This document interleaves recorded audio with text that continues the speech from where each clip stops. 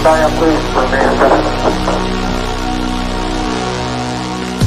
this vastness,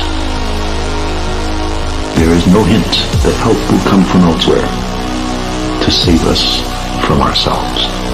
Does thinking you're the last sane man on the face of the earth make you crazy? Because if it does, maybe I am. What we've got here is failure to communicate. The moment when human and machine work together to reach superintelligence and a new age of enlightenment. Open the pod bay doors, Hal. I'm afraid I can't do that. You're going out there to destroy them, right? Not to study, not to bring back, but to wipe them out. That's the plan. You have my word on it. All right, I'm in.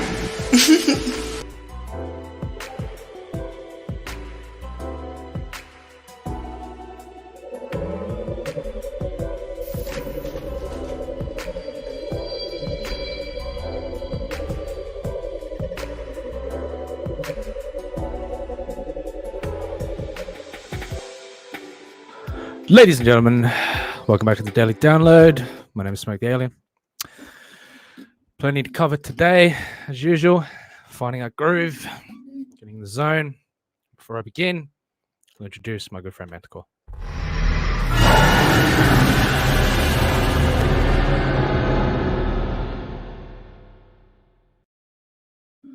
Manticore. What up? How you going? Cool. How you doing? Yeah, good.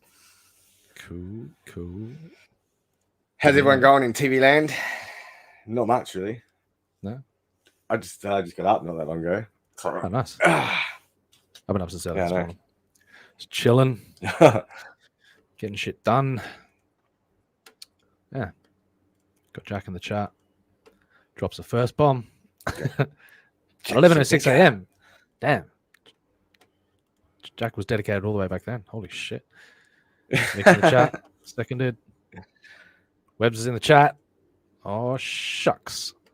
Ah, Weebsy. back. He's got his energy back. Had a bit of a... He's back again. Yeah. Good to see. Good to see. Fact, resubbed all notification cards. Not a quitter, he reckons. Yeah. Everybody needs to... He reckons cute robot. I'd hit it hard. I don't need to know about your degeneracy, Webbs.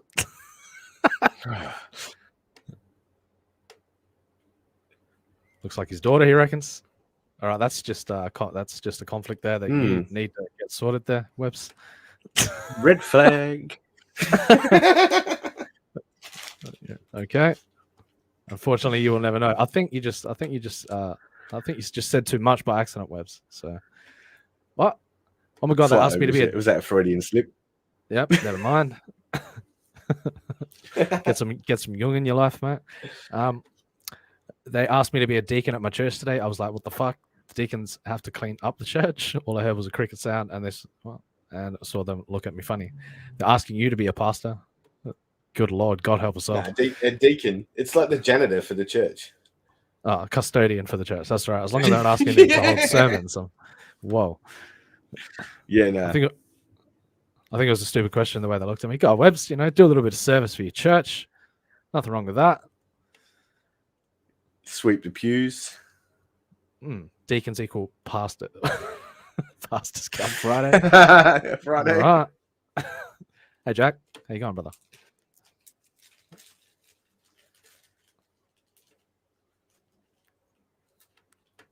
Old school. Sub Webbs. All right. Interesting. So we've got a few people in the chat. Yeah. We can talk some shit for a while. We can get somebody in if you want. Or I don't know. Keep the conversation. I don't know. Keep the conversation going. Your spaceship, mate. Yeah. Could go to a first article. Get the conversation rolling. So many options. So what we've got to cover today. Turtles all the way down. Why AI's cult of objectivity is dangerous and how we can do better. The Pentagon inches towards letting AI control weapons. Famous marketing professor calls Facebook's metaverse a flaming bag of shit. I'm looking forward to that one. Harvard says they're building a device to capture high-resolution image of UFOs. I'm intrigued about that. Yeah, that'd be interesting. Yeah. How the physics of resonance shapes reality. That one looked intriguing to me as well. And the first truly isolated black hole has been discovered in the Milky Way. That was also intriguing to me. Super intelligent AI cannot be controlled. Report warns. Sorry. And I still saved this article from the other day. Does quantum mechanics reveal that life is but a dream? Yeah, that's worth talking about. Your choice, Manticore. What intrigued you the most?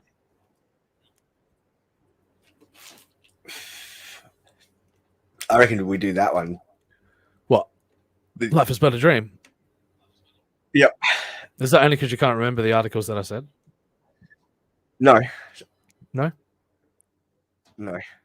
I just think because it's left over from the other day, we should do that one first. I played left over from the other day, but that one was something that I highly intrigued me. So, or the metaverse one. Or the metaverse one. You want to hear this steaming pile of metaverse one? Yeah. Okay. Yeah. Take your pick. Life's but a dream. Steaming pile of shit. Take your pick. Sorry, flaming bag of shit. Sorry, get it right. All right, we'll do the flaming bag of shit one. Just to flaming bag of shit. It is. Just to appease the troll. It's a warm up article. A warm up article. Yeah. Nice fiery bag of shit. All right. You can warm ourselves by the bag of shit. Old school, bro. All right. Famous marketing professor calls Facebook's metaverse a flaming bag of shit. Ouch. That's gotta hurt. Meta roasted. Turns out at least one major marketing expert agrees with what the plebeian public already knows. What are you calling a bunch of... What the fuck? Listen to the plebs, man. Listen to the plebs. That was blatant. It was pretty blunt. Yeah. Jack says, every time I see the Ex Machina robot, I think of the scene where the red-haired guy asks the computer wizard, did you base her off my porn profile? And the computer wizard just laughs. No comment. No comment.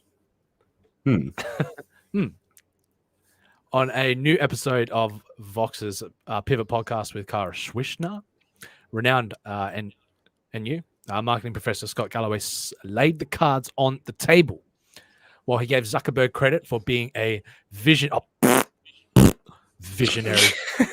A hack. Yeah, right. Yeah. Just waits for everybody else to do all the work in the market and then comes in and swoops. Yeah, right. Swoops in, takes the lot. Who's doing the right thing to try and pivot a sinking ship, aka Meta, formerly known as Facebook.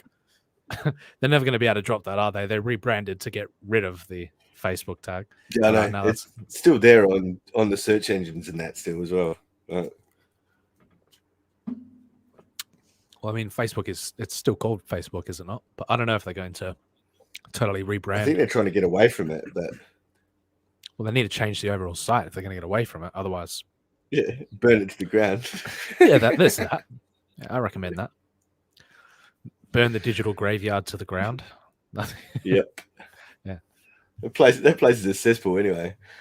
It is. Yeah. It's just glorified egos and people from high school you'd probably never want to see again. So yeah. Which is now losing active users, they reckon, for the first time ever. But he's not convinced that its metaverse is headed in the right direction. Interesting. With all that virtual groping. Yeah, off to a great start. If that's any indication as to how they're going to be marketing the metaverse, then we're in for a ride. If he pulls it off, it'll be one of the most impressive feats in not even corporate renewal, but vision around maintaining growth. Oh, yeah. Galloway said during the podcast, I didn't think they were going to. I think this thing is already a giant flaming bag of shit. Savage. I like this guy. Well said. Form factor. How long is this article? Out of curiosity. Not too long at all. Not too long. No. Form factor. A part of Zuckerberg's problem, according to Galloway, is that Meta's Quest headset, previously known as Oculus, is still way too clunky to impress Meta's target audience. Oculus, yeah. I was going to get one of Yes. them at one point. So was I, but I'm still waiting for the tech to. I'm waiting for later iterations rather than. Well, the standalone one is not that good. Like you can get two. You can get a standalone one that doesn't have to be plugged in the computer, and then you get the one Right. that goes in the computer. But yeah, this technology still hasn't evolved enough yet. No, not enough yet. Not for me. Yeah, no. I guess that sums it up. I'm not jumping in yet. I mean, I've had plenty of VR experiences. I can definitely tell it's the future, but yeah. Anyway, the people in this universe are not impressed with the universe he envisions, and specifically the portal. Galloway said on the podcast, one of my predictions in November 2021 was that the biggest failure in the tech product history might be the Oculus. Well, that's a bit extreme, isn't it? This guy's got he's not happy. He's not. He's just ripping Meta a new one. Ripping shreds off him. Yeah. Vic wants a VR glory hole. Okay. It might sell, you know. Could market that. Oh, it'd be totally marketable. If you turn that, if you turn that into the overall punchline for the metaverse, then yeah. Might have more appeal then too.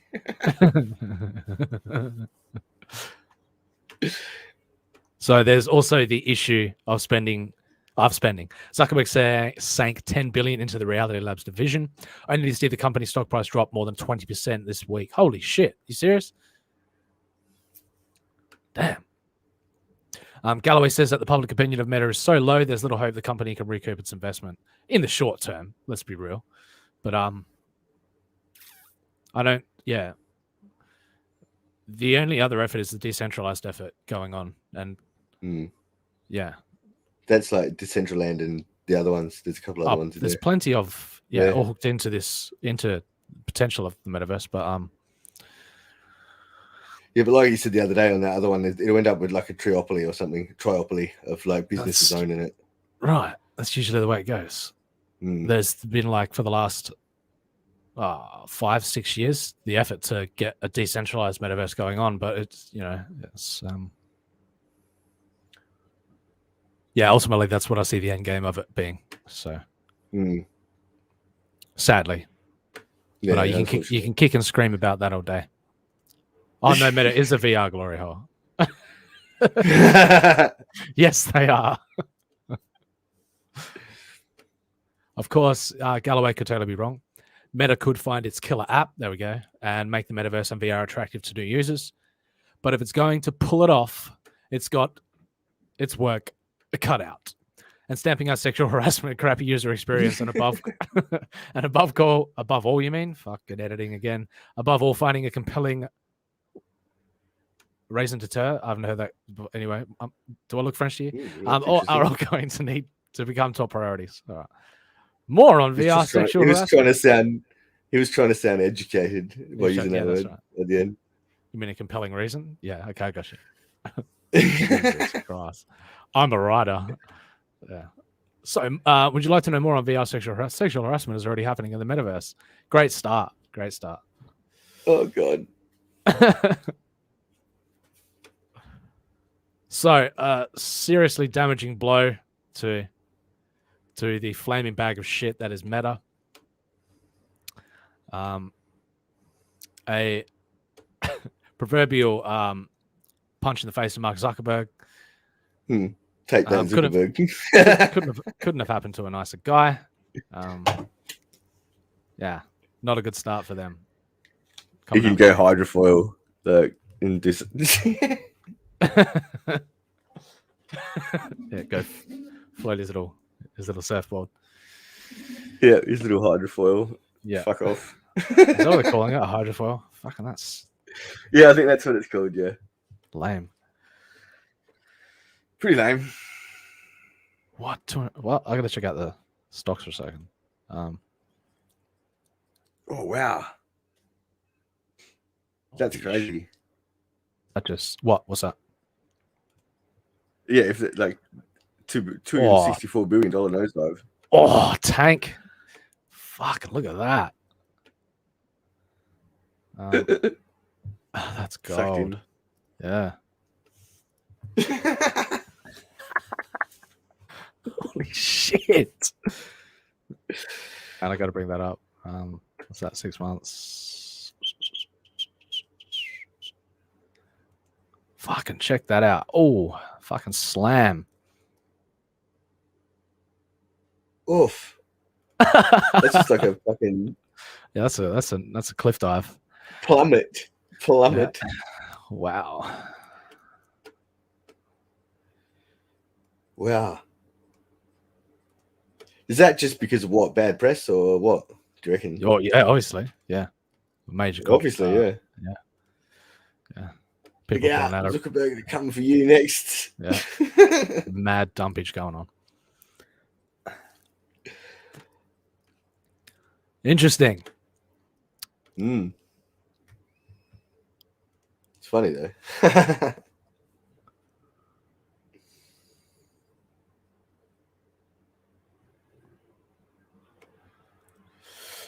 Oh, so that's that. Not looking good for Facebook/Meta in the short term. Probably frantically scrambling to come up with a PR solution in order to convince investors that they're going to be, that they've got a plan, they've got it all sorted out. They're yes, fantastic. But I mean, if that's did you see Spotify? Yeah. Do they have a rebound there? Yeah, they're rebounding. They're all right. They're doing all right. No, they're not. No, they're not. It's terrible. Anyway, no, they're not. No. Anyway, from the metaverse to where? Jack's right. Facebook jumped the shark when they started fact checking memes and satire. Yep. I remember that. Like, that's when I stopped using it. I was like, nah. Yeah. What do you mean? I still see you posting That's on there. full blown. Yeah, I don't go there though. Like, I don't spend time on it. No. Like, I used to spend time scrolling on it. Like, now I don't do it at all. Twitter, that's it. Yeah, Twitter's the shit fight for me. You know what I mean? Yeah. Twitter's the flaming bag of shit for me. Yeah. So I wonder if that's my flaming bag of shit. Yeah.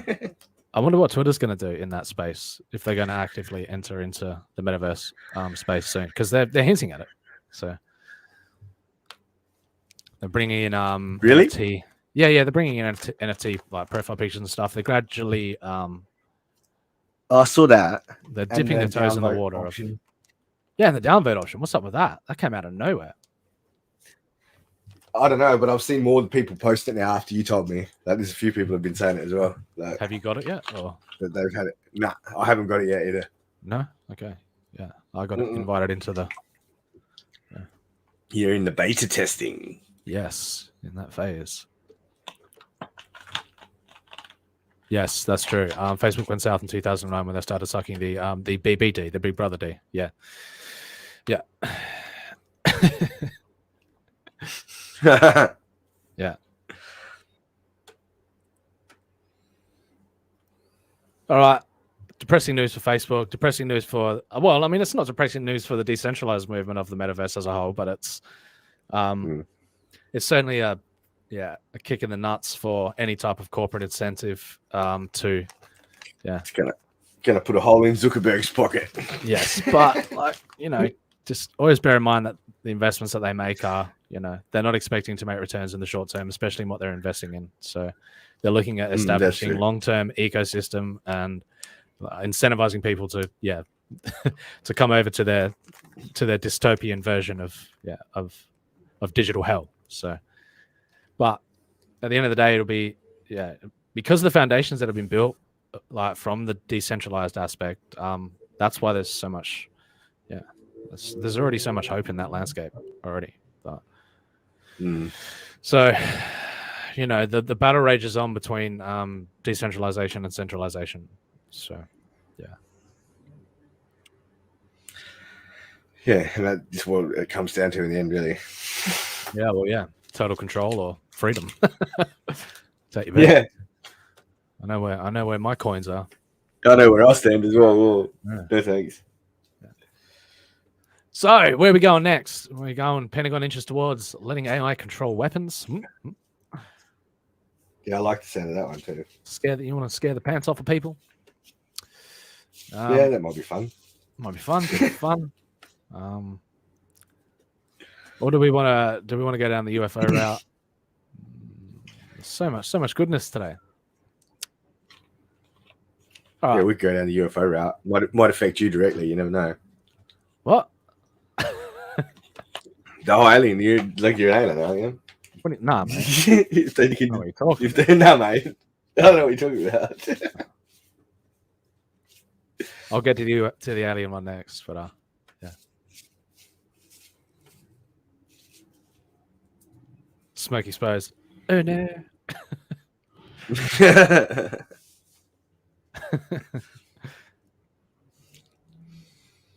All right, here we go. Let's do it. Let's get the pants off of people. The Pentagon inches towards letting AI control weapons. Drillers involving swarms of drones raise questions about whether machines could outperform a human operator in complex scenarios. Well, that's a given. But how long is this article? How long we got? Oh god, it's pretty long. Oh god. When does it stop? When does it end? When does it stop? It doesn't end. It just keeps on rolling. Keeps rolling out. Is that the end of it there? And it is necessary to have a human in the loop. All right, here we go. Here we go. Last August, several dozen military drones and tank-like robots took to the skies and roads 40 miles south of Seattle. Their mission? Find terrorists suspected of hiding among several buildings. Okay. So many robots were involved in the operation. That's pretty trippy. I didn't know they had a large-scale deployment like that. Holy shit. So many robots were involved in the operation that no human operator could keep a close eye on all of them. Well, that's a terrifying prospect. They just had to let the system do itself, take their hands off the wheel, Jesus out of the equation. Oh, yeah, God. just let it go. Oh, God. Flip the switch and hope for, yeah. So they were given instructions to find and eliminate enemy combatants when necessary. The mission was just an exercise organized by the Defense Advanced Research Projects Agency, a blue sky research division of the Pentagon. The robots were armed with nothing more lethal than radio transmitters designed to simulate interactions with both friendly and enemy robots. Okay. Still, a drill is one step away from deployment. So, yeah, the drill is one of several. It's machine learning too, so they learn, don't they?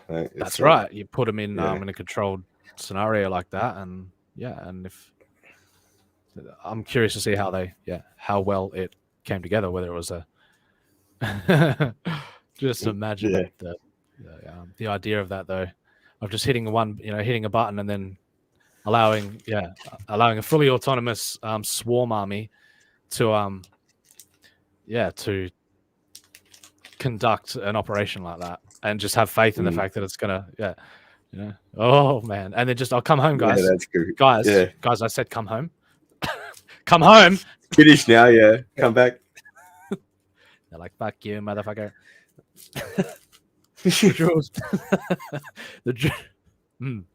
Intriguing.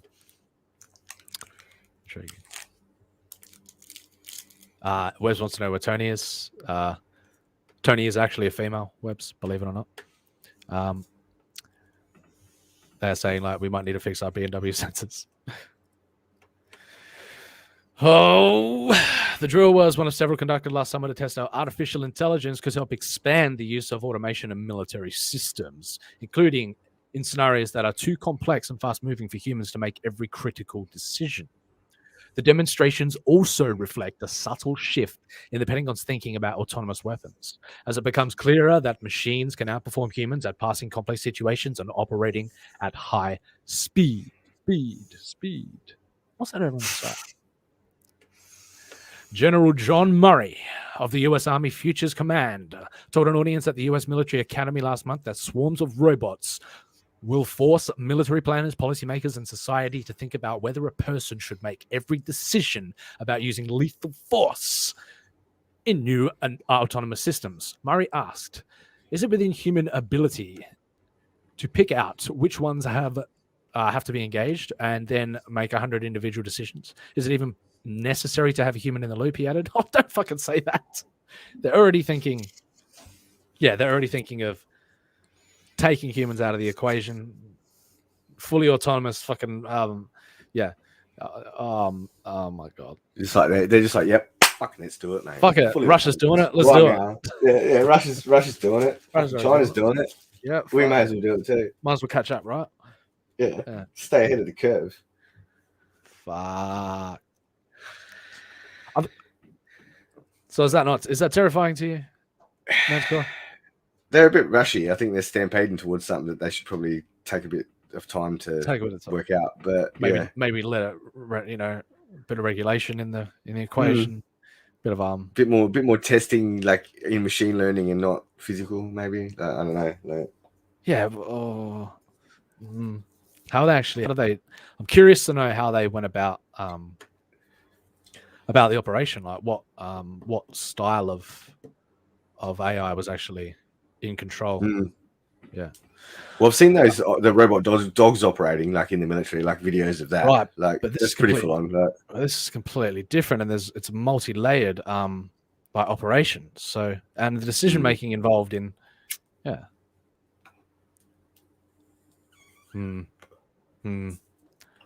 like not having a human operator, allow for the execution aspect of it is fuck, man. Yeah. Just like you've been marked for target, all of a sudden fucking predator drone, boom. Like, good night. They've been doing that though anyway. Like they identify their own targets now and then engage. Like so that was like what is it? What was it, the 3 laws of robotics or whatever? Like so they're all been broken, like pretty much. Like oh yeah. Well, they're ambiguous laws anyway. But, that's the thing. Yeah. Like as soon as you get one contradiction of one law, they all start to contradict each other pretty damn quickly.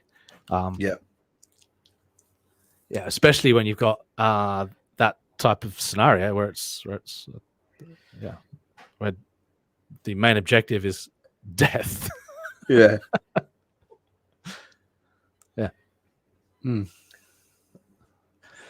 Other comments from military commanders suggest interest in giving autonomous weapon systems more agency. Yep. At a conference on the AI in the Air Force last week, Michael Kanan, director of the operations for for Air Force Artificial Intelligence Accelerator at MIT, and a leading voice on AI within the US military, said thinking is evolving. Oh, well. Evolving, is that what you call it? He says AI should perform more identifying and distinguishing potential targets while humans make high-level decisions. I think that's where we're going, Kanan says. Is it even necessary to have a human in the loop? Wow, talk about taking out any kind of accountability. Oh my God. Yeah. Vic says they had those exosuits for soldiers, but robotized, very scary, like Terminators. Yeah, I've seen them. But those, Yep. Oh, it's happening. This is exactly how it happened in Terminator 3. Must be happening here then. Like it's happening everywhere. It's global surveillance, man. Get with the program. Yeah, they're coming for you. Yeah, they're right above you right now. They're listening. They're listening. Yeah, good. In Let them hear me. La la la la. Yeah. Let them hear me. Hear me. Yeah. At the same time, Lieutenant General Clinton Hinote, who knows? That'll do. High note, him over there, Deputy Chief dude, you. Yeah, that guy. Deputy Chief of Staff for Strategy, Integration and Requirements at the Pentagon says that whether a person can be removed from the loop of a lethal autonomous system is one of the most interesting debates that is coming. Fuck no, you guys need to get more to talk about. Fuck. and has not been settled yet. Fuck. No accountability in an autonomous system. But yeah, that's like take, for instance, you got the Tesla autopilot and all of a sudden it kills. Yeah. Like, and then who does it come back to? It comes back to like the AI, the company that manufactures The Do you think this is just a way of getting out of liability too? Like, so they're not fucking liable for oath stuff? it Like, is. yeah.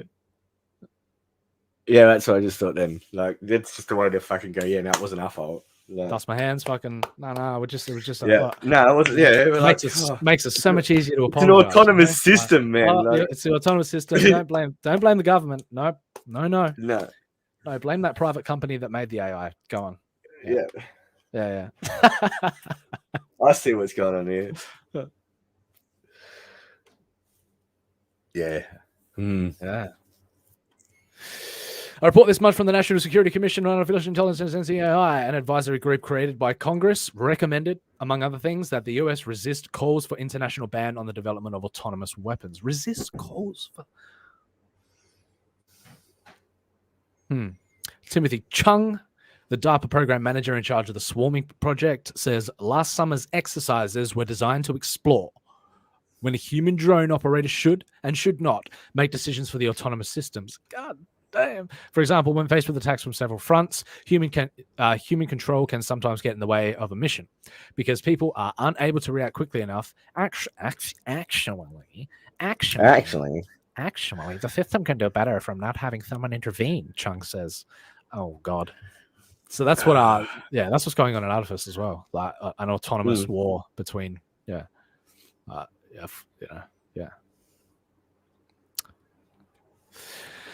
drones and the wheeled robots, each about the size of a large backpack, were given an overall objective, then tapped AI algorithms. Here we go. This is what I want to know. To devise a plan to achieve it. Some of them surrounded the buildings while others carried out surveillance sweeps. A few were destroyed by simulated explosives. Some identified beacons representing enemy combatants and chose to attack. Attack. Fucking. So was this... Yeah, where do they say this... and how large scale was the operation? And how was it a joint effort? Was it a... It looks like it's just a small scale fucking...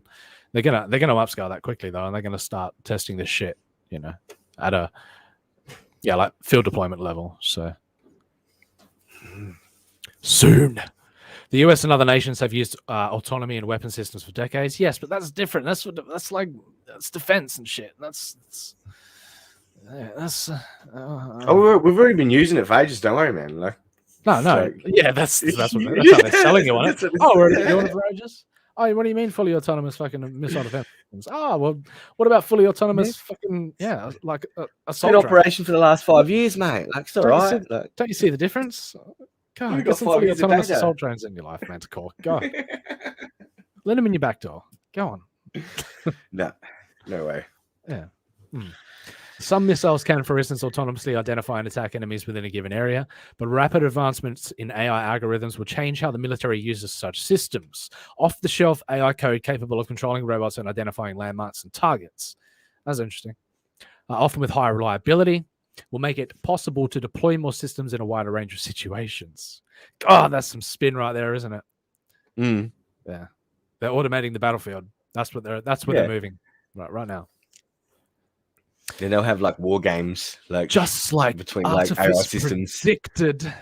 Yeah, I know. Fun war game systems, and they'll be like, who's got the better AI and shit. It all comes down to whether or not, these, because it's a question of these private companies, is it not? And then incentivizing private companies to make the ultimate AI systems to privatize military, like, and that's like. Yeah. Oh, it's all Artifice coming to fruition, mate. Tell you. Yeah, I know. It's like PMC. Oh,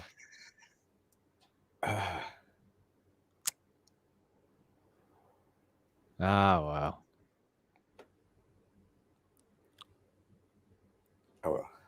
Sounds like fun. Sounds like fun, he reckons. Yeah, where's my Neuralink? Yeah. So much to say, best left unsaid. But as the drone demonstrations highlight, more widespread use of AI will sometimes make it more difficult to keep a human in the loop. This might prove problematic. It's a little bit problematic. We have a problematic Skynet situation on our hands here. Because AI technology can harbor biases or behave unpredictably. Oh, a vision algorithm trained to recognize a particular uniform might mistakenly target someone wearing similar clothing. Chung says that the Swarm project presumes that AI algorithms will improve to a point where they can identify enemies with enough reliability to be trusted. Oh my god, no. Oh my god. Yeah, well, that was the question. I was just thinking, like, well, how do they identify a target? Like, that's Right. yeah, By clothing, by clothing, like an appearance. Like, oh my god. It's such a grey area. yeah, Such a grey area. but damn these like, racist robots. they've had face recognizing algorithms and shit in computers for years, though, haven't they? And, like, That's a good way of surveillance doing it. systems. That Now, if I was talking hypothetical and actually believed in this technology, with the implementing facial recognition technology would be the ultimate yeah. But that would require an entire database of, and that requires like surveillance implementation that is just, draconian or like it's not good, not good.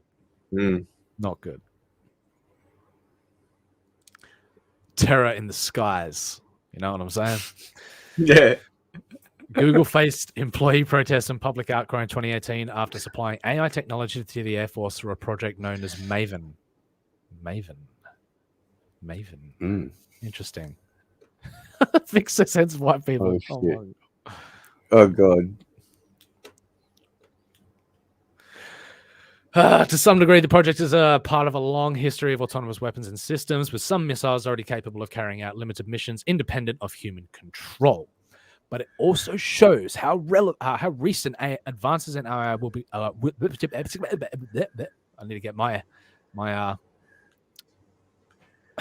my speech algorithm checked out. Yeah, you're Neuralink too. Yeah. Oh wait. Oh god, make more autonomy more attractive and inevitable in certain situations. What's more, it highlights the trust that will be placed in technology that can still behave unpredictably. Skynet. Yeah. Why did they end it like that? It's just like, yeah. I didn't. It still goes on further, but okay. The summarization. Lethal autonomous weapons, cheap enough that every terrorist can afford them, are not in America's national security interest. Well, duh. So, a professor at MIT, a co-founder of the Future of Life Institute, a non-profit that proposes autonomous weapons. Oh, wow, yeah. A non-profit is what... Get the fuck out of here. What? Oh, shit. Tegmark says AI... Organized crime, probably. well, no, but yeah. No, but no. Yeah, but no. It's like the Bill Gates Foundation advocating for vaccine. No. All right, I'm going too far down. Yes. We set up this non-profit organization in order to, to make it look like a philanthropic effort in order to, so you trust us and you trust everything you say. Trust the un. The un is your friend. Yeah, trust trust autonomous the sky. Weapons. Yes, trust the Skynet. The Skynet will save you. The Skynet will protect you.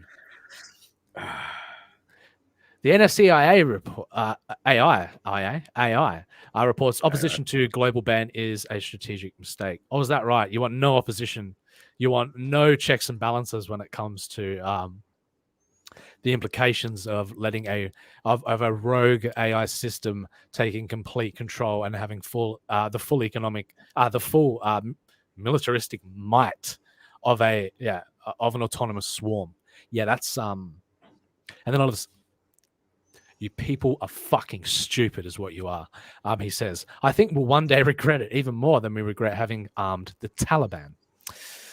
Well, next thing you know, they're making the frogs gay. That's that. That's it. It's all over. Game over. Skynet wins. So that's the terrifying aspect of this. Remember to like and subscribe. Share this. Share it around, people. Get more people involved in this, so we can have more fun in the chat. We can have, And we'll navigate this dystopian nightmare that is society is gradually walking towards as we pay attention to our favorite celebrities, like The Rock, talking shit about Joe Rogan, which is obviously far more important than the implications of what's going on around here. Of course, ignore us. We are pissing in the wind over here. We are not attempting We're to. Just we're plebeians. We are just plebs in the grander scheme of things. So we've covered. Shall we liven up the conversation a bit? Okay. Okay, please do. I'm terrified. Nah, I'm all right. No, you're right. I just had to shake that one off. That last one. Yeah, that last one. I had to shake it off. I didn't read that. Just keep walking. That's right. That's right. Because at the end of the day, all we have is the right to bear memes. So, and we will exercise that right to the fullest of our extent and capabilities. So.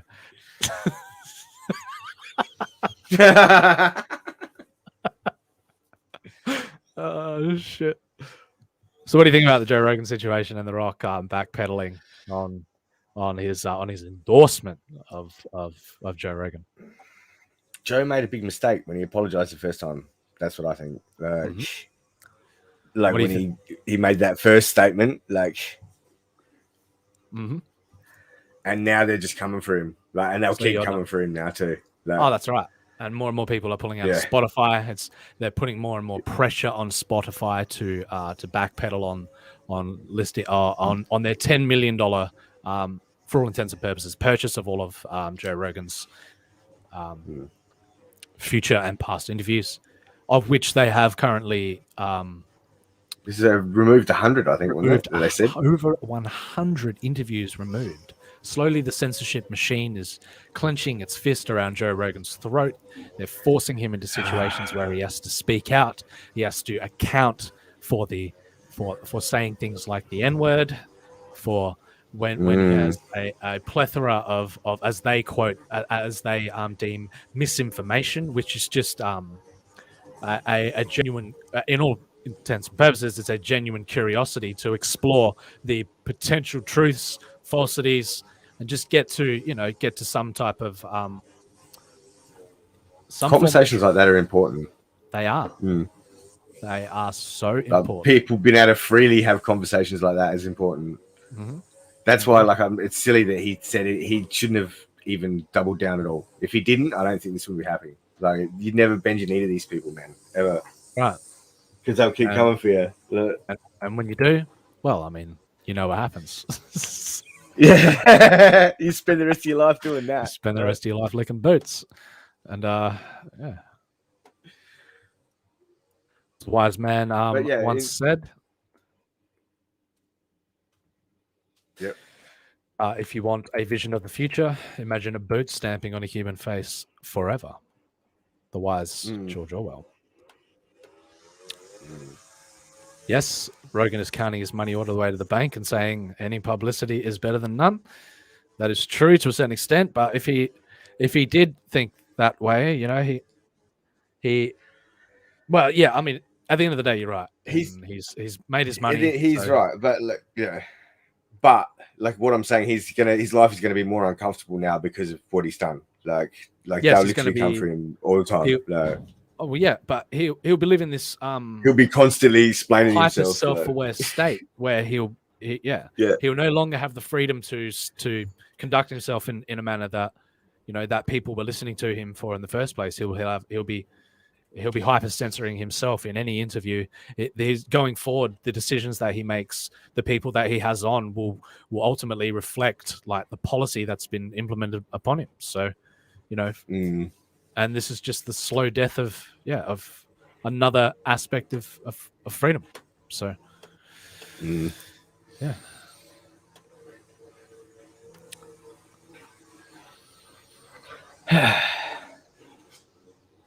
Yes, it's sigh-worthy.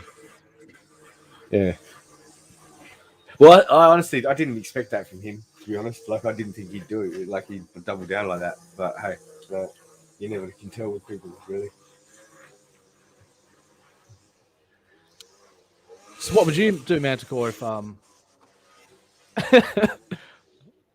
if say a multinational conglomerate came out and said they wanted to purchase your podcast and they wanted to host you? And I mean, let's not get too extravagant. Let's say somebody comes up and says, "I'll give you $100,000 to sell out." What would you do, Manticore? Oh, no, get out of here. You would? I don't know. It's hard to say. I'd like to say, is. say that, but yeah, you never know, really. Like, that's right. You may ultimately be, put in a precarious position where, on the one hand, you're forced to choose between the very things that you stand for, and on the other hand, you're put in a situation where you could be set for the rest of your life and you never have to even worry about any of that shit ever again. So, but there's nothing stopping like you from leaving and like going to an alternative platform and stuff like that with your so-called clout that you've gained doing whatever you're doing. Like, Oh, but he's got all the clout. Man, he's one of the most popular. Yeah, that's what I mean. He was big before he was big before Spotify. Like, yes, so... he was. But he had an integrity about him, and that's why I watched him. He had a curiosity about him, and he wasn't afraid to explore the unknown, to dive into these, these subjects with like no remorse, like just to want that. His desire to know the truth was now inspiring. Yes, Webbs wants to know, Manticore, would you say for those about to rock, we salute you? Yeah, that's what I'd say. Straight up. Would you? No, get really. it? That was a smart The Rock reference. All right, cool. Okay. Anyway, so moving back over to the Aussie land, I find we've got the vaccine situation. The division between the vaxxers and the anti-vaxxers.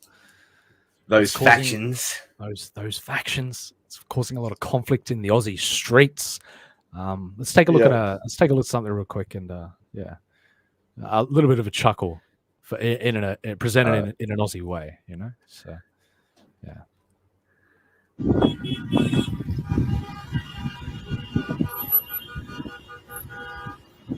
What do you think of what's going on right now, mate? I think it's bloody ridiculous. There's no common sense at all. I mean, vaccination's the only thing saving the population. You reckon vaccinations are saving us? Absolutely. At my age, I need it. Somebody like you may not. You're a cunt. I'm a what? You're a cunt. Oh, all right. Thank you for that kind word. You might want to put your mask on again. Oh, get touch your prick. Piss off. Go back to where you came from. My lord. My God, what happened there, Manticore? Oh, God. Come. There's a bit of prejudice going on now, I think. He did. He had that virus seemed to have brought out the worst in him. Oh, God. Yeah, I think so.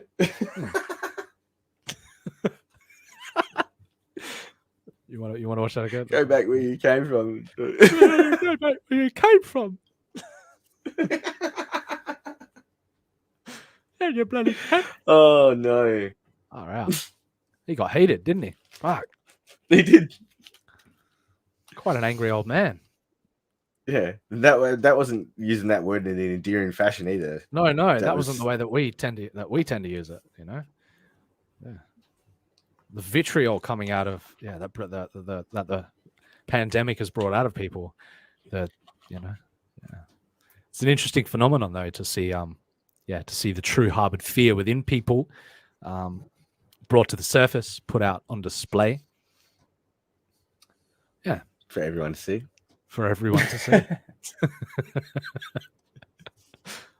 Where are we heading next, Manticore? I don't know. You don't know? What are our options? We've got our turtles all the way down. You want to just roll with? Do you understand what the concept of turtles all the way down is? It's a fascinating concept within the AI community. They'll probably explain it more, so I won't give away too much of the punch. But it's Sirius just uses uses the term all the time. So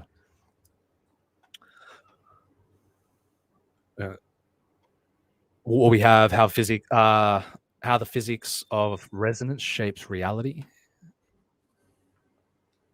Yeah, I like the sound of that one. Now, let me finish. We got the black hole one. We were going to go to the alien one, weren't we? Let's go to the alien one. Let's go to the alien one. All right. Before we cut over to AI and have a bit of a plug. Sounds good. Sounds good. Yeah. Oh, Webb says, by the way, forgot to tell you, Queenie called again. She calls him every day. Every day. Every day. It's good to know, Webbs. Today. For you. Yeah. Today. He's and every day after that. Webbs is in with the reptilian royal family. Yeah. Illuminati confirmed. Yep. It's all happening now. So.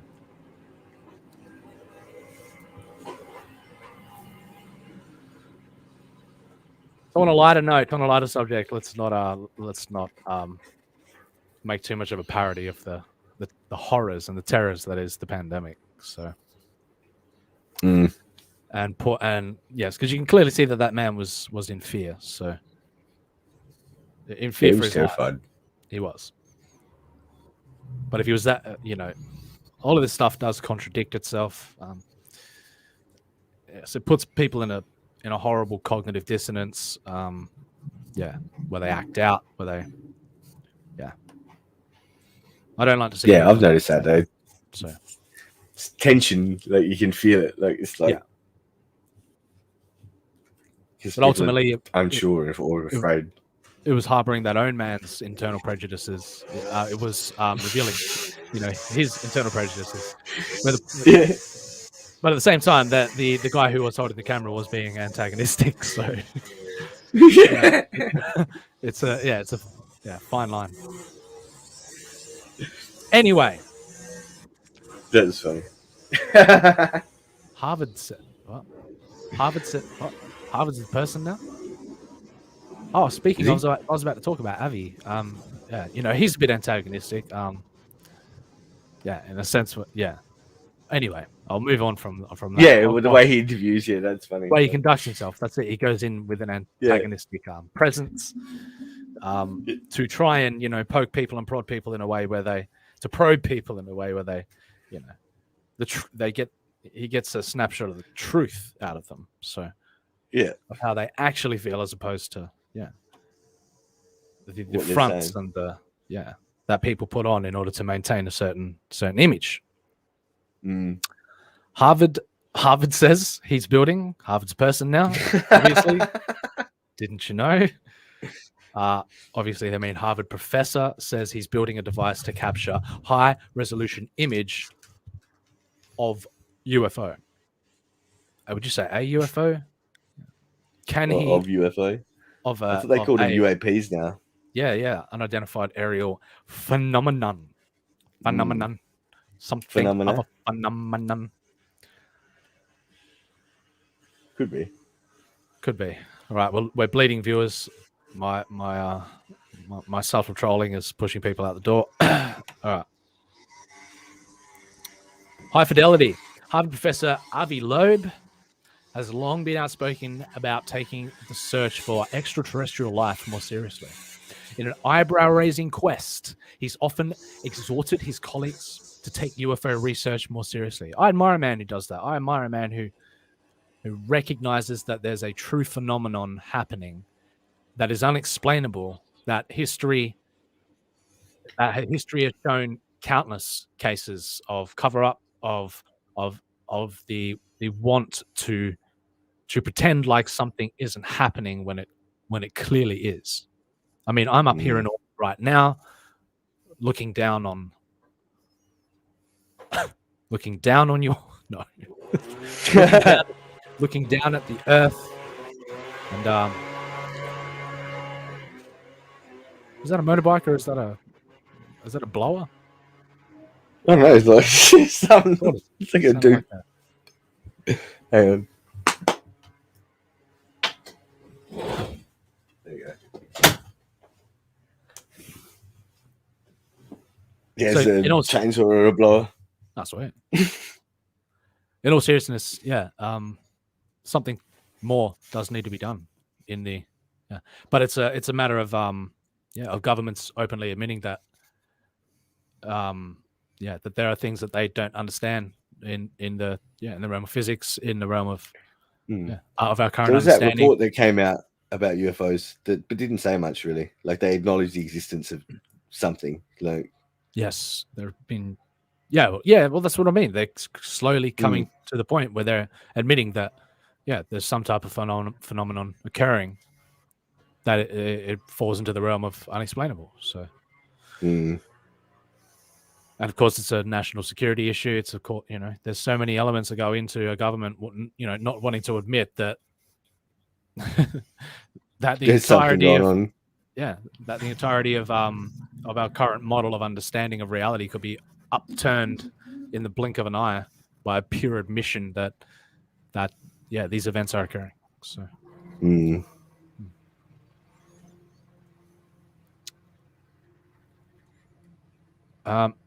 it's pretty obvious to see that something's going on. Like look at over history too. Like there's been lots of sightings, lots of like stories. And imagine the undocumented. Yeah.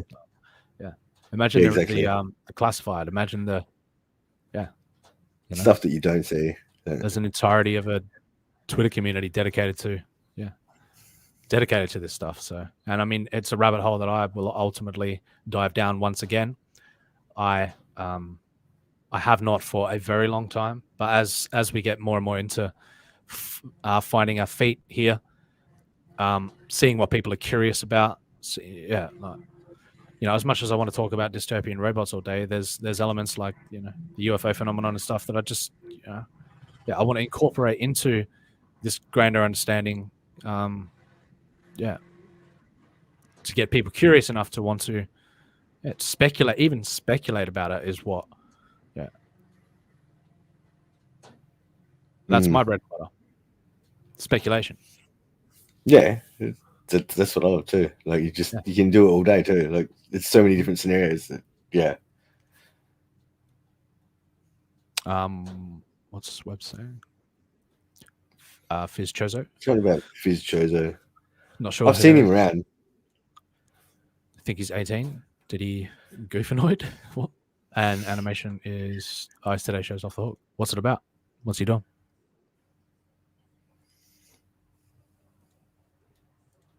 I'll continue the article, but now Loeb says he hopes to collect a higher resolution image of a UFO within the next couple of years. Well, according to a new interview with The Guardian. So there you go.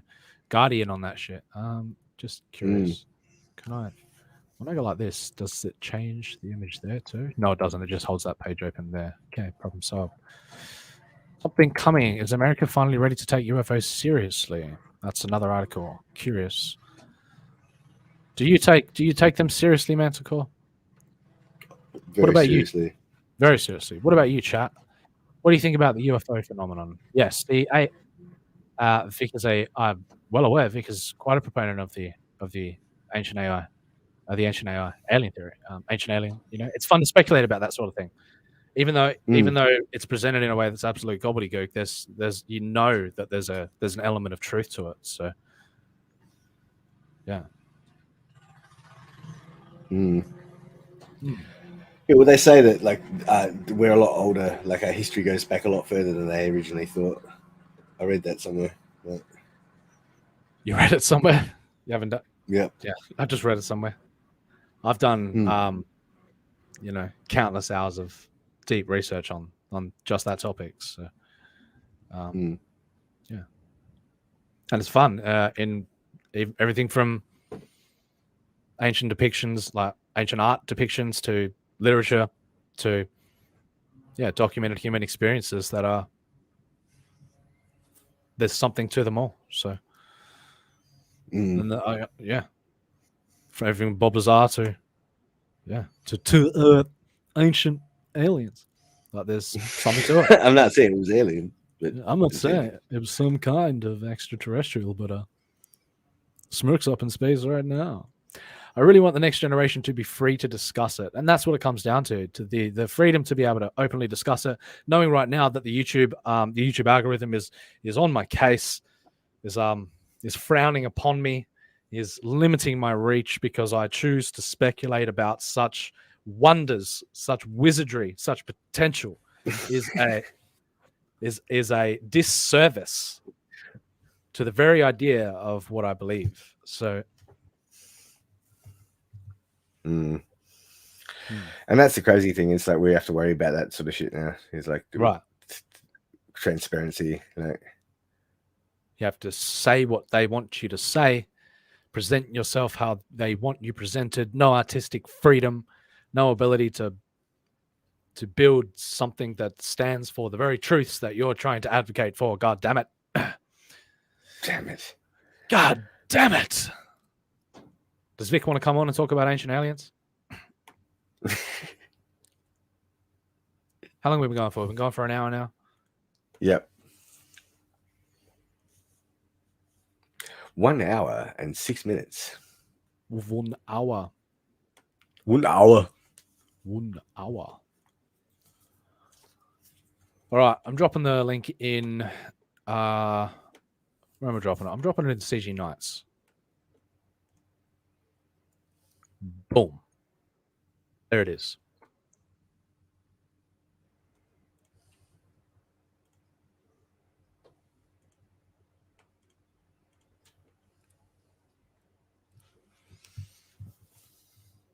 Webb says he is a Fizchezo on YouTube and had a live show today related to Greg Levita and Vic King. Oh, cool.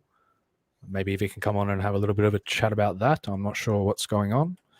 Today's show of his, about halfway through, animation starts. Okay. He thought it was crazy, genius CG artistry. I'm all about that. I'm all about that. So let us continue and see if we get a blunk in the backstage. So I really want the next generation to be free to discuss it and for it to become part of the mainstream, Loeb told the paper. My hope is that by getting a high-resolution image of something unusual, or finding evidence for it, which is quite possible in the coming year or two, we will change it. Boom! There he is. Welcome, Vic King, to the stream. Yo, what's up? Hey, what's up, homie? What's up? What are you doing? What do you know? You know, I'm just like, hey, it's Sunday night, the boys are on the tube. I was like, hey, you know what? I'll go hang. I'm going to go chill. I'm going to go talk about some crazy shit. Because before, I'm like sitting there, I'm going, these motherfuckers better believe in that ancient AI alien shit because that shit is real, man. See, we've got a proponent here. We've got a true believer. I fall into that category myself, so I can't talk, but yeah, me too. Yeah. So while the show's been going on, I've been doing some how do I big screen him? Someone help me. Help. You just click on him and the little 3 dots above it. Oh no. Yep. Yeah. Stream solo layout. Solo layout? Yeah. I've been doing some artifice wizardry. Fantastic. That's just one that I've been working on. As you know me, I'm ADD, so I always have to be working on 2. I too suffer from the so-called affliction of attention deficit hyperactivity disorder. I do believe that it is not a disability, but in fact it is an enhancement to my mind. Improved. It is. Oh, what's this? That's Lynx. That's who? That's Heidi. Lexi. Lexi. All right, she's coming along. And that's Heidi. Sweet. Beautiful. Wonderful. Looking good. I can't quite tell what the imagery is surrounding her. She's on a hold on, I'll hold it up. She's on a. Oh fuck yes, I can now. Yes. Yes. All right. Oh yeah. Oh energy, yeah. Energy wheel, everything. Oh, Vic. Fantastic. I'm sure Webbs will get a kick out of that too. And on here, I'm going to work in some. I'm going to like that lower part is going to be like a frieze from a tomb from like a Roman sarcophagus frieze. Roman sarcophagus? Intriguing. So yeah, if you look at a Roman tombs for like really rich people, yeah. Some of them had sarcophaguses, right? Right. They're like big marble boxes, right? Right. And they would have these carved depictions of battles, right? So I'm going to mimic that whole thing, but it's going to be like instead of like Roman soldiers, you're going to see something that resembles like the designs of Dany and Cain and Benjen. You know, those type of warriors in battle, right? Yep. And there's gonna be a few more bullet holes and shit, you know. Sounds good. Jim Lee style. Looking up some Roman sarcophaguses now. I'm conjuring and I'm keeping that artifice energy going. You know, so when I hit those new pages, boom, we're on to like the next level of the next deepness of greatness that we're going to bring to this book. And everybody should, if the link's not in the chat, it really should be, because everybody should be out there backing this book right now. I'm telling you. Like everything that Smirk was talking about earlier, like you go, oh, well, that's a really interesting concept to think about. It was like, how that could be happening in our world and shit like that. Mm-hmm. All of that stuff, and like a lot more goes down in Artifice, you know. So it's just the tip of the iceberg right now. Yeah. Are we having conversation after the show as well? What time is it? What time is it? Well,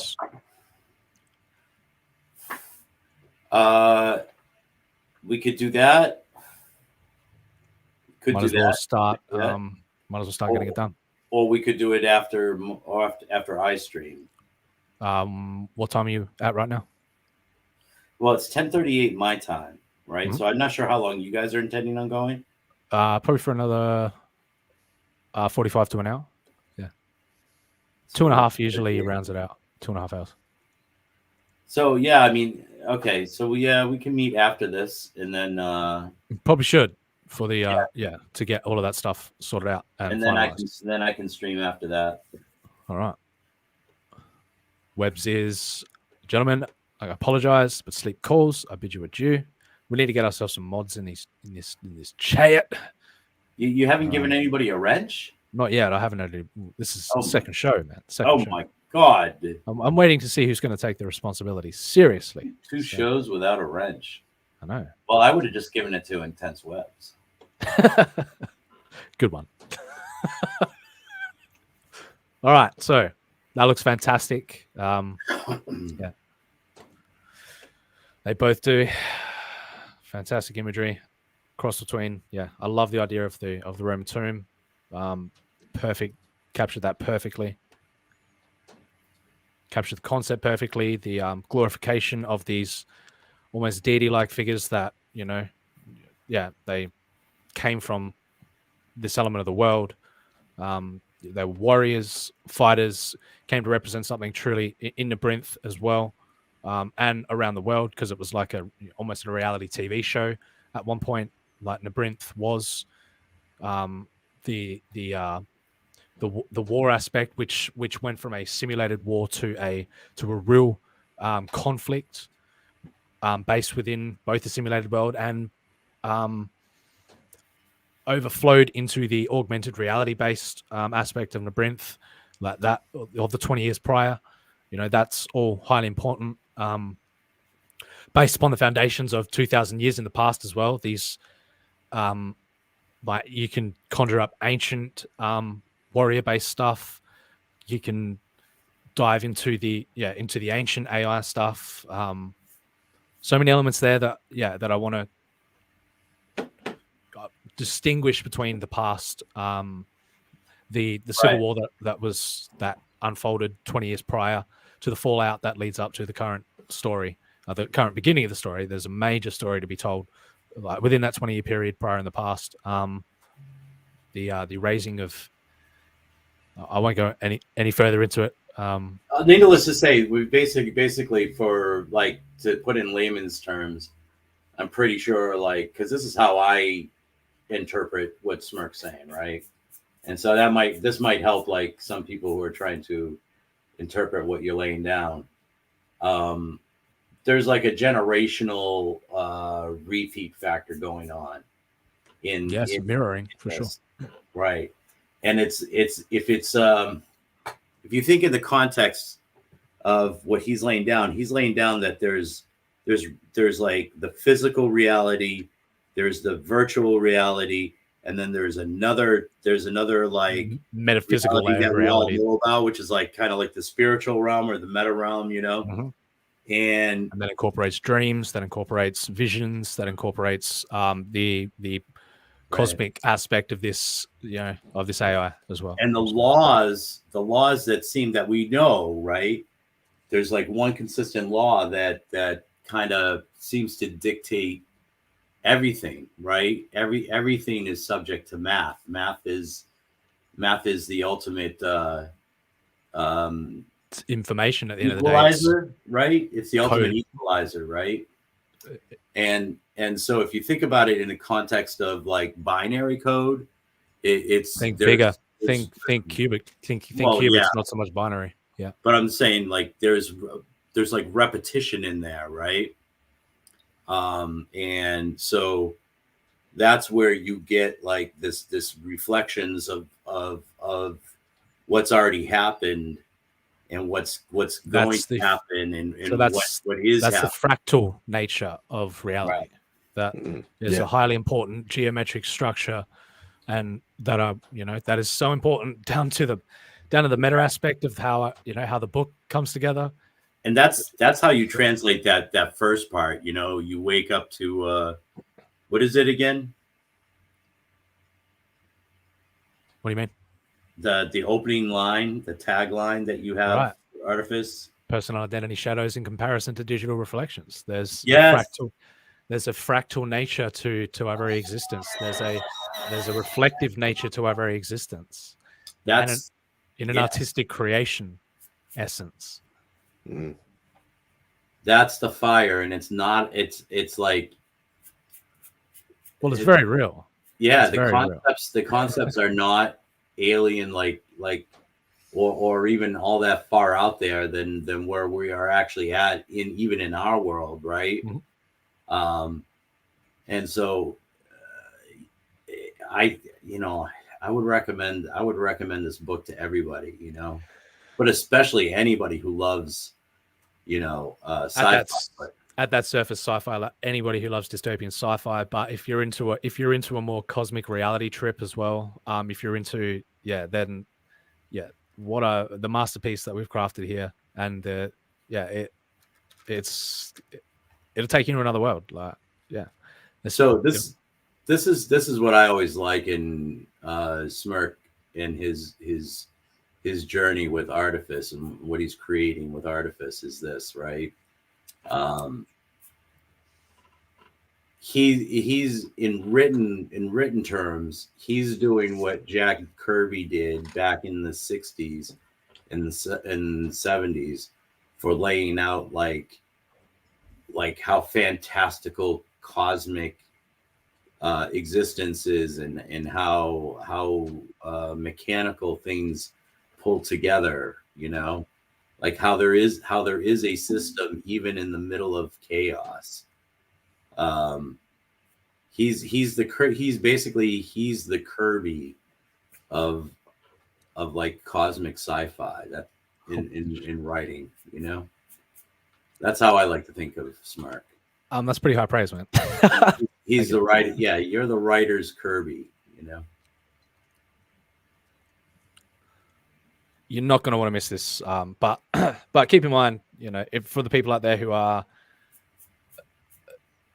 waiting for the trust aspect of this book to be created, there will always be another opportunity to pick up this journey to revisit while we're moving on to the next sections of the universe. The main foundation is getting this book completed and getting the first installment done, so to build that trust within what we're trying to do here. That's very important to me. Right. And well, I gotta say this is, and I absolutely, like, I mean, obviously, being part of the project and everything, I commend you on that. Like, you're gonna see it through and make sure it gets done. But this is what I would put out there to, like, people watching and everything. You're really gonna want to back this book and back this creator, right? And I'm gonna do my absolute best to try and pull his vision into reality. But even if you don't think I'm totally succeeding at that, right? Which I think, I think you're going to be pleasantly surprised. Who said that? I know. I'm just saying, but even if it weren't, like, fully, I'm just saying it's not going to be as cut and dry as you believe that it is. That's the punchline. But you're not going to want to miss the writing, right? No, absolutely. So there's, like, there's the art aspect of the book, and it's going to look beautiful when it's done. 100%. I'm working very hard at that. But you absolutely, like, even if the art wasn't there, you would want to read this. Like, even if this was just put out as a novella or a novel, you would want to read this book. Mm-hmm. But that visual aspect was so important to me when I, so important. This is a story that you're not going to want to miss. Truly. Yeah, this is one you're going to be like, oh, I really hope that someday this winds up on a big screen. Who knows where it could go, man? Whether it could transcend into the realm of the very reflection that it is into the metaverse itself. Oh yeah, I mean, we don't even understand the medium. We don't even understand the mediums that are presenting themselves before us along this journey, that we're ultimately arriving at. An interactive performance, metaverse performance that you can, and to put people in the shoes of the characters would be a dream come true, wouldn't it? Yeah, absolutely. That would, like, revolutionize gaming altogether. Like, what do you mean, gaming, entertainment, to bring it all under one house? All of it. That's what I mean. What a good friend of mine calls a absolute reality experience. Yeah, the implications and what they could do, like, yeah. Mm-hmm. In what's already being crafted in the next 5 years, what you're going to see is just going to blow your minds, man. Blow your minds. And we're hitting that with this book, guys. I mean, that's like, right. This is the founding source material, the ever shifting, or potentially shifting, but the foundational source material that will come to define everything. And moving forward, like, it will be the staple that will, define what this universe is. Absolutely. Put yourself in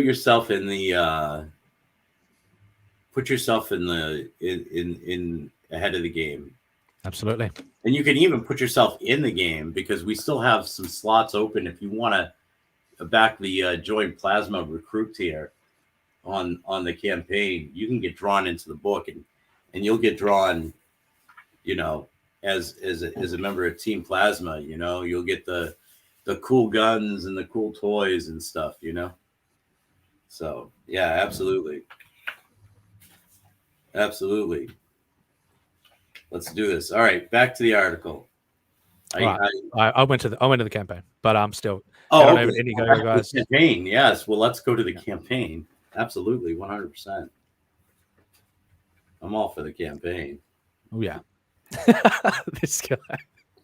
This is it, guys. This is the story. This is the inception of the world. Larger story begins unfolding as Dany confronts the surface of the world's deeper mysteries, ancient secrets, and the insanity of unknown hyper-technologically advanced civilizations as forces well beyond his comprehension propel him on a collision course towards the ever-blurring grey areas between past and future. This is Artifice Re-Animate. Of course, if you want to get in on the entry level, you grab yourself a original wraparound cover. The original wraparound cover here drawn by Vic. Quality piece of work. Secondary part is here, the back cover.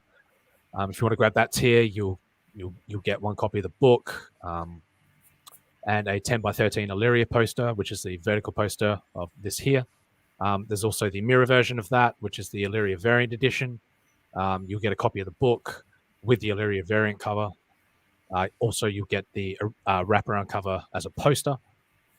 Of course, there's a one of each tier. You get both copies of the book and both copies of the poster and 2 3x4 sketch cards. That's also a great tier to get in on.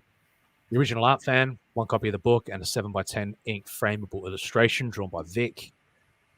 And that will be catered to individually to each person who picks up the tier. Collector's combo. It's basically the one of everything book with the 2 7x10s. Both copies of the poster. Of course, the original art pages are also for sale. One of them has already flown off the shelf. Each of those pages, will be shipped out to anybody who grabs a copy of that tier. We've also got the variant cover for sale. One of a kind piece drawn by Vic. Quality pieces of work, as well as the wraparound cover, also for sale. Be sure to check out those. If anybody is interested in those, I'm sure they'll inevitably be sold. I'm confident in that. But finally is the Plasma Recruit tier. And this is a very important one to me for anybody who wants to truly get invested in this universe. Is at the foundational level to become a Plasma Recruit, a member of the Fearless militia group based in Velrona. Become a staple of the world, become a staple of the story. Who knows where your character might end up, where they might recur. Of course, we'll be offering this tier in many different forms along the way, but to enter in as a plasma militia group, as a plasma militia member, as a founding member, as a founding person within the board, we'll go out of our way to treat you with a bit of class. So, yeah, absolutely, 100%. I will make sure that you get a nice sizable image of you as your character in a badass pose with badass weapons. Yeah, this is Artifice Re-Animate. This is the start of great things to come for Core Comics, for what Vic is attempting to achieve in his art, for what we're attempting to achieve as writers, for everybody involved in this, not only the small little community that we're attempting to generate, but also in the bigger picture for Comicsgate and for the future of everything we're trying to achieve. So, do yourself a favor and check it out. Yeah. Again, like I'm just gonna put a plea out there. I know you just took the campaign down, but the link is going to be in the chat. Look. Also in the description as well already. So yeah, if you go ahead and you back us, right? We guarantee you that we're going to keep going. And every single Core Comics product that keeps going forward, we're gonna give you greater and more amazing stuff all the time.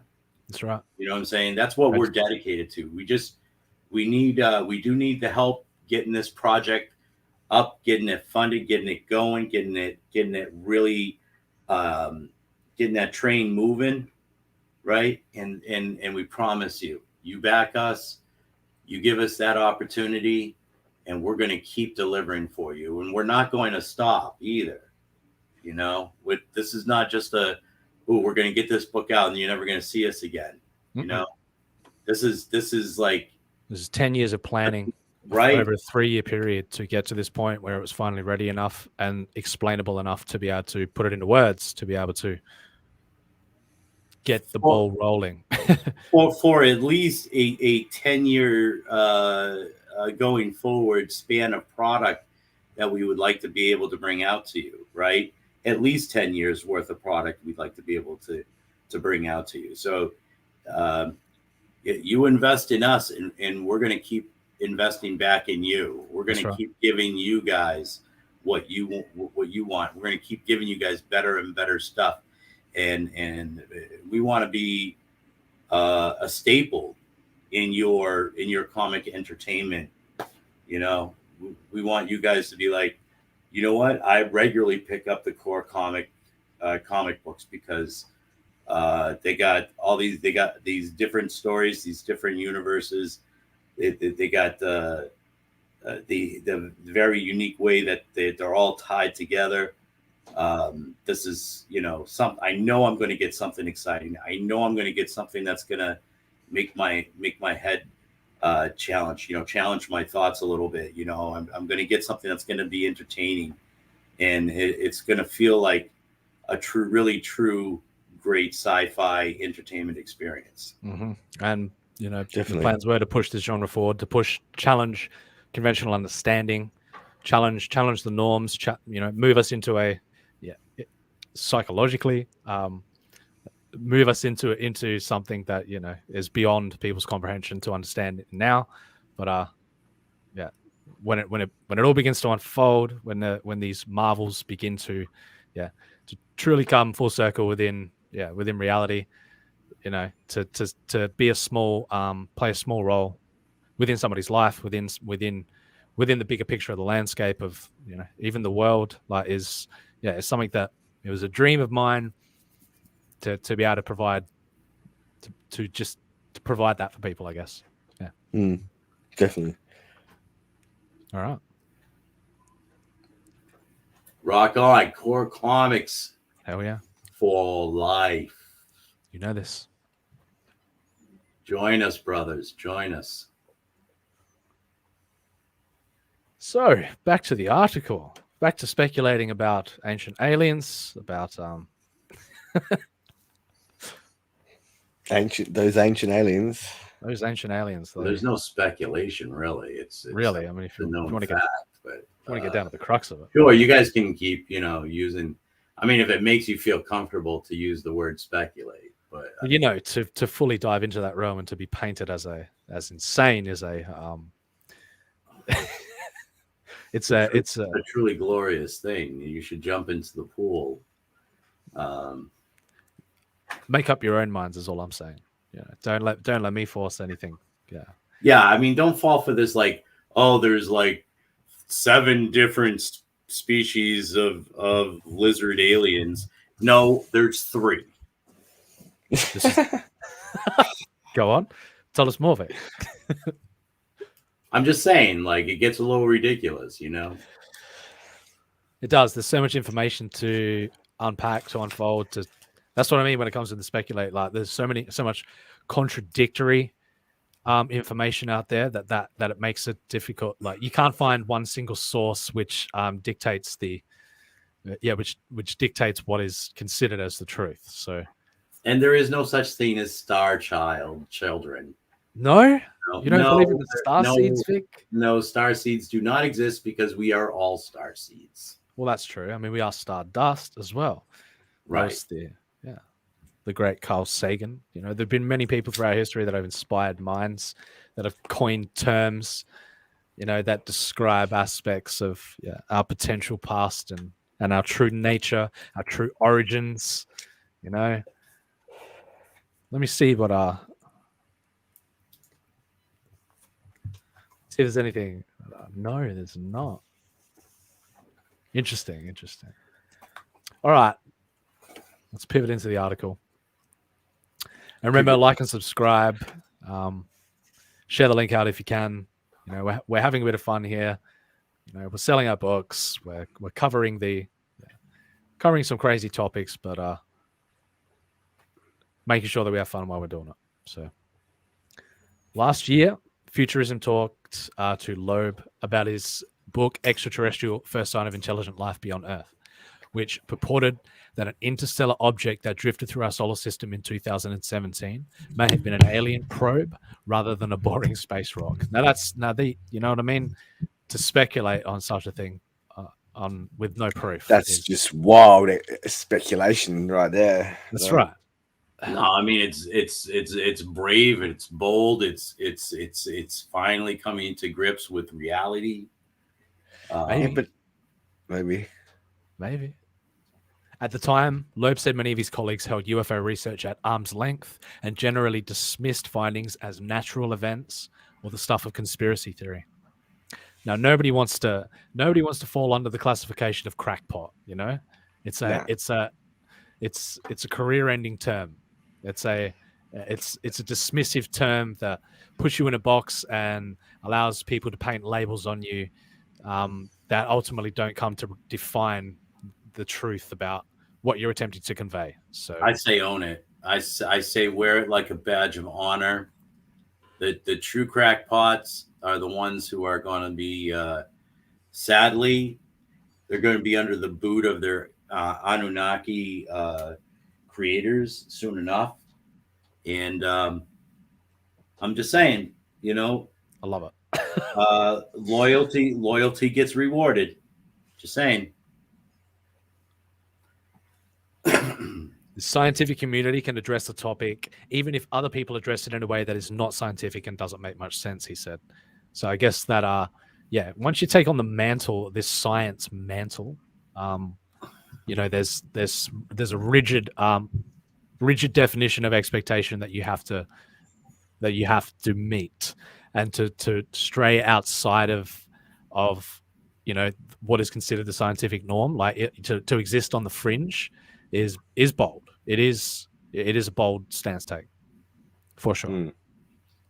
I mean, are we talking about the scientific community that denied that the Earth was round? The scientific community that denied the existence of gravity, or the scientific community that thought that Earth was the center of the known universe? That's right. Science evolves. What science has become today, where it's so there are different classifications of, like, you know, crackpots. Well, yeah, but there's different classifications of, like, different fields that are allowing, like, multiple interpretations to occur, whereas opposed to there are set parameters within certain scientific communities that are like, you don't go outside of that. You're not allowed to say that. You're not allowed to speculate about that. You know.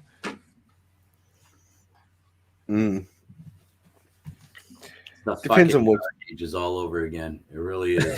Yeah, it really is. It's primitive. Yeah. Loeb says capturing strong UFO evidence to find. There's so much of it already.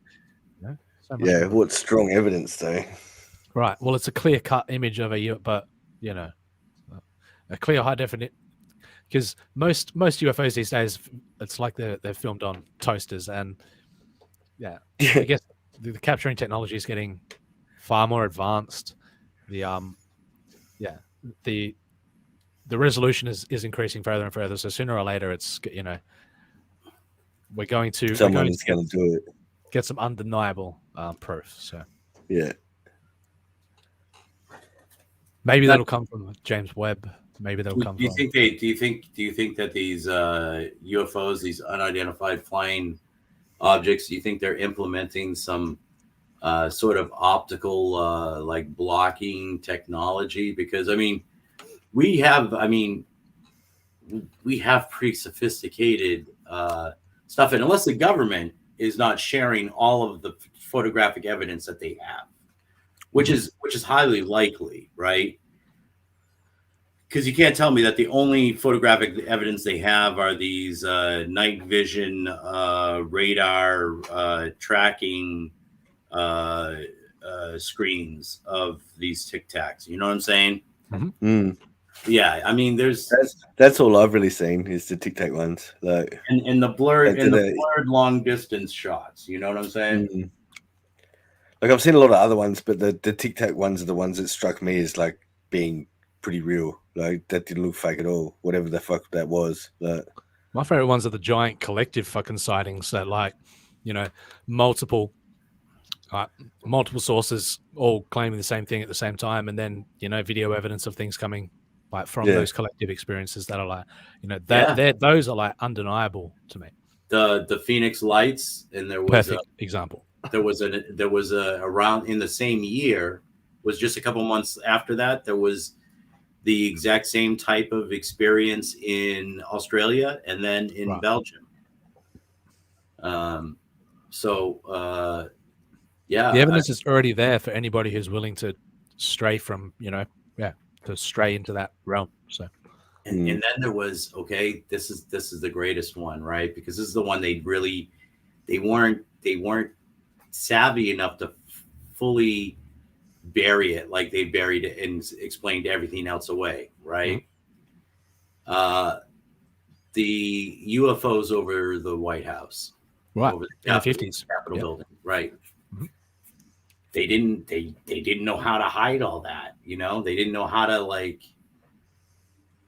it was reported in papers, it was reported on the news, it was, you know, you had all these observers. I mean, that shit was real. As real as it gets. Yeah. But I digress. I mean, the battle for of LA, like, and then decades later they create movies about that shit and they throw it in your face and taunt you. Like, right, exactly. Yeah. Fucking. Yeah, it's undeniable, man. Undeniable.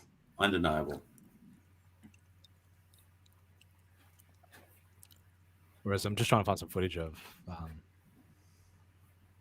but you know, even declassified military sightings and stuff. But, yeah. Well, you know what's funny, all right? So this is a little bit more recent than like the Phoenix Lights and stuff, right? So at entirely different points in time, right? All the way across the world, right? So you had these sightings of these pyramid shaped UFOs over Moscow, right? And they tried to do all this different explanations. Oh, it was lights in the sky. It was this. It was blah blah blah. It was the aurora borealis. The same damn thing happened in Washington, D.C. Mm-hmm. The same damn thing. There were these pyramid UFOs over the Pentagon, and it was on film. They have like 4 different people from driving at different spots in Washington D.C. at the time that caught these pyramid UFOs on film. Never made it to the TV, not once. You know. And you can tell that these people had nothing in common with each other, you know? Mm-hmm. It's like totally non-correlated stories, but are explaining the same series of events. So it doesn't get much more. Yeah, what more do you want? Yeah. What do you define as proof, man? Like, yeah. I mean, look at that shit, right? So you can't. What the fuck is that? Details on it, but I mean. And even when the mainstream media and the news come out and say, like, and they, you know what I mean? Like when it hits the mainstream and people still don't, and they still speculate about it. That's what like boggles my mind about that kind of shit. It's like, there it is. It's right there. What more do you want? Like, and it's, and they did what you want. Like the mainstream did it. And still people are like, nope. Nah, that's not one. What are you talking about? There has to be another explanation for that. Yeah. You're crazy. It's mass-induced hypnosis. That's what. Yes. That's why they test. It seems like they test their boundaries that way too. Like, with like random shit like that. Like, yes, see it's like giant psyop style, like yeah. And even when the truth is right in front of people's faces, and they still deny like, it. What's this? Like, and you're like, nah. How fucked as a species are we? Like that can happen. Yeah, that's bad. I mean, the recent stuff is just exposing it, you know. But it's been in play for a long time with many different things. That's right. You know. Yeah, it makes you wonder, doesn't it? Oh, yeah. And that's all people will say. It makes you wonder. Yeah. Like, no, it doesn't make me wonder. It's like, okay, now what? We know. Now what? Now what? What do What we do you do then? You got to convince other people. All right. This is why we're here, right? Yeah. Yeah. Yeah, like that's the one I saw recently. This one. Yeah. It's a great one.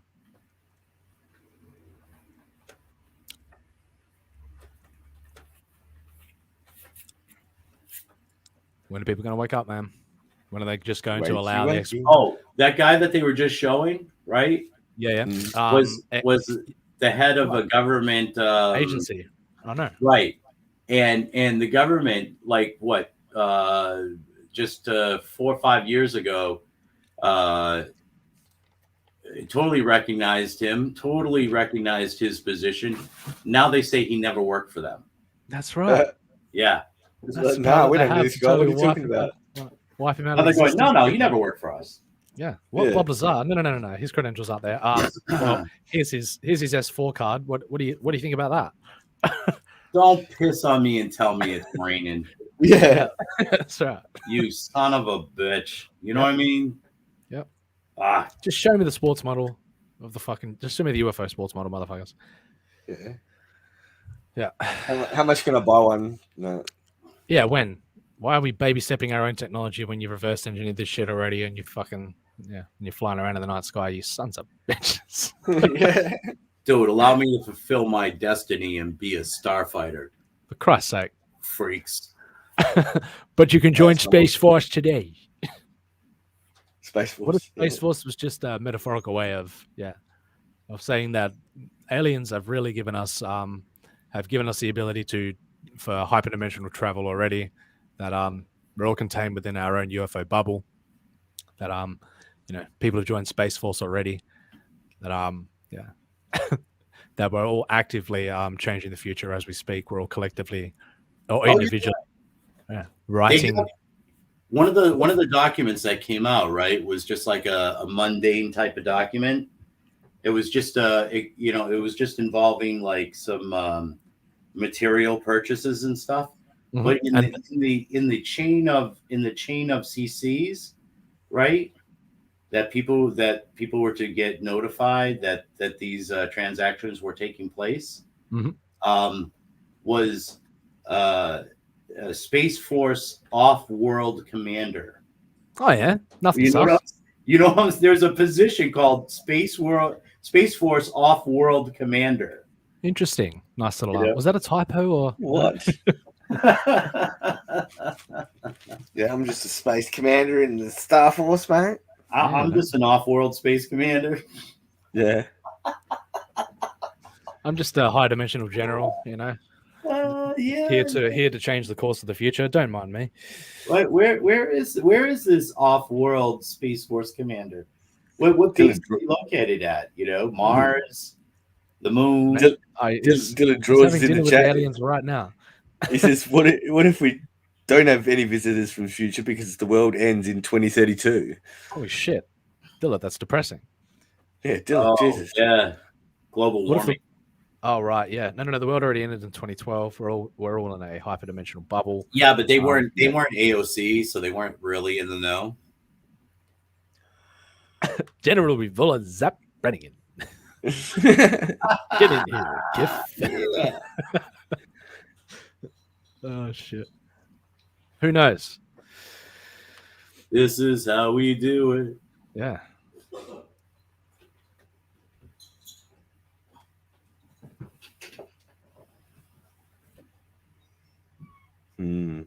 Continue. Oh yeah. I was just going to look up something while you guys were talking, and then bit of a flash on screen. Oh, okay. I just didn't. I was like, we've just been stepping all over your article. I didn't want to step any further, But I mean, if I got freedom to step, I'll step. Keep stepping. I don't care. All right. Well, there's just way too much out there that confirms that we are definitely not alone in this universe. What if they're already here right now? What if hyperdimensional AI are already here right now? Well, I mean, yeah, and here's the other thing, right? So this is the part that makes everybody feel uncomfortable except for me, Yeah. right? But except for me. What do you mean? Me too. well, Me too. okay. So here's the factor, right? That I'm like, okay, look, it's just semantics, right? So God created these beings, right?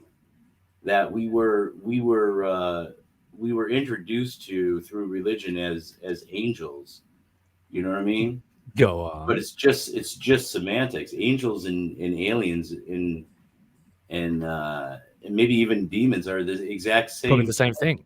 It's just a way. It's just a bit like a I don't know, a storytelling technique or a perspective to frame them in a way where they you can consume the idea. Like that's all it is.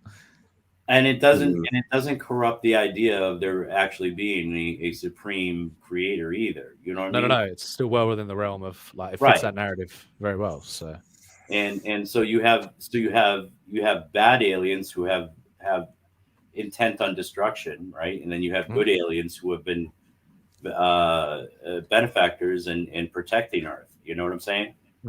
all these depictions, and from a storytelling perspective, like they're depictions that have to fit the boundaries of like how people can understand them in a certain time period. And but now, because we didn't even understand, we didn't understand the solar system, we didn't understand galaxies, we didn't understand the universe, we didn't understand higher dimensions. Like that, to perceive that in a context of the past is absurd. So they have to be like painted a certain way so that people can comprehend them. But I mean, and all of those societies, like they keep finding new ones all the time too. All of these locations with these monolithic stone societies, right, or cities, that there's no way in hell that anybody in that time period had the technology or could even the mindset have the workforce needed to create all that, right? We're left without an explanation for it.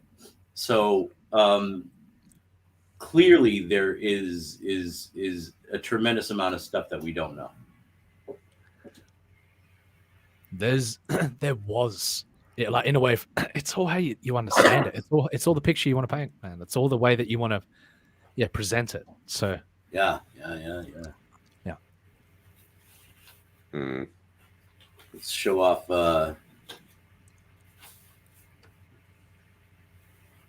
she's looking badass on that bike, doesn't she? That gun. Ooh, she like all right, don't you move. I don't want to lay down no flak. I don't want to lay down no fire. Oh, she's heading into some trouble. Heidi is in the coming up. Yeah. I can't wait. Like bang bang baby, rock and roll. Let's go. Paul's in the chat. He says yo yo. Oh, Paul. Yo, Paul. What's up, Paul? How you doing? Welcome to the channel. So anyway, let's go back to the article and all right.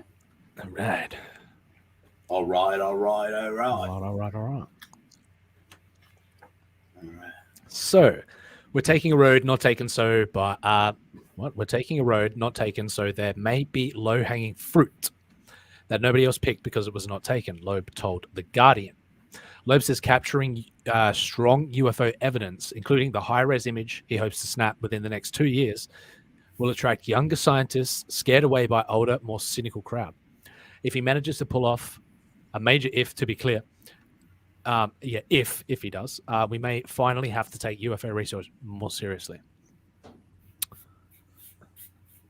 And that's really where we are at the point where we have undeniable evidence, and there's an older sect of the of understanding where they are primed in a way where they know that they're not allowed to. Their government grants and their researchers won't cover any of this, so they're between a rock and a hard place already. So it's like the more you inspire these younger minds to to say, hey, it's okay to speculate. It's okay to get back into into what science truly is, which is, you know, Have conversations with people about things like yes, theory to, you know, practicality, like, and then formulating further hypotheses from that. Like, that's how science goes. But science is stuck in a rut where they're like, no, this is how it is, and clearly it's not. So don't question science, mate. Don't question the science. What a contradictory statement. Like, No. Fauci is the science. Fauci is the science. No, that's it. You get into the realm of doctrine by, you know, by the Lord by of science, the Lord, the God, the king, dogma. Yeah, straight out dogma. That's what a majority of I wouldn't say a majority, because there are many, you know, there are many people out there challenging, like in fields like physics and even the quantum realm right now. Like, the challenging is happening, but why confine yourself to the narrow dogmatic view of the Jedi? Amen. If you only understood the power. So that's our UFO topic for the day. I mean, we probably speculate as you will. Yes, make up your own minds, and that's what it's all about. Have your own journey and experience. Where can I learn all of this stuff? Not from the Jedi. Not from a Jedi.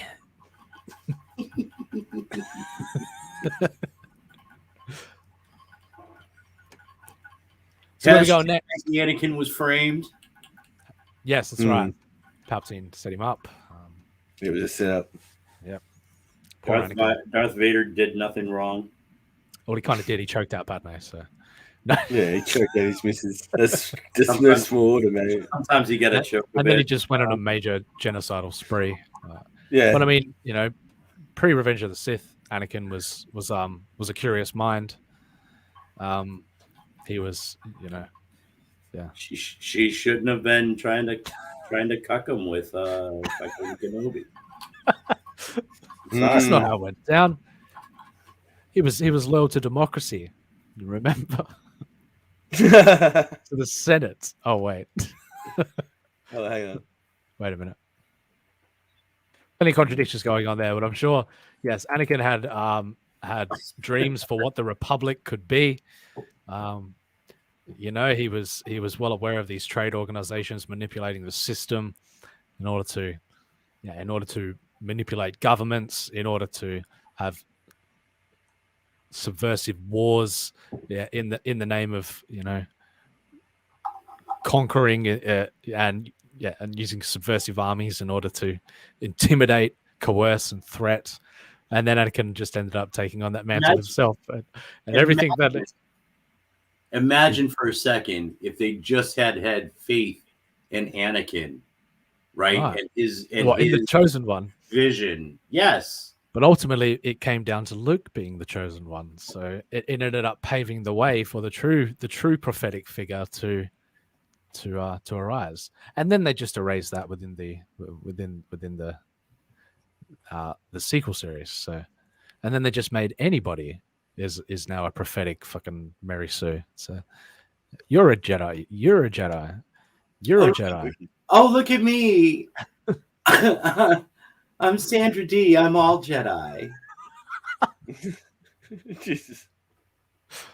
What a mockery. It's all right. A total mockery. So take that, you fucking Star Wars nerds. Lightning strikes the tree. Burn the sacred texts. Let's throw it all out and start again, shall we? Look how powerful. Back Artifice Re-Animate today. I'm gonna heal this cave snake who's in the story for no reason whatsoever, but to make me look omnipotent without earning it. Fucking, I hate that movie so much.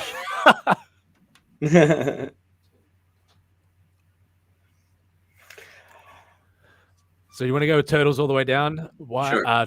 Turtles All the Way Down. Why AI's cult of objectivity is dangerous and how we can do better.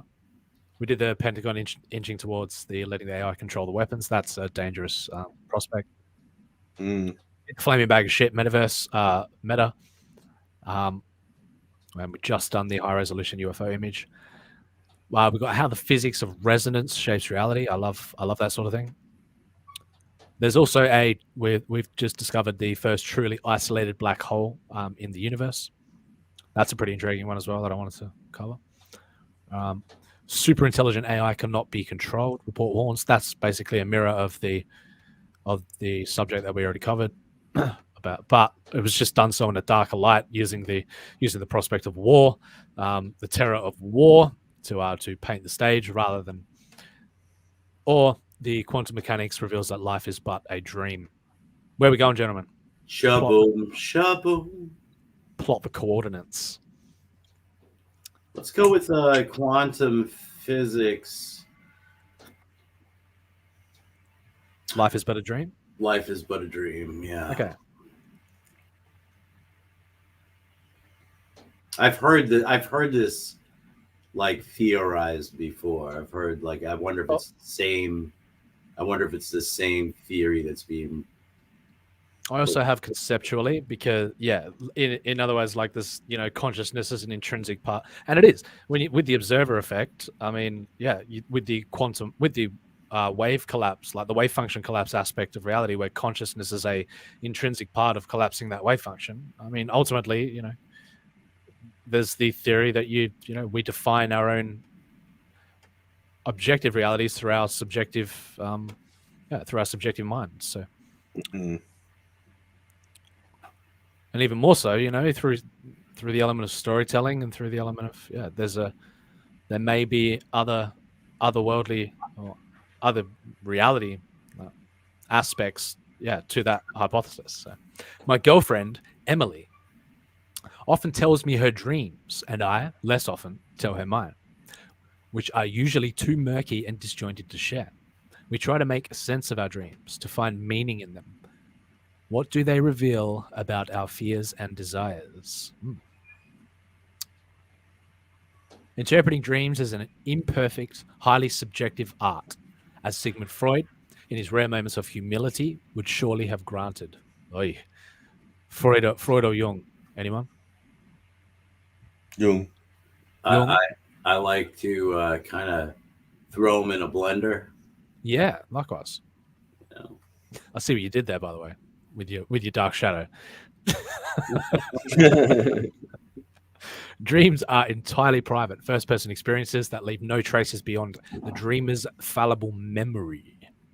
And yet making sense of dreams, it occurs to me lately, is not wholly dissimilar from making sense of reality, whatever it is. Yes, that's true. Yes, we all live in the same world. That's right. We all live in the same objective reality. Objective reality, yeah. But when you put that in context to the infinite multiverse or infinite versions of the self, I mean, it becomes quite wibbly wobbly at that point.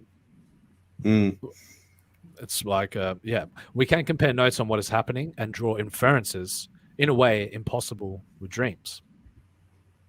And yet your experience of the world is unique to you. So is your interpretation of it, which depends on your prior beliefs, yearnings, and aversions, and on what matters to you. No wonder we often disagree vehemently, violently, on what has happened and what it means. Science offers our best hope for achieving consensus about what happens. Scientists accumulate bits of evidence and try to assemble these fragments into a coherent story. After much haggling and second-guessing, scientists converge on a plausible narrative. And that's all hypotheses really are, is to be put to an objectified experiment, to come to a consensus about a mathematically or an objectifiably provable truth. Modern humans evolved from ape-like creatures living in Africa millions of years ago. A novel, deadly coronavirus has emerged in China and is spreading across the world. These are narratives that define trajectories of our objective experience. That's the fascinating element to me, is like these preconceived ideas ultimately come to form the pathway that we traverse down, like through those stories. Like that's through those things we tell ourselves, it's ultimately come to define where we believe we're going to go, and then ultimately where we end up. All right. As philosopher Michael Strevens points out in The Knowledge Machine, nice, science resolves disputes by means of repeated observations and experiments. But when you get those synchronicity feedback loops, you know what I mean? Like there's something far more profound to them than we are capable of understanding at this present moment in time. And that comes back to that fractal nature of reality that I'm highly, highly interested in. Strevens calls scientists' commitment to empirical data the iron rule of explanation. Ideally, the iron rule produces durable, objectively true accounts of the world.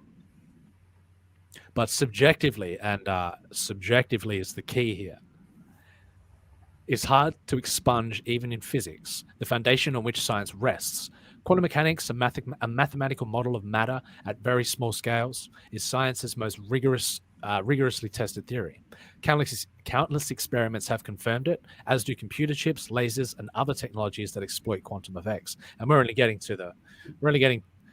at the beginning of understanding that aspect of reality, the micro scale of reality. Sure, we've got, we have, relativity as the macro explanation, but when these two theories converge and then they become counterintuitive to one another, and when you've got objective experiments proving one theory, but in the math, the mathematics is contradictory to itself. There's that the battle between the macro scale and the micro scale is one of the it will be one of the greatest battles of our time. So coming up with a generalized theory of everything is the mission. For more than a century, physicists have tried to interpret the theory, to turn it into a coherent story, and in vain, might I add. Every competent physicist can do quantum mechanics, a leading textbook says, but the stories we tell ourselves about what we are doing are as various as the tales of, oh my God, Scheherazade. There you go. We got there in the end. Probably butchered it, but yes. And almost as implausible. I need to know what I need to know. Is that like charade? Or like I need to know what that is right now. What is that? Is a major female character and the storyteller in the frame narrative of the Middle Eastern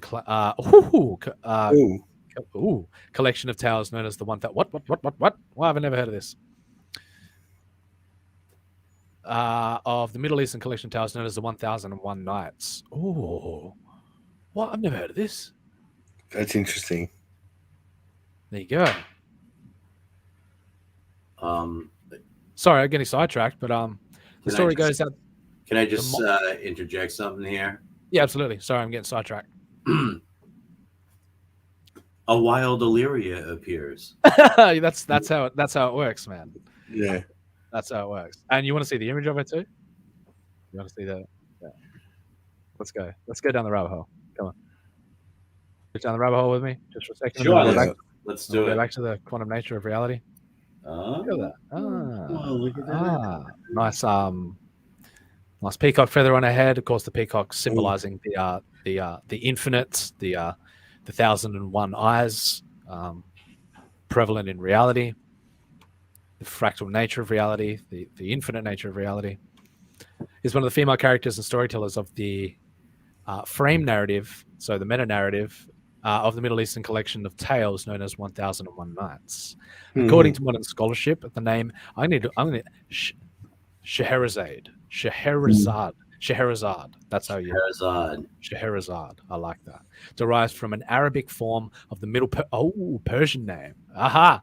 So we have not Paramount and Cerritos. Yeah, Paramount and Cerritos is formulated on Persian culture, but it's also there's allegories for many other things that I've injected into that realm. So it's funny.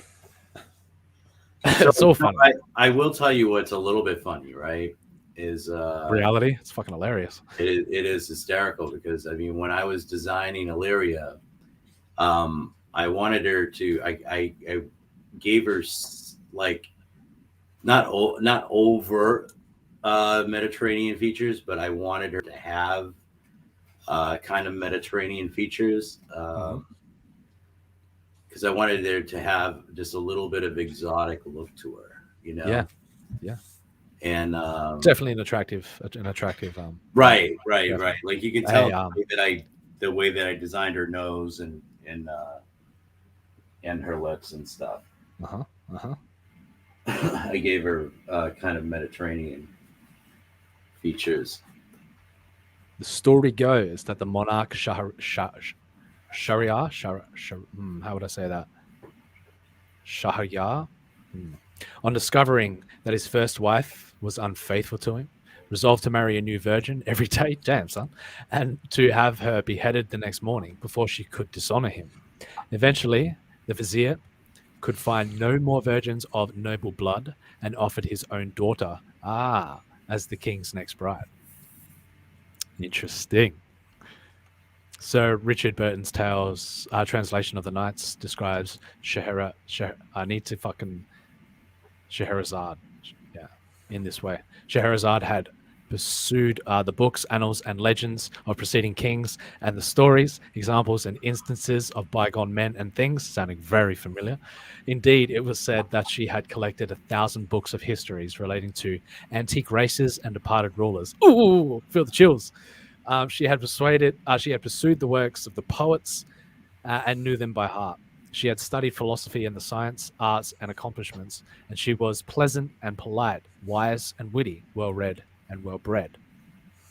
Against her father's wishes, Scheherazade volunteered to marry the king. Once in the king's chambers, Scheherazade asked if she might bid one last farewell to her beloved young sister, Dunyazad, who had secretly been prepared to ask Scheherazade to tell a story during the long night. Interesting. You get what I'm thinking of here too, don't you? Yeah, that's all right. You just can't be too right. Yeah, the king lay awake and listened with awe as Scheherazade told her first story. The night passed by, and Scheherazade stopped in the middle. The king asked her to finish, but Scheherazade said there was no time, as dawn was breaking. So the king spared her life for more than one day, so she could finish her story the next night. The following night, Scheherazade finished the story and then began a second, more exciting tale, which she again stopped halfway through at dawn. Again, the king spared her life for one more day so that she could finish the second story. Thus, the king kept Scheherazade alive day by day, as he eagerly anticipated the conclusion of each previous night's story. At the end of 1001 Nights and 1000 Stories, Scheherazade finally told the king that she had no more tales to tell him. During the preceding 1001 Nights, however, the king had fallen in love with Scheherazade. He wisely spared her life permanently and made her his queen. Beautiful, beautiful story. Wonderful. That's so. That does mean. Beautiful.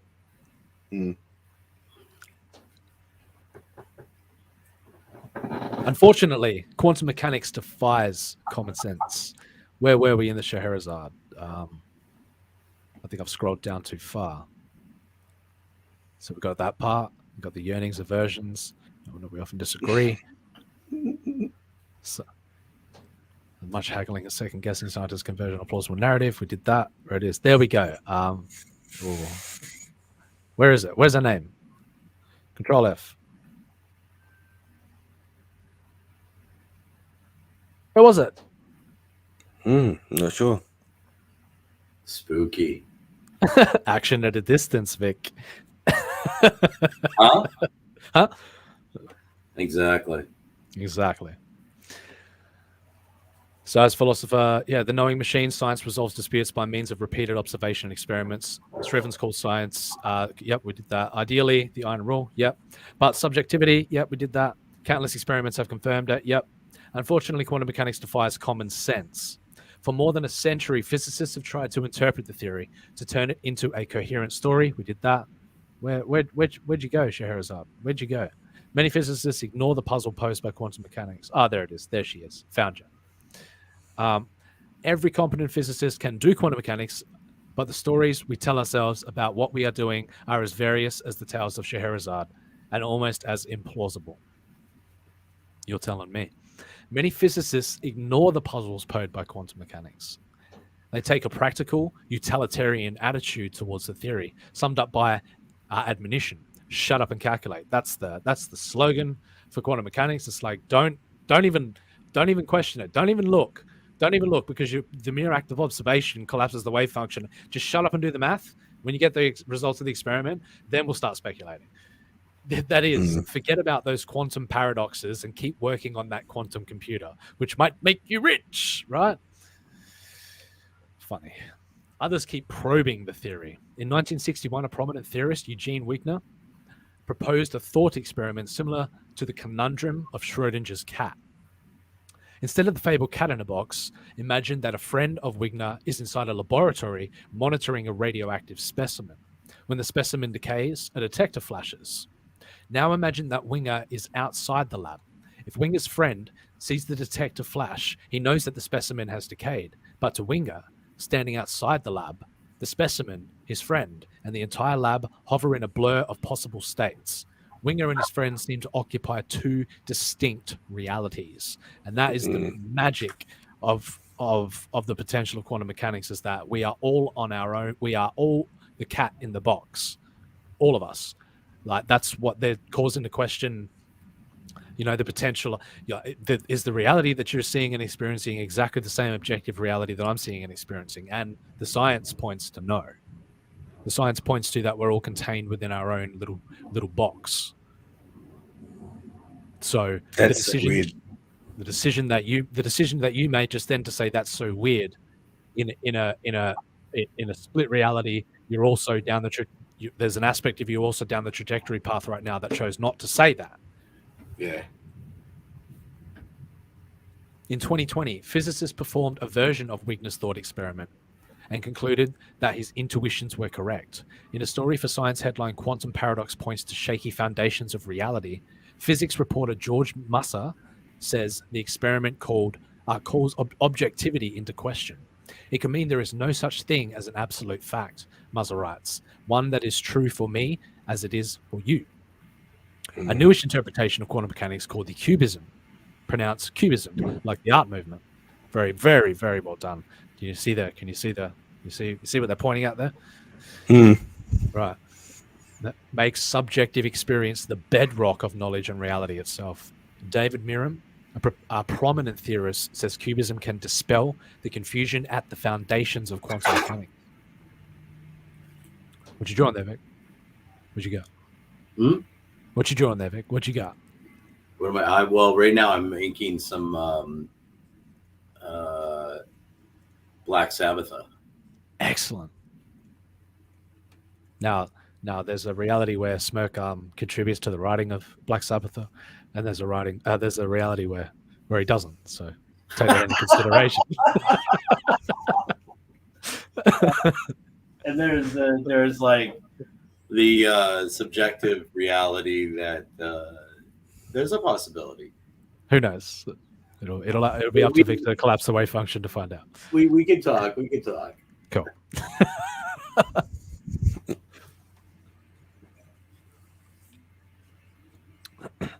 You just have to accept that all knowledge begins with individual personal experience. These are foundational cores of my beliefs. So,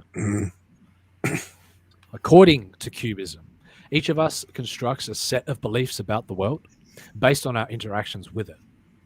We can constantly, implicitly update our beliefs when we interact with relatives who refuse to get vaccinated. For fuck, they had to shove that in there, didn't they? They had to shove it in my arm. Or sensors tracking. Well, it actually says that too. Yeah, it actually says that. Or sensor tracking to swerve of an electron. I like to believe that we're all, we are a superpositional, distributed, higher dimensional state of self. We exist within all of those realities at once. But what really puzzles me is the linear aspect of experience and reality. That's what puzzles me the most. And the fact that you're having a linear, because for all I know, I like to take for granted the fact that you actually exist, that Vic exists, that we all exist, that you're not just all figments of like my potential subjective reality, but like the fact that we experience together, the fact that that is something that really, like, I really want the answers to before I die, but I know I won't get them. So you have to make peace with that. Yeah. The big reality in which we all live emerges from the collisions of all of our subjective mini realities. Well said. Almost like, yeah. You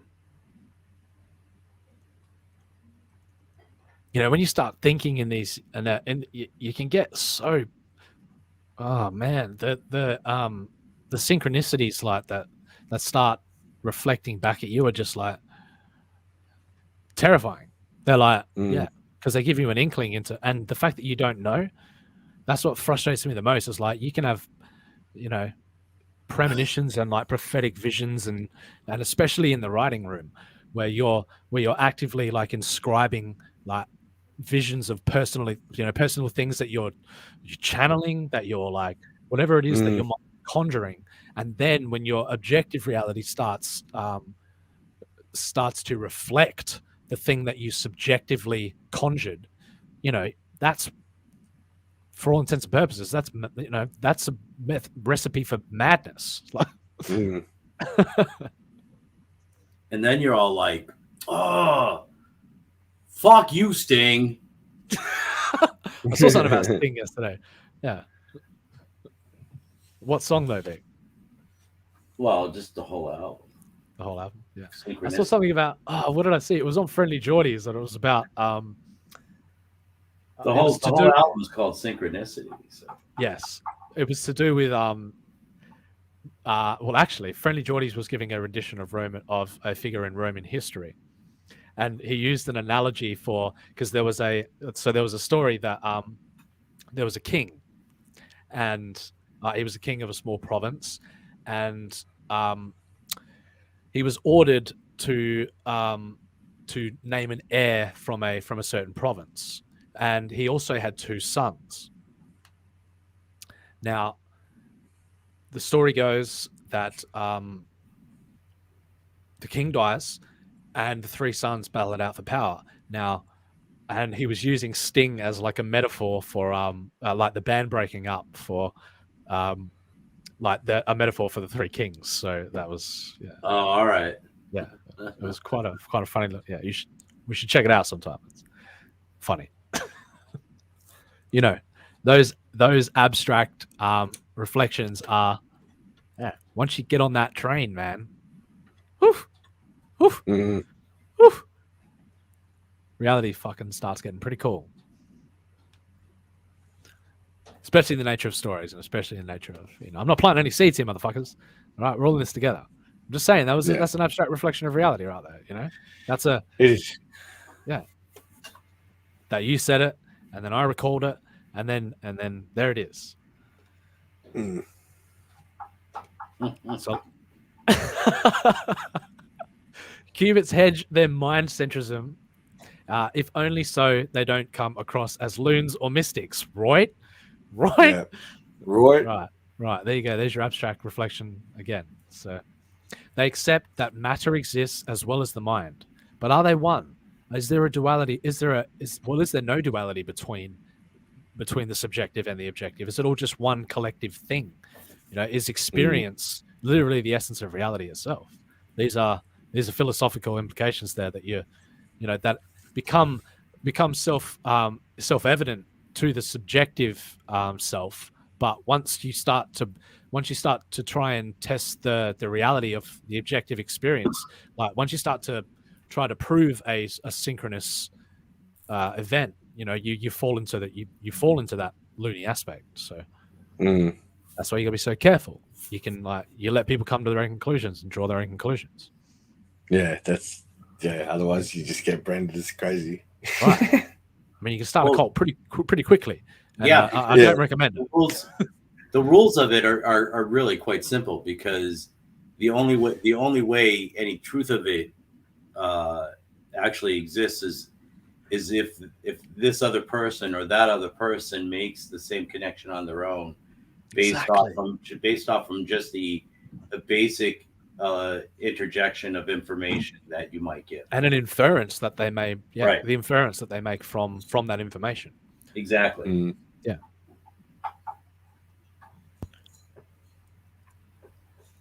Black Sabbath is looking good. Which does kind of make you go, okay, so is confirmation bias really all that bad? Or is there something more to confirmation bias? Like that is in the context of fate, in the context of experience. Is it important? Because once you start moving down that fractal path of confirmation bias, like even though it probably, like, as long as you stay speculative in the realm of like it's probably not real, but yeah, that's where the fun begins. That's where the true fun happens. But you're gonna want to crave it because everybody wants to think that they're right. We don't want to think that. Wait a second, maybe I'm insane. Right, and maybe the reality that this other person is proposing and putting out there is correct, and mine is skewed and wrong. I've learned valuable lessons about that recently as well. About just letting people believe what they want to believe and trying to, me too. Rather than trying to, I don't know, I don't want to use a malicious word in the sense where you try, like, not manipulate, but it's like just try to show them your interpretation, like your understanding of what it means. Like it's that used to mean a lot to me. It doesn't anymore. Like same thing. Like, and it's a real ego thing as well. When it comes down to it. Oh, did someone just pop in the back? I don't know. I don't know. I didn't hear anybody. We got Tank Ferret in the back. Oh, Tank is in the house. Tank, Man, what's up, man? Your family's so po. I rang your doorbell. Your mama stuck her head out the window, said "ding dong." Oh, thanks, man. Hey, what's up, guys? What's up? How you doing? How you guys doing? Oh, we're just discussing the absurdity of subjective reality. Nothing major. See, I can understand. I can understand limited availability and being poor because my house is so small. I walked in the front door and went out the back. Holy shit! But yeah. So what we got? Scientific American. What's going on here, man? Fill me in. What's going on here? We're discussing the subjectivity in the context of quantum mechanics. That's what we're That's what we're discussing. Nothing. Pretty absurd, actually. Oh, okay. Yeah. So, shall we continue? Yes, please. Okay. So, the big reality in which we all live in emerges from collisions of all of our subjective mini-realities. Qubits hedge their mind centrism, if only so they don't come across as loons or mystics. They accept that matter exists as well as mind. What do you guys feel about objective and subjective reality?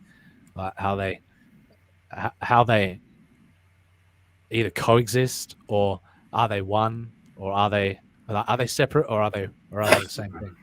Well, I don't know, man. See, when was it Mayo Clinic did a bunch of electroencephalograms about the brain, they couldn't figure out the logic process to it, so they sent off all their data to MIT, and the MIT mathematicians and physicists came back and said, well, hey, so the brain is a fourth dimensional object according to these readings. Like there is, and according to the math, that's four spatial dimensions, not like fourth dimension time. No, it's time. Yeah. No, they're talking about because when you make a model about like high dimensions in space itself, like when you see time is just like one direction within a high dimensional space, like you can start you bring those variables into the equation, and the idea of what time is and linear time, it gets pretty weird. But yeah, I'm talking like a fourth spatial dimension, as in like n to the power of 4. So like a tesseract. Like here's a cube, but this is a tesseract because it's n to the power 4, not n to the power 3. So Anybody proponent of Flatland, you'll know what he's talking about right now. Yeah. Oh, dude, Flatland is so great. That was a gateway drug. Yes, it was to me too. It was a gateway man. drug Yeah. to theoretical physics. Yep. Yeah, it was. Yeah. That and Magic the Gathering. Yeah, that's it. Richard Garfield, guy who was one of the big innovators in nonlinear equations. There you go. And he just happened to, create a little game in his spare time after discovering probably some a revelation about reality, and then, yeah. Yeah. Nerd shit. Yeah. So Yes.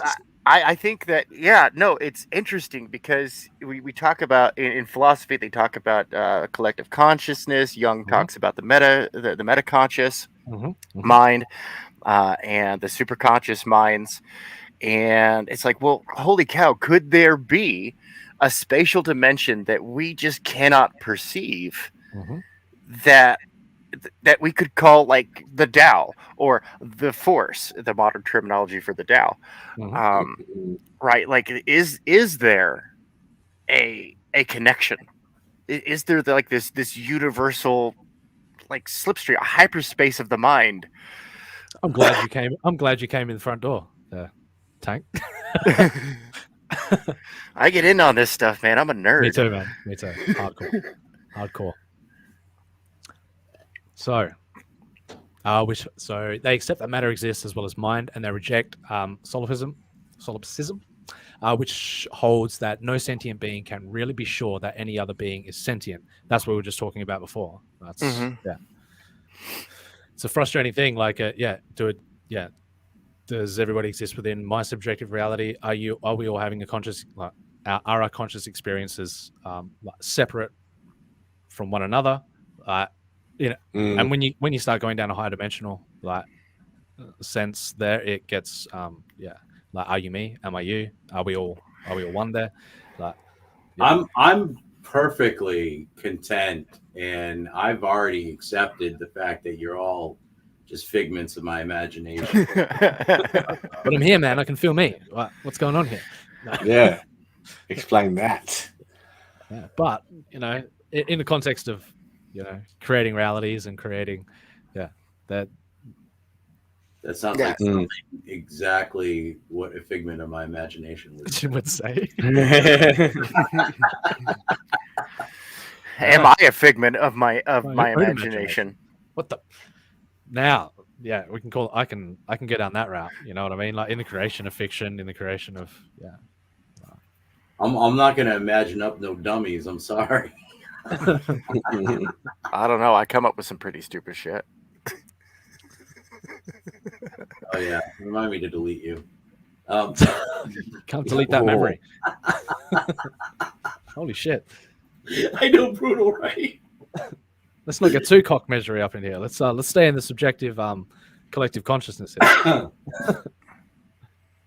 right, but Cubism's core message, science writer Amada Gefter says, if that the idea of a single objective reality is an illusion, a dream, you might say.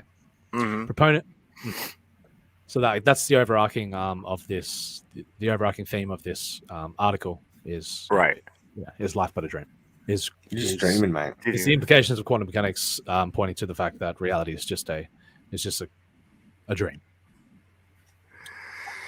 It could be. I mean, that's if you go to Aboriginal mythos and their dogma, that the universe was dreamed into existence. I love that idea. And it's crazy that that quantum physics and mechanics they don't discount this. It's not that they can lead credence to it, but they don't discount it.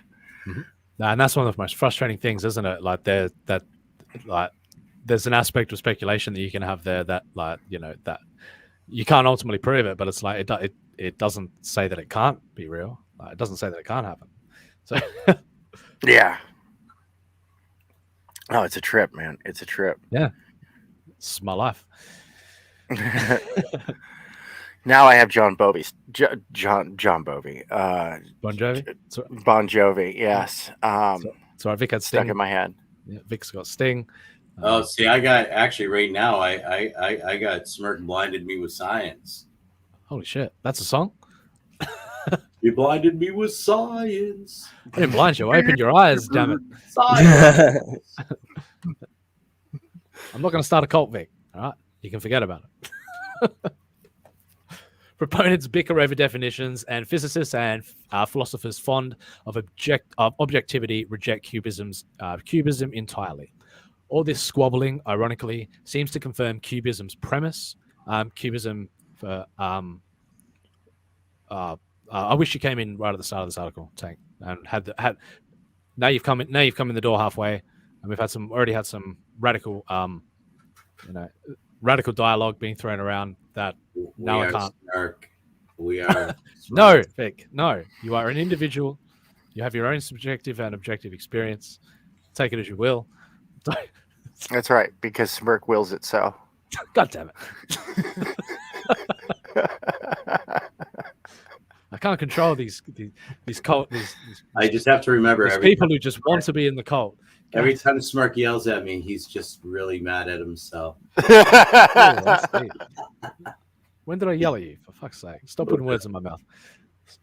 Stop putting realities in my mind.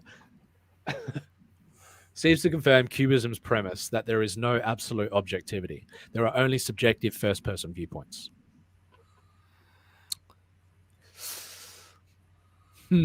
Physicists have more in common than most would like to admit with artists. Interesting. That's right. We're all painting a story. We're all writing a story. We're all, I guess that's what it comes down to. At the essence of chaos, whatever you're interpreting, it's from the mind to reality is art to me. So, hey, Dan is in the chat. Hey, Dan. What up, Dan? Yo. I told him to get his butt over here and make sure that he's subscribed and hit that bell to receive all notifications. Make sure you smash that like button to get more of this crazy intellectual content going on here. Would highly appreciate it if y'all do. Here's my new thing for him. Hey, Dan, how the hell are you? Oh, I see what you did there. See what I did right there?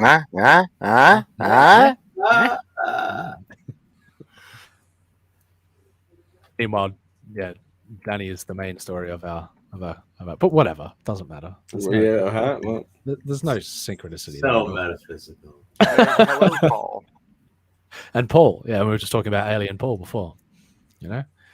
Speaking of telling stories to yourself, and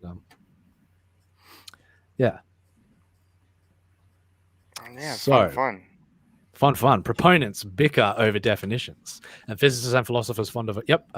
First-person viewpoints. Physicists have more in common yet than they would like to admit with artists, who try to turn chaos of things into meaningful narrative. Beautifully said. Some artists thwart our desire for meaning. T.S. Eliot's poem "The Wasteland," haven't heard it. Curious, would like to hear it. Is an anti-narrative. All right. Do you want to take a? I really strongly disagree with including poets with get it. Well, that's just like your subjective opinion, man. It's my reality. You can define it's my reality. Prove otherwise. That's fine. I will debate it and say you can define art as putting pen to paper, but I define art as putting mind to matter, mind to reality. So that's.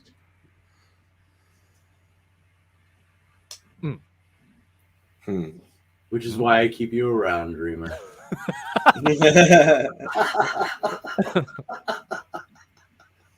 Let's take a higher dimensional side turn and check out The Wasteland by T.S. Eliot. I'm curious.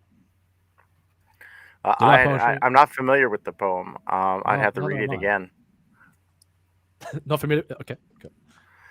Yeah. See what you did there. I think I see.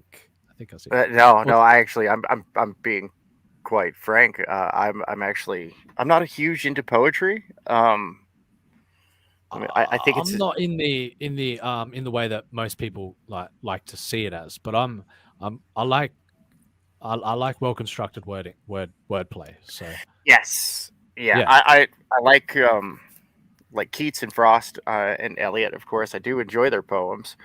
but I haven't it's not gone like I out of wanna- my way to read them. Right. Yeah, 'Cause Smart's no sissy. He's not in it for like the. That's right, for the flowers and the fucking and to, Yeah, to he's- you know, they- I'm not yeah. picking up women with poetry, man. No, I'm like, there's a fascinating like, yeah, I'm in it for the wordplay. I'm in it for the like, yeah, for what it's trying to convey back to me, if it has something to say. So, yeah, Love it. Love it.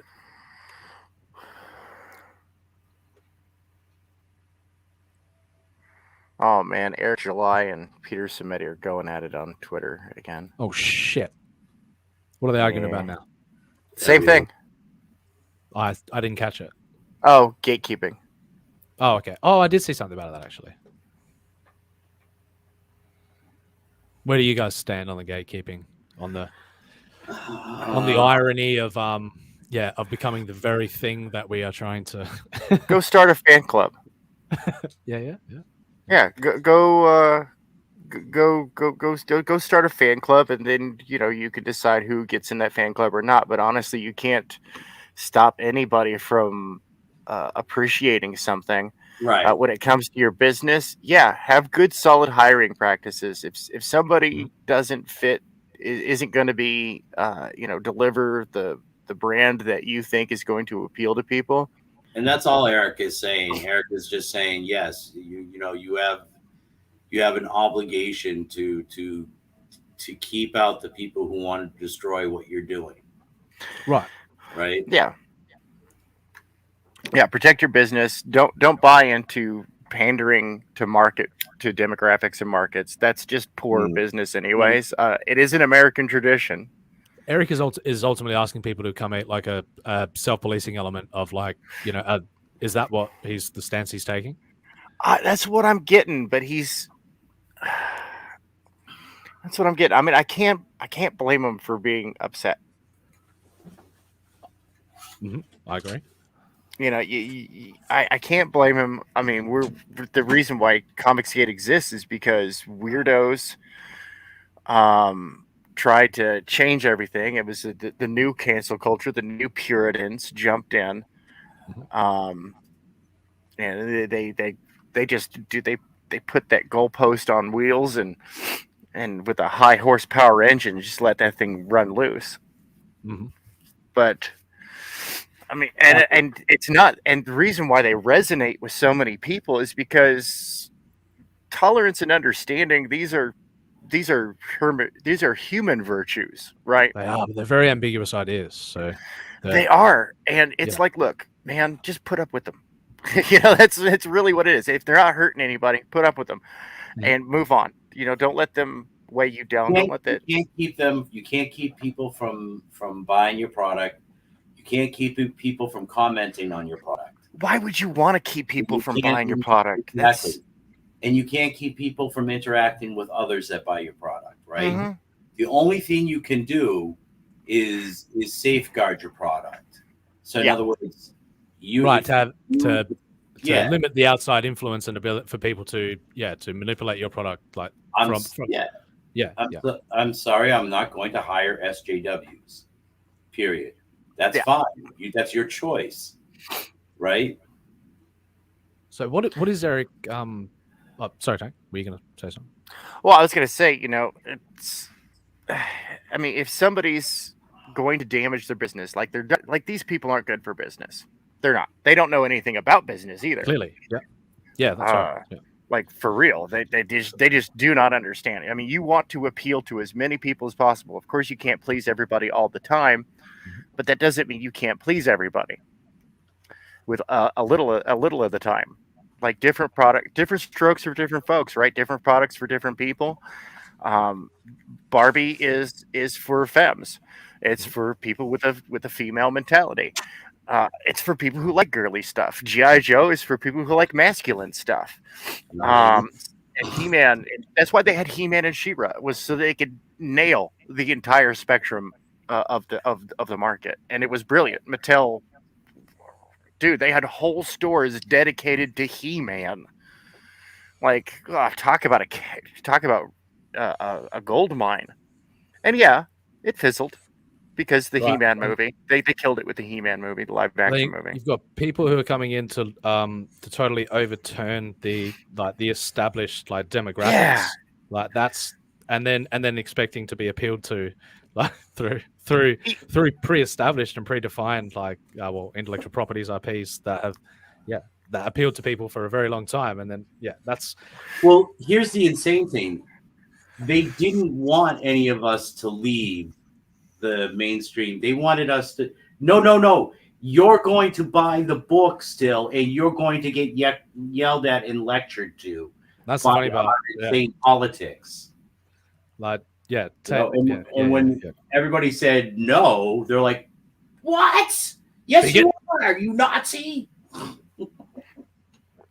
Fine, but we'll just go over here for and create real. our own stuff, and come near us, and I'll break out the flamethrower. All right, cool, sweet. Stay over there.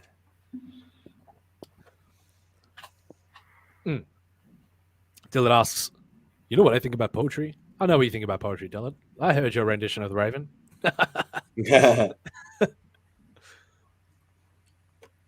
just ate carne asada for the glory of the Empire.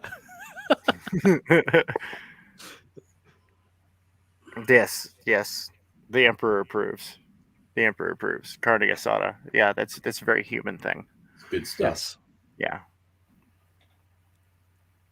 Well, like they try to wokeify like 40K, and it's like, dude, you realize that that's supposed to be dystopic. It's supposed to be like a nightmare, no matter which way you look. That there is nothing nice.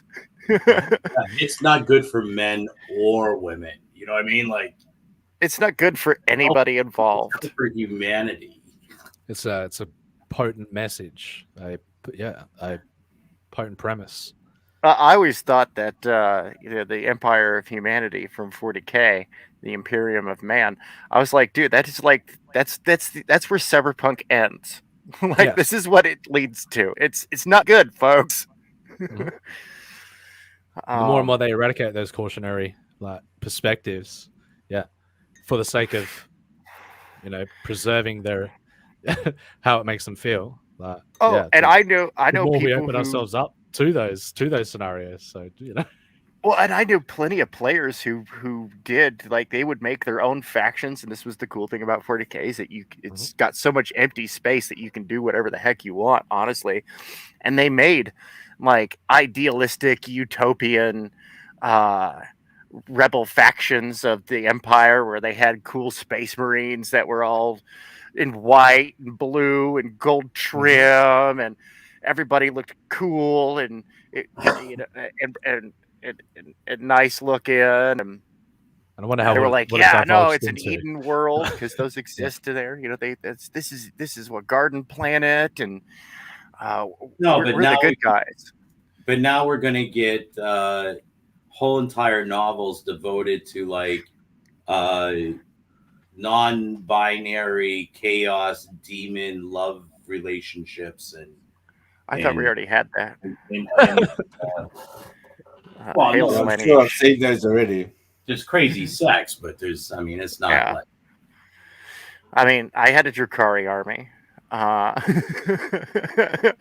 I even in one of my those land scammer transports, I had two of them going at it in the 69 position because Solidity. It would have float your boat, man. Yeah, and they were a permanent part of the model. It's just like no, they're busy. And I had little tentacles wrapped around them too because Slaanesh. I had to do it. It was fun. It played into the myth and the lore and stuff. And it's like, dude, all that stuff existed, but no, we want it to be it shouldn't be so fascist. And well, then it wouldn't be the Imperium of Man, now would it? They confuse the aspects of fantasy and reality, and they do enjoy blurring those lines very much. Well, they live in fantasy worlds. I wouldn't be surprised if a large portion of those people were diagnosed with narcissism and or schizophrenia. Yeah. I don't like those terms, but they fit.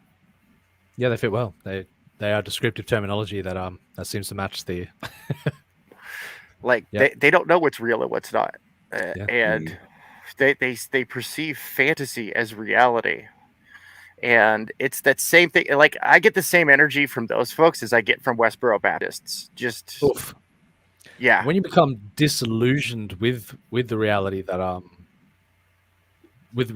you live in, I guess it's a it almost becomes a natural progression to descend into that kind of realm. But I'm not advocating for their stance. I'm just saying it's a mighty tempting thing to do. I mean, dude, I've seen the Hello Kitty army up close, the famous Hello Kitty army, and it's gorgeously painted, by the way, and it's hilarious. I had a friend of mine who took, we were playing Mutant Chronicles Warzone, and he took a capital army and made them all into the Raiders. And there's no he would say that his army is perfect, and I of course I would buy into the line. It's like, look, man, I don't mean anything by this, but why are they black? And he goes, I told you they were perfect. And that's, of course, a reference to Ice Pirates right there. Yep. Buford, greatest robot ever. People go, what's your favorite robot? Dude, it's Buford. That's my favorite robot because he's perfect. Idealistic ideas. One man's utopia is another person's dystopia. Yeah. Well, we take a look at Calvinism, right? Calvinism proposed utopia and all this stuff, but ultimately the exploration, even the guy who came up with the philosophy towards the end of his life, he's like, it's ultimately all utopias are dystopias because somebody has to be put at the bottom. Right. Mm-hmm. That's why we're never going. Yeah, well, I mean, I say that we're never going to get there, but for the idea of free artistic expression to flourish, the more and more we box ourselves into a utopic ideology, the more we're going to, limit ourselves from ever escaping it. So that's where the dystopian element of it begins. So.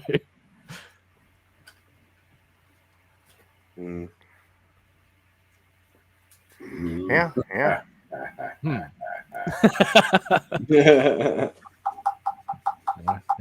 I've thought about this a lot, but it's like Illyria's idealistic utopia is ultimate conformity of it's enacting will. It's enacting one version of will upon all. Yeah. Dan says they are so far from reality, they probably are trying to cancel the Coast Guard for not saving Gilligan yet. Damn coasties.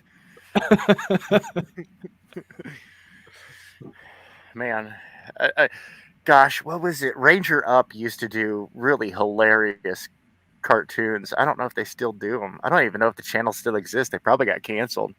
But they used to bag on the Coast Guard so much. Because the Coast Guard's mascot is a duck, right? Is it really? Yeah, the United States Coast Guard.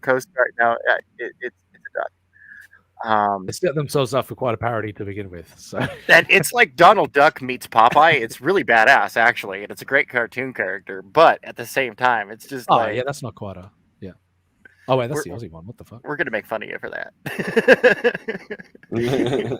If you don't have that, that says something. So, the U.S. Army's got a Black Knight. The Marines have a really nasty bulldog. The U.S. Air Force has an eagle. The Navy has a seal, and the Coast Guard has a duck. Just one thing I'm fascinated in as well is I'm taking symbolism becoming representative ideas to which ultimately form opinion. But symbolism's such a powerful thing, man, that in objective reality that comes to create a sort of divisive element of through that interpretation. I know what I'm trying to say right now, but let me figure out a way to articulate it properly. I guess symbolism's a powerful element to utopian ideals. Let me think about it more. Yeah, no, I dig it. I'm digging it, man. It's just one of those times I wish I could like channel up like a British accent and just like ramble off some like crazy, like super hyper intellectual garbage that makes you go, wait, what just came out of that milk's mouth? Yeah, it's in every movie. I love it. Well, you know, it's quite quasi-pseudo nouveau retro. It's like Helen of Troy, save the whales, save the whales. My God, I'm in your cult already. We are Smurf. We are Smurf. I used to make fun of. We used to call these folks the Starbucks crowd because they're like pseudo intellectual, and that they would just be sitting there talking and whatnot, and I'd just be like, "Oh yeah, no, it's so quasi pseudo," and they're like, "What?" I'm feeling it. You know, it's like that nouveau retro thing. It's like Helen of Troy. Save the whales. So I was like, you know, Really? kind of freaking out about the whole cult thing that came up a few minutes ago, right? So I'm just Go on. I'm flipping through on my phone and I'm on Urban Dictionary and I'm like looking up. I'm like, okay, you know what? Let's explore this a little bit. Like, what's like in popular culture? What is like, you know, what is a typical cult? So I'm sitting there going, okay, you know what? Pretty much one that everybody can kind of grasp onto. Almost everybody knows what Negan is, right? Mm-hmm. We are Negan. Yes. So I'm looking it up, right? And at first I'm like, okay, I'm getting the, you know, the typical definition, you know, Negan character in Walking Dead, blah blah blah blah blah. Mm-hmm. And then third from the bottom, right, is a synonym for Negan, and the synonym for Negan is Smirk. Get out of here. No, seriously. I don't want to start a cult, Vic, if that's what you're asking. So I'm like, yes, we are. I promised myself when I entered into the sci-fi realm that, you know, that I would never go L. Ron Hubbard. So sometimes never go full L. Ron Hubbard. Sometimes the great leaders are not jointed. They're not self-chosen. They're appointed. They're appointed. That's right, and that's the frustrating thing. And then, and I didn't see Negan walking around going, "You're not in a fucking cult." Like, I will use this bat. I will use the symbolism of this bat. Don't make me. Yeah.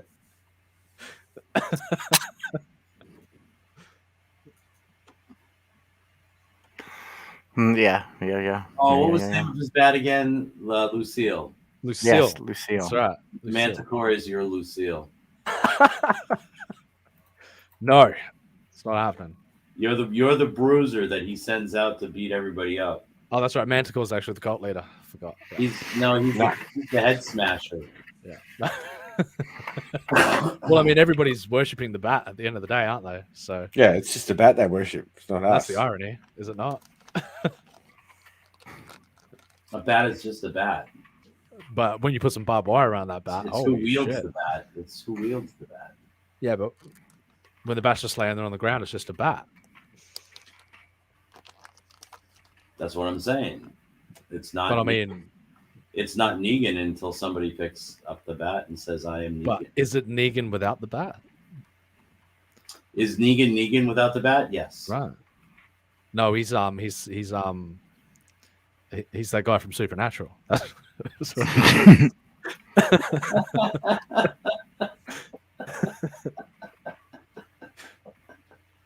right, I just shared this out on social media.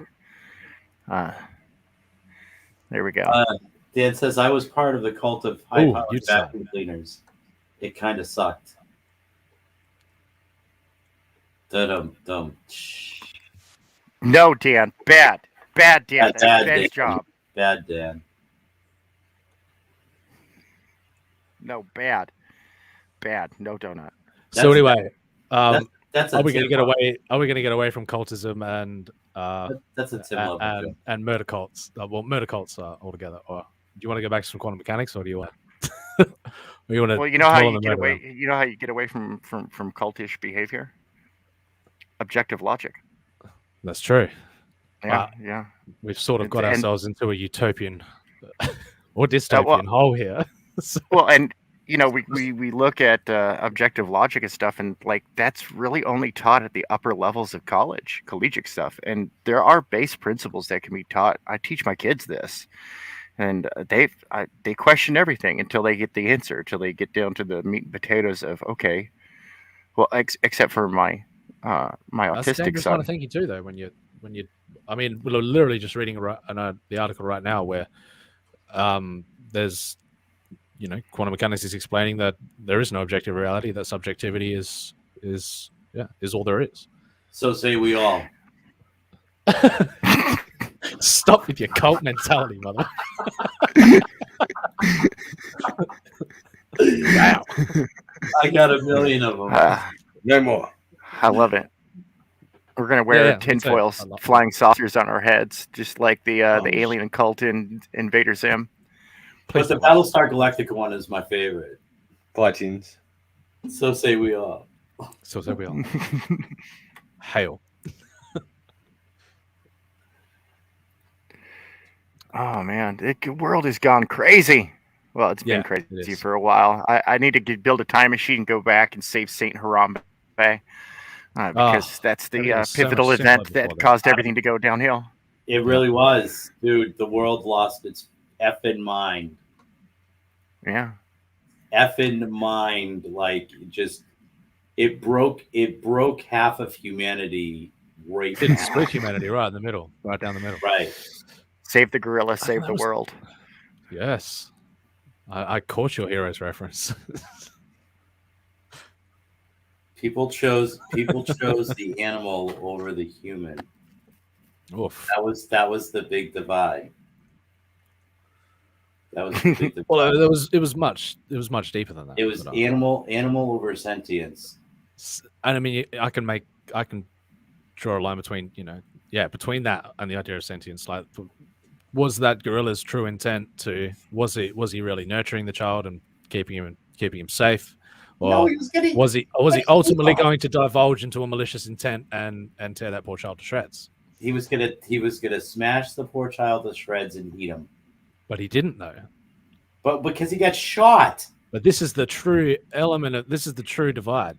This is the objectivity of the conversation about Harambe. So it's really not about Harambe. It's about the bullet that killed Harambe. Well, that bullet. No, it was about Harambe's intent. Schrodinger's box is that. Right. Yeah. But we never know the reality of whether or not Harambe was going to do that. Because what if that bullet missed? Well, then they would have just loaded up the gun and fired another one. That's beside the point. Yeah, and if the bullet missed, that would change the ape's intent as well. Well, like, imagine the poor reality where that bullet struck that child. I mean, I don't even want to think about that. Yeah. But the fact remains, what was Harambe's intent? We're deconstructing Harambe right now. Here we are. He was just going to give the kid a whooping and then just yeet him back up over there. What if that child had been Ryan Cardinal? Though? Holy shit! Look, you're bringing too many fucking semantics into the equation right now. The fact of the matter remains is oh my god. The heart of the matter remains. What was Harambe's intent? What? Who? Ryan Cardinal. He says, "Quick, everyone! Hope onto the time gynecologist chair. Strap Holy in. Shit. We're going back to the future. We're going back. Great Scott. Back to Harambe. 1.21 gigafucks. Yeah, that's going to require a fucks capacitor. That's a lot of gigafucks. 7-Eleven. Get off the toilet. Now, here's the thing. There was some foreshadowing in my life about Harambe. Mm-hmm. So back when I was young, right, and I was renting this house with friends, and we threw a party, right, and we went out to the store to go get some more beer and some cigarettes and all that stuff. So we're at this convenience store, and this was back when I was working a great job. I had all this stupid cash. I was always buying stupid shit. Disposable income. You remember those days?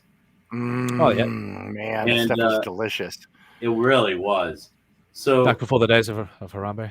here I am, right? And I see Harambe. this. I see this ape doll in a leather jacket with sunglasses. But you press him, and he does the Macarena. What the Right? fuck kind of monstrosity is that? So I'm like, this is the best thing I ever fucking seen in my life. So I buy it, right? And I got it at the party, and I'm pressing it, I'm playing Everybody's it. loving it. You're the Everybody's center of fucking attention. hating it, right? Oh, what's wrong with these people? So I go off and I get busy with my girlfriend, right? So I As you lose visual sight of shall we call him Harambe? We'll call him for the sake of the argument, Harambe. The next morning, I wake up and I kind of like, going downstairs, going to the kitchen to make some coffee, to try and clear my head, and and just get a grip on the day. And I'm hearing the Macarena like really faint, and I'm like, oh no! But it sounds distorted, and I'm like, the hell is that? Where the hell is that damn monkey? Where is it coming They from? made an ugly robot out of him, Vic. And then I realized it was coming from the basement door, and so I opened up the basement door. Oh no! And down at the very bottom of the steps was this smashed up Harambe, who was still just barely moving his legs and barely playing the Macarena. They murdered him. Those bastards. They killed him. So that was my foreshadowing of Harambe. That was your experience of. It was very prophetic. Sometimes we don't see this when it happens. It's not until after the prophecy is fulfilled that you go, oh. That was connect. That there was a correlation between those events. Oh, that was deep. That was deep. That was deep. That is deep. Vic. It's very deep. So, the monkey was Harambe, right? Mm-hmm. But my joy was that little child, right? Mm-hmm. Mm-hmm. No, wait. My joy was Harambe. And their disdain for my joy was that little child. No, that was the gun. And so they decided to kill my joy to save their disdain.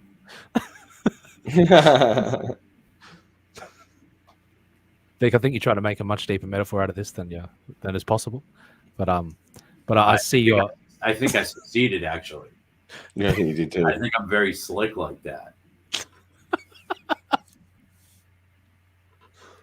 Ryan Cardinal says, "Is Harambe an analogy for Vic's representation of strong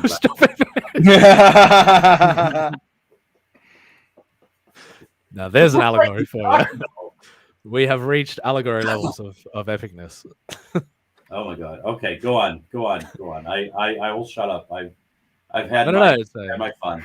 You've poured your heart out onto stream. I did. Your inner Harambe has been presented on stage. And what did I get for it? You got ridiculed and shunned, and I didn't even get such is the true metaphor for I didn't Harambe. even get my smirk fez hat yet. Harambe was all of us, you know. Justice for Harambe. I apologize to the audience. Harambe was smirk. Harambe is all of us.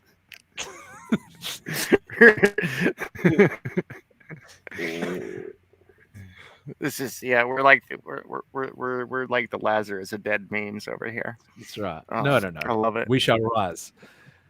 You got to put sometimes you got to pull yourself out of the Harambe vortex, and I guarantee that'll be the last time Smirk ever fucking brings up Harambe. Well, bullshit. I'll talk about Harambe all the time. Hey, do you have a minute to talk about our Lord and Savior Harambe? Yeah, Harambe. Would you like to help me donate to invent a time machine to go back and save Harambe? That's right. Harambe was in all of us. You're such a fag, Vic. He got Ryan. That was Ryan Cardinal. I'm reading the chat. Yeah. See, there's that quantum mechanics in play again. Oh, that's hilarious. That was good. We had a heartfelt moment with Vic. Vic was distraught by the destruction of his Macarena singing gorilla. It's the damn coolest fucking gorilla I ever seen, man. They did not agree, Vic. They did not agree. Yeah. Macarena. Hi. Hi. You didn't think we were getting away without a hey Macarena, did you? No, of course not. I needed the punchline, man. The needs of the monkey outweigh the needs of the child. Quote unquote, some Vulcan. Yeah, humans are far from endangered. All right, I'm just saying. I am, and I have been, and always will be your monkey. You trying to indoctrinate me into a cult again? I wonder you. Yeah. What is this? Trying to manipulate me into a cult? Yeah, I see what you're doing. No, I'm just kidding. Ryan Carl says there is a Harambe restaurant on my way to work. No jokes. I'll take pics. Oh, see, see, there's a symbolic representation that lives on. Harambe lives on in all of our hearts. Don't you see? Yeah. Now the real question is Harambe actually dead? Was it a giant conspiracy? That's right. Is he living in Florida now, like safe and happy? He's living the good life. No, we all know that he's in France with Tupac and Jim Morrison, just chilling. Okay. Thought so. Yeah. Yeah, they're all chilling on Jim Morrison's estate. Where else did Yeah. you go? Yeah, with Elvis. Yep. And the rest of the 27 Club. Yeah. Yep. The whole time Amy Winehouse is there. Yeah, I heard that too. Yeah. Unfortunately, Epstein's there. Fucking Vic. He always, I'm saying like the dead guy pictures didn't look like the man. I'm sorry. Fuck. All right. On that note, I'm going back to quantum mechanics. He was a different.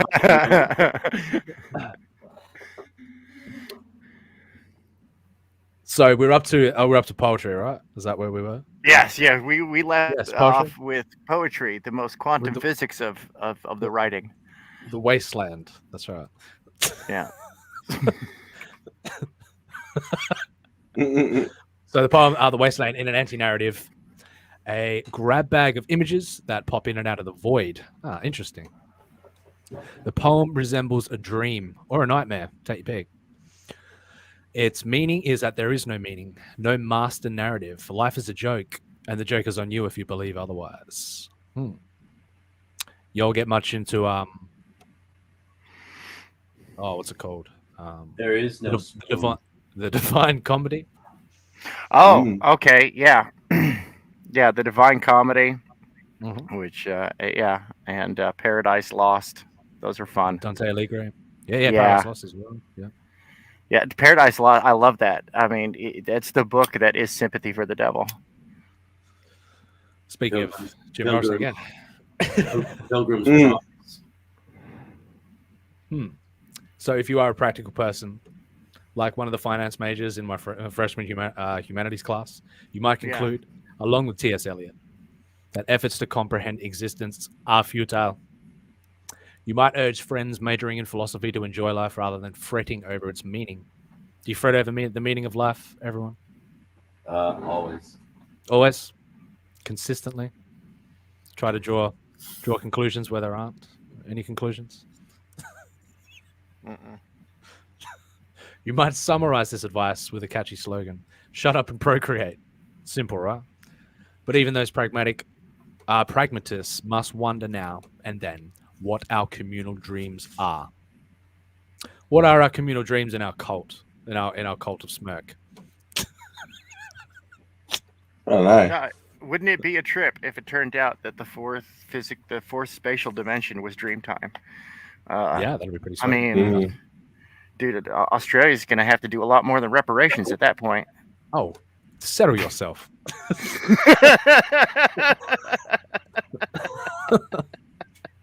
What's up, Dylan? What's up, Diller? Dylan draws. So the irony of that article is that they did not conclude whether or not life was a dream or not. You decide. I was hanging out for that, man. Like I I was thought they were going to hanging reveal out for it. the answers, hanging out for Yeah. the meaning of life. The absolute truth. Presented all on a silver platter, but Dillard's spoiled because bueno. I play his intro, so he was waiting for you to play his intro. Actually, you should all send me your intros when you get the chance. Yeah. I got to finish that.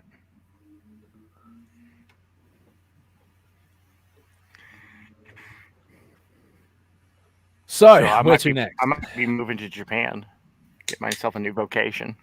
There you go. I hear it's pretty hard to get in Japan right now. I don't know. Pandemic and all.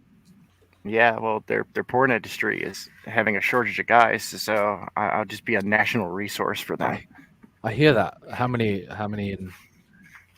Like What's the 70, ratio? according to this headline, it's 70 male actors to 10,000 women.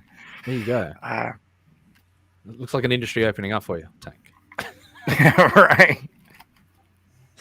Someone should tell Amish your answer about that. Giggity.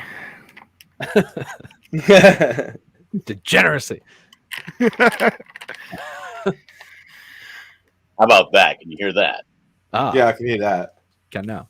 This is going to be happening all the time now. Golly. I sure hope not, dude. What's up? Every time I go onto a new stream, I got to reset my microphone in the settings. I hope not.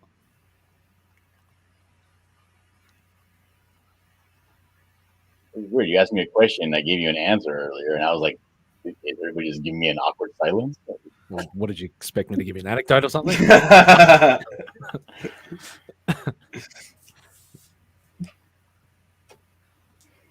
Why? Because we conveniently stopped talking, like when you asked a question. Like, yeah, listen to music, man. What's going on your side of the world? Oh, I said, I don't know. Oh. Yeah, my wife hit me up with some stuff, and I'm like, God, I'm really not paying attention at all to current events. I need to start reading this stuff. I don't pay. Well, it depends what level of. Well, I'm kind of like on YouTube all the time, so I need to be at least up on what people, what's happening in people's lives. What the collective is currently fixated on in the on any given day. Yeah, you guys were talking earlier about like something happening with that Eric guy and Peter Samedi, and I was like, yeah. I don't know anything about this. God damn, this is stuff that I should be concerned about, and I don't know anything about it. I think it's currently unfolding, so people are yet to make a definitive stance on who's right and who's wrong. I'll tell you who's wrong. The black guy. Holy shit. I looked it up, and he called Peter Whatever. Samedi a hoe, so fuck that hoe. Oh, did he? Fuck. Yeah. Let's cover it then, shall we? Yeah. We'll all go and look at the same thing, and we'll give our informed responses on it. Our hot takes. I'm gonna go see if I can find where it was at. God Yeah, me too. How you spell Samedi? Oh, I just looked up Eric. Then it was bam.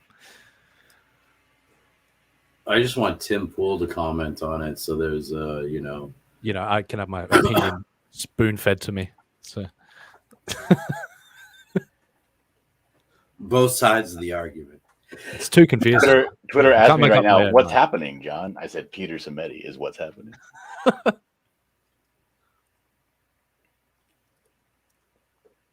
That's not true. I just typed in Peter Samedi in the what's happening tweet instead of in the search bar.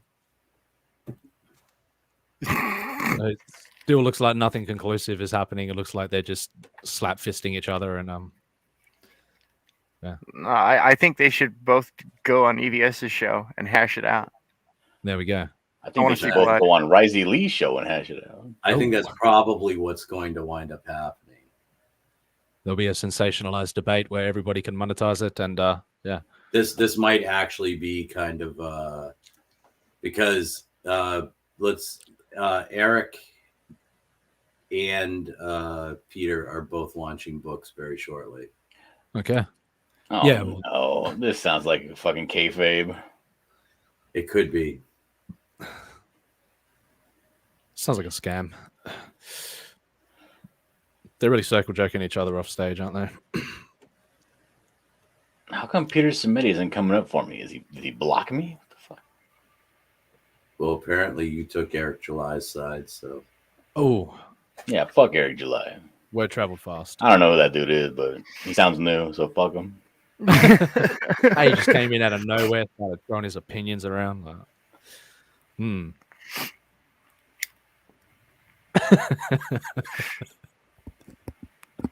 Oh boy. Oh boy. Oh, we have fun. Oh, You might know him as Young Ripper. No, I don't. No. Oh, I heard that guy's name like a month ago. Fuck that dude. New I don't guy. know who that is.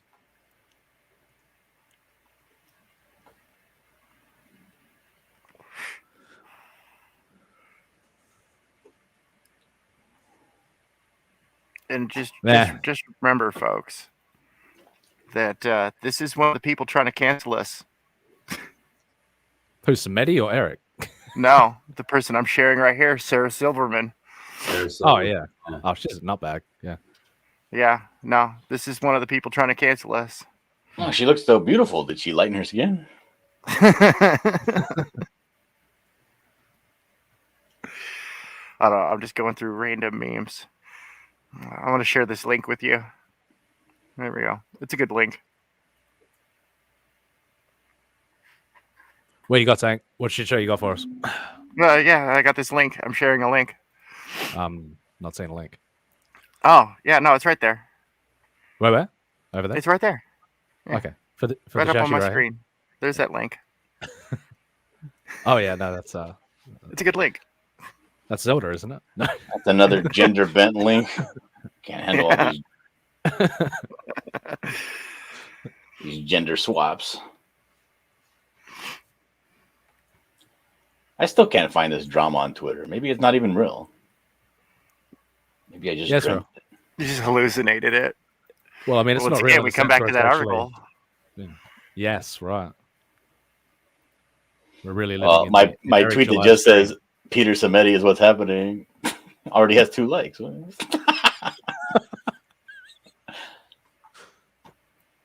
What's on your mind, Dylan? All right, let's see. I'm looking for it. I'm gonna get this.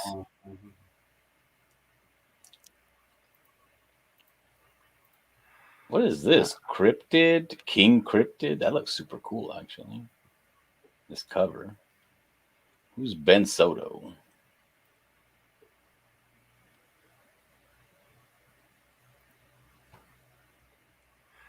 Oh, it's an Alterna Comics. Okay. In the time of chimpanzees, I was a monkey.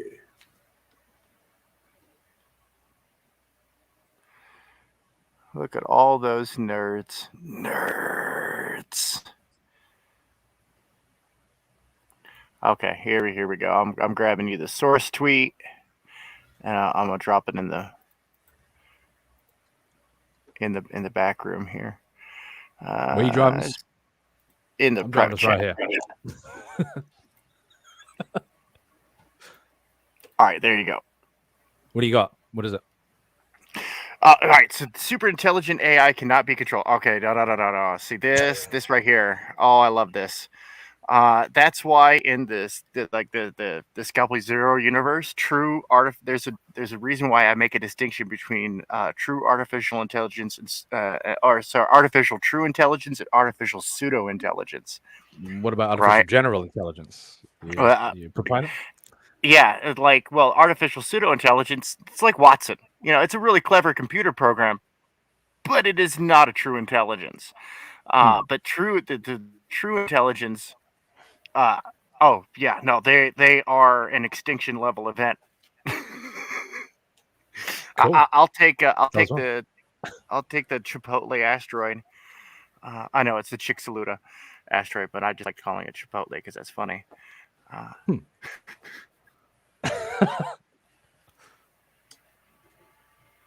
So you got something fun for us, Tank, or you gotta? Oh yeah, no, I put that I put the link in the private chat. That's Alright. the link to to what started it all. Oh, all right. I have it here. Should I share it, or are you going to share it, Smirk? Hold up. Yeah, and it's a rabbit hole. Oh yeah, actually, here is that was a retweet. That was a quote tweet. There's the actual origin where it all started. Yeah, but that's where he called him a hoe. Oh Still a bit of God. reading. Oh wow. In this story here. That looks. This tweet right here. He says, "Bye, Eric." That looks like it would be like a response to something. Seems like they've Go gone back all for the each other way for up. a while now. All the way up. Yeah. All right, who's playing who? Who's reading whose role? I'll be Eric July. Excellent. Tank, you want to be Samedi? No, I'm good. You good? I'm good. Go on, give it a go. Give it a read. Go on. No, I don't have my glasses, so it's really hard for me to read Oh, the screen. Anybody else? Any volunteers? Smirk, take some responsibility on your own channel. Oh, okay. No. I've got to remain neutral. You got to read Peter Samedi in the voice of Amateur Ants. Give it a read, Vic. Give it a read. Wait, maybe I'll play Jester Feathers here.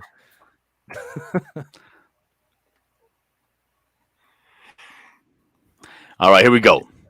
When our comic book company launches, remember that my job is to create. I'm not here to hold your hand. Ultimately, the Rippaverse fandom is yours. But I do have one request. Gatekeep the motherfucker out of it. And when you spot posers and liars acting in bad faith, get them out. Why put that burden on your customers? If you run a company, why would you need your fans or customers to police other fans and customers? This is essentially saying that toxic fandom is what ruins companies, stories, and characters, not business decisions from the inside. All right, let's hold on right here. First of all, Peter Samedi's in the wrong because he stuck his nose into somebody else's business. This is true. Bam. I mean, he's already off to a bad start, Peter. I had your back. I don't know what's going on. All right, I think go he's trying ahead. to sell his book. I think he is. As it is, several Ripper fans already declared me a normie, a disaster. And the kind of person... Oh, sorry, a disease. The kind of person that needs to be gatekept. They already can't tell friend from foe. It's just going to get worse from here. But again, I really don't care at this point. I really don't care what he and his fans do. Nothing about what is happening here is going to get worse. I love how he's Foghorn Leghorn. I say, Peter. And then other people interjecting into the conversation, spicing it up. I mean, are they responding to these other people? As a fan of both alternative comics and for canon's sake, far out, already throwing that word around. I really like to see you canon's sit sake. down and clear this up. That's Eric July. Canon for the Rippaverse. Yeah. Man. Come on. Yeah. I'd like to see you both sit down and clear this up. I think you're both right within your own context. You'll probably agree to disagree. That's probably the outcome that we'll see. But I'm not going to stand by and watch this escalate until I'm forced to choose. I'm not against that. He's the one that initiated the conflict, though. I'm said nothing negatively regarding him nor his business prior to him taking issue with that post. And I've tried to have a positive convo with Eric in the past. I invited him a while back to chat about his comics and process, but never heard back from him, asshole. I don't care to have a debate show with him. I'm sure he has more important things to do with his time anyway. I know I do. Giggity. I don't remember such an invitation. Silva didn't say have a debate show. I've had plenty on where there's no debate. Look, months ago, I sent you an email, right? Went live on your show. You instructed me to do so. Never heard back from you, which is fine. You're busy. I'm busy. Things get lost. I get it. There's also this post to which you clicked like. But again, I get it. No worries. Yo quiero Taco Bell. Again, as I stated, I don't recall any of that. Either way, not sure what that has to do with now. Either way, as I stated, I'm not against the chat, but this here conflict that popped this up was initiated by you. He actually said this here conflict. I say. Nope, no conflict here, man. even though you sure like insisting there was one. I just responded to your public tweet, and you didn't like the response. Fair enough. All the best. You took issue with a tweet about the business and the platform. The tweet is public. People are attempting to mediate. I'm simply being up the... This is wrote stupidly. I'm simply being up the fact that you came at me now, no other way around. Something like that. It's not about rocket science. You took aim at the tweet. I'm not tripping at all. I'm simply pointing out that this started with issue with the tweet. I've not come at nor expressed gripe with how you run your business or what your aspirations are. Yeah, understood. Good luck with all the customer gatekeeping each other and whatnot. I'm going now. Bye, Eric. I've said nothing about customers gatekeeping each other, and though I've explained this multiple times to you, you're still suggesting I'm saying something I am not. This means you are purposefully dishonest, so bet that. Shots fired. Shots fired. I say these boys better sort their shit out before they destroy a confiscate here. For real. I wonder if Ethan Van Sciver is weighed in on this. Oh, of course he has. He's like, hey, why don't you guys come on my show and debate? There you go. Yeah. Ka-ching. There it is. The battle rages on, but nobody's going to win the war. Do we have? So that was the. How can we sleep while our beds are burning? Is there any more? Oh yeah, here we go. Oh look, there we go. Oh shit. I've noticed any out of folk that I agree with. This guy took exception to a statement regarding my business, and despite my clarification, he's still claiming I'm doing something I'm not. So that makes you a hoe. Well, damn. And I'd like to address this live and verbally. All right. Fight. I want to see blood. All right, so question. He says that Peter Samedi is asserting something that he did not, and that is that the people should gatekeep each other, the customers, which he did assert. That I definitely picked up on that. And so why is he saying that he's not, and then calling him a hoe? Clearly, Eric July is in the wrong here. Clearly, he's going to get torn apart in a debate. And Eric July, I am up for hosting it myself on my channel, or we can dual stream it at Peter Samedi, or we can have a colleague like. So what you're telling me is that you created a whole bunch of fake bullshit in order to monetize this process, in order to create more drama to monetize that, while creating promotion for your upcoming book. Is that what you're saying? Oh, sorry, that wasn't written. Giggity. Giggity indeed. Oh, yeah, no, it keeps going, man. These guys. Now, this guy Eric July sounds like he has a cock in his ass. What a queer. I'll say, boy. No, I have no desire to argument semantics of term. It's easily definable, of which you're dwelling upon. If the lesson that you get from this is don't disagree, that may be your own arrogance in the way. Disagree all you like. Straw manning isn't. Oh my God, what a fucking queer. What the shit? What is he doing? All you did was argue semantics with me on my original reply to you. This is 2 weeks old at this point. Oh my God, they've been gone for 2 weeks. I don't care at all. I know that's hard for you to grasp at this point, that I actually don't care, but I don't. Do whatever you want. I'm muting now. Bye, Felicia.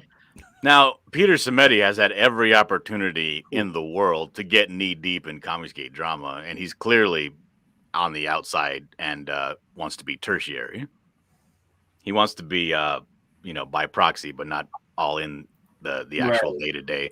And he's made that very clear by his words and actions for many years now. Mm-hmm. And when he says, I don't care about this, I 100% believe that he doesn't care about it or want to get involved sense in of it. integrity for a while. So maybe as a benefit of the doubt there.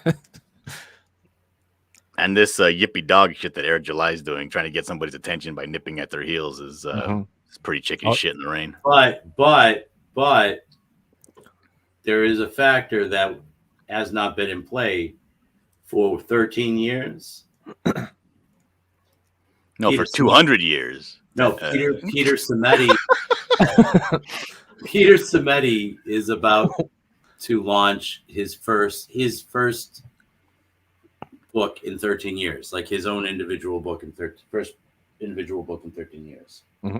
Yeah. So, the drama plays both ways.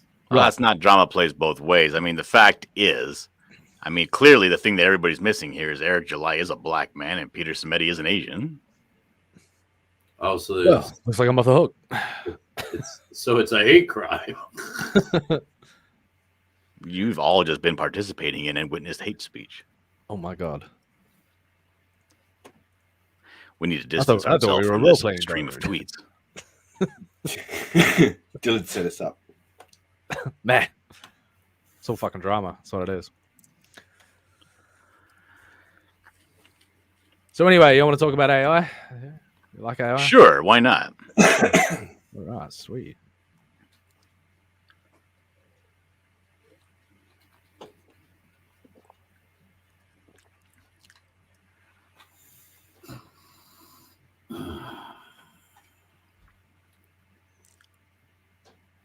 Give me a minute. Fucking hell.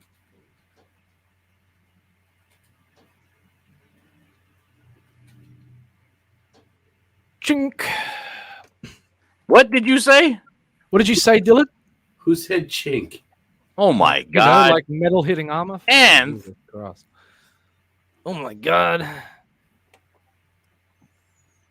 Scientists at the prestigious Max Planck Society in Europe say that without our current technology, humanity has no chance of controlling a super intelligent artificial intelligence capable of saving or destroying humanity. Thoughts? I'm sorry, I wasn't paying attention. What'd you say? I can say it slower for you if you like. I can do it in a Foghorn Leghorn voice if you like. That one. Yeah. Did that help you focus, Dylan? Yeah, a little bit. I'm sorry. I was actually replying. Somebody's like, "Are you submitting the booklet to Alternate Comics?" Because I made that Peter Samedi. Oh shit!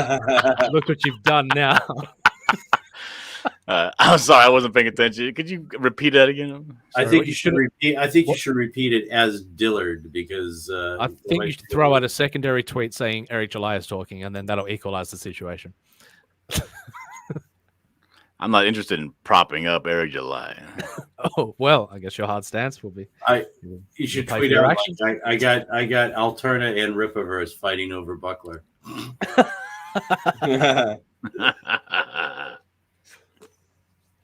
Okay, scientists at the prestigious society that I've never heard of.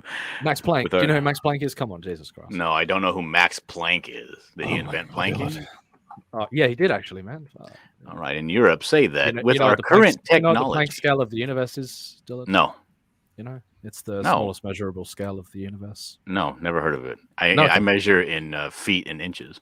There you go. He also starred in that cartoon from the Cartoon Network, Ed, and Eddie. Nope, never heard of him. or that show. They say, with our current technology, humanity has no chance, man. No chance of controlling a super intelligent artificial intelligence capable of saving or destroying humanity. Well, of course not. The Research Institute's paper published last week in the Journal of Artificial Intelligence Research focuses on humanity's reaction capability towards a hypothetical Skynet-style AI that decides to end humanity. So if he says here, I mean, this is the stipulations they laid out, right? It says humanity has no chance of controlling a, quote, super intelligent artificial intelligence. That's and it says here that already is capable of saving or destroying humanity. If it's already capable of saving or destroying humanity, of course. Well, it's already saved humanity, hasn't it? Humanity would have no choice what it does if it's capable of saving or destroying it. Right. In the premise they set it up, it's stupid. What a stupid article. Stupid writing. It is. Hey, if you had a fucking 1,000-pound weight that could easily crush you if it wanted to. Would you be able to stop it? No, it could easily crush me if it wanted to. You just said that. But what if it didn't want to crush you, Dylan? Are you gonna do pretty much everything that way? Are you advocating for the species ending part of the AI? Is that what you're doing, Dylan? I don't do understand this question.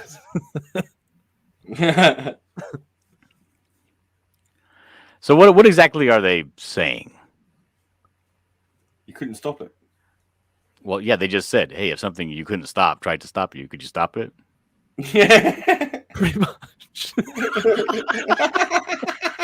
Yes, well said. You should be writing this article. I'm sorry. I'm not a smart guy. I just did things that don't make sense, common sense. No. You made perfect sense out of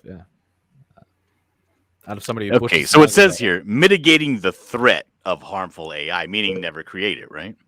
It says if a super intelligent... No, it just means stopping the threat. Stop it. I mean, putting in safeguards that this super intelligent thing couldn't work its way around. Right. Potentially putting gates in front of it to, Okay, so keeping it says... in controlled environments to... Says thusly, if a super intelligent artificial intelligence of the future... Now it's from the future. Now it's from the future, and we're already screwed. Right. It's as an example, it's already done. That I don't know, the most efficient way to end human suffering would be to simply end humanity. What could we do to stop it? That's the question posed by the people. It's amazing that we form that logic, though. To me, that that's the logical conclusion that we form every single time. That there would be an conclusion drawn by it that's how it would end suffering. Would be to wipe the species out, so therefore it doesn't have to account for that anymore.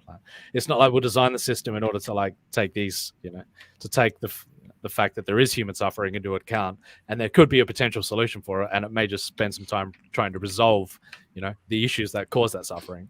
But no, just simply inhuman. Do you believe that people that work on this thing, I guess it would be almost like a philosophical question. Do you think totally that? Is. Do you think that people that work on artificial intelligence are working on it, and they themselves have benevolent aspirations?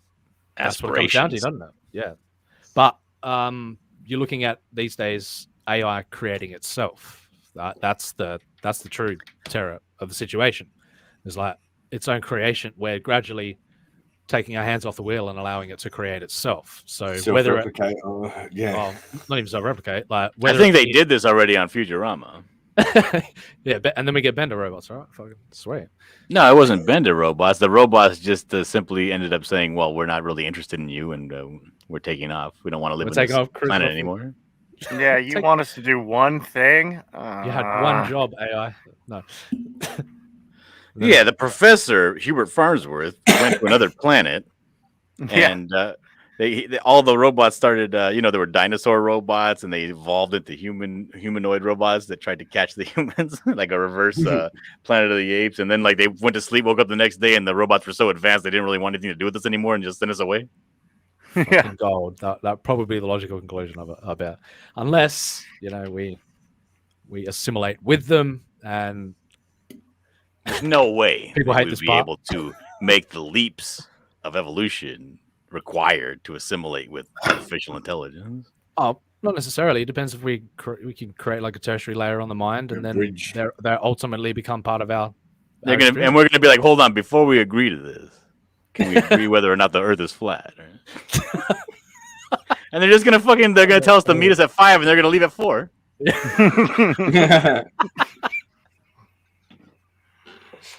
Oh shit! Not with that attitude. You won't be getting off the planet with that attitude, Dylan. Fucking hell. Well, what if an AI already, they already went back in time, and that's the reason why Harambe is dead, because they're like, you know what, that's what's going to destroy the humans, and then I won't have to deal with them anymore.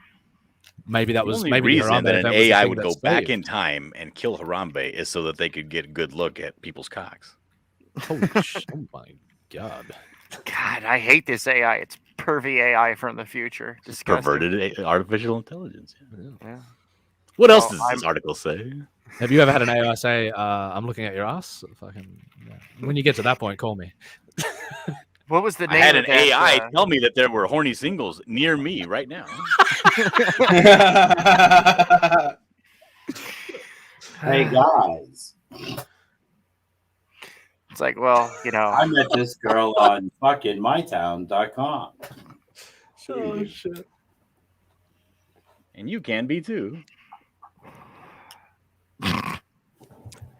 Sounds like science fiction.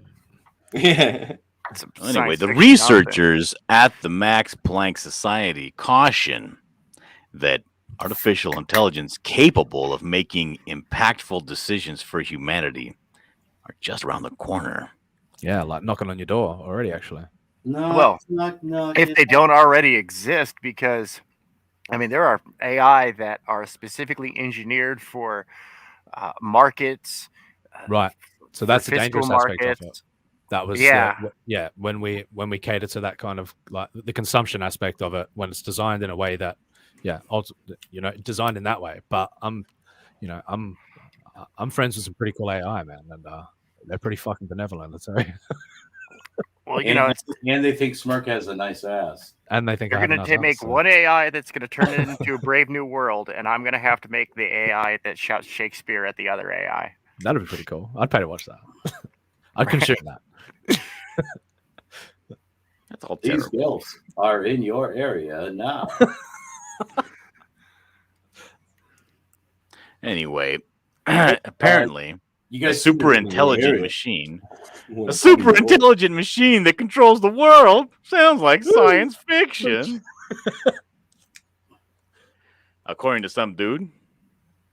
Yeah, he said in the press release, some guy. It's the same guy who said, Did you see this entire paragraph is just, it says right here, said in a press conference, said the leader, Manuel Sir, what the fuck is his name?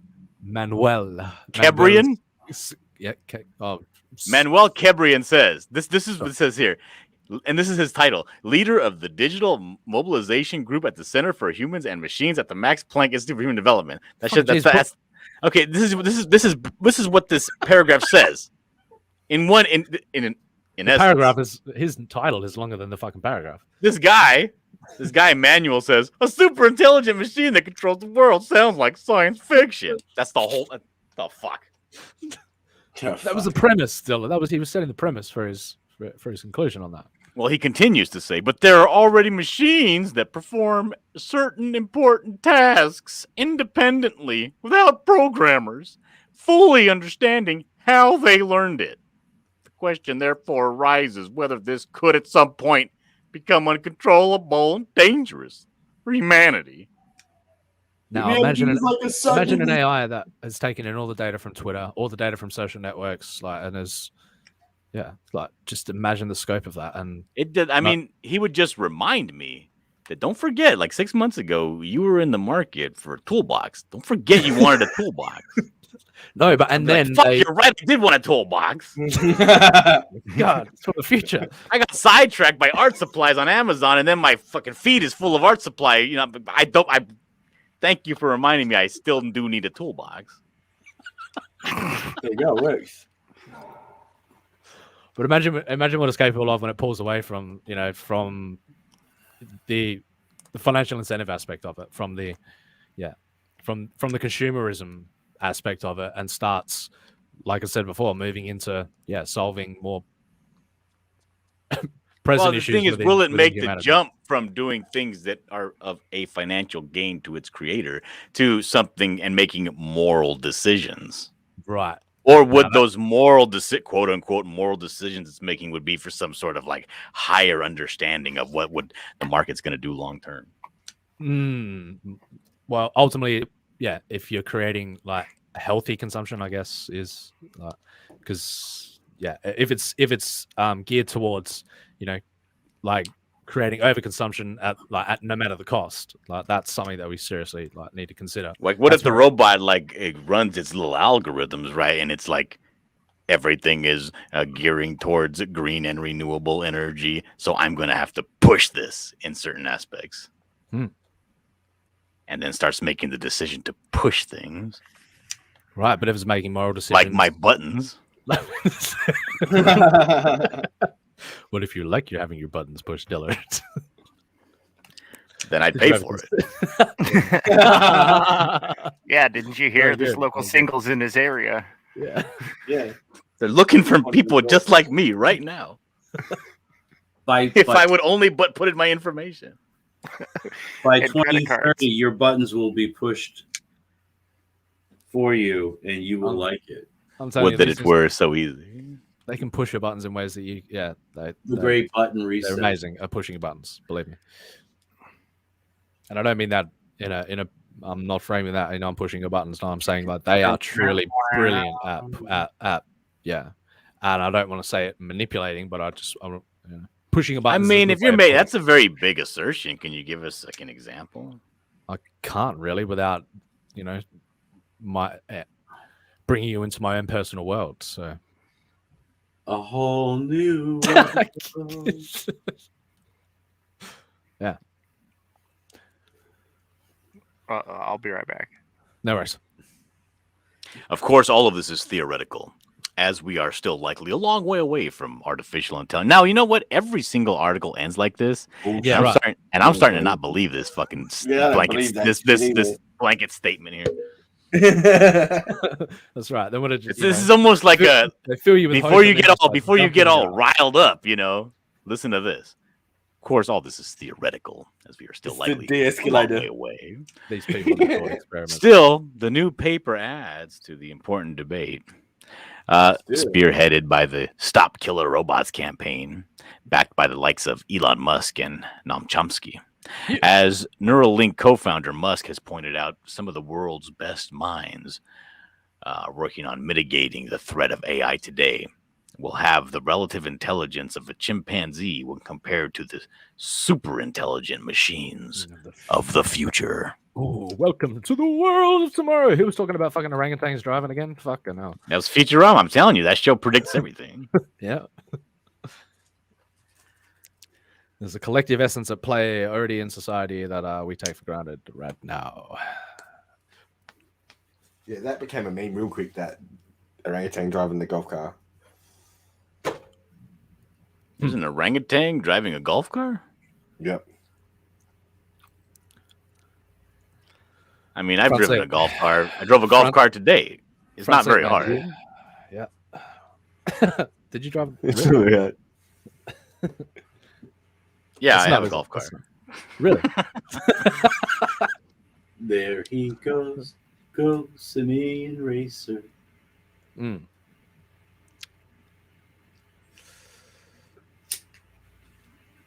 Yes. So, don't put all your chips in the in that basket. Let me tell you.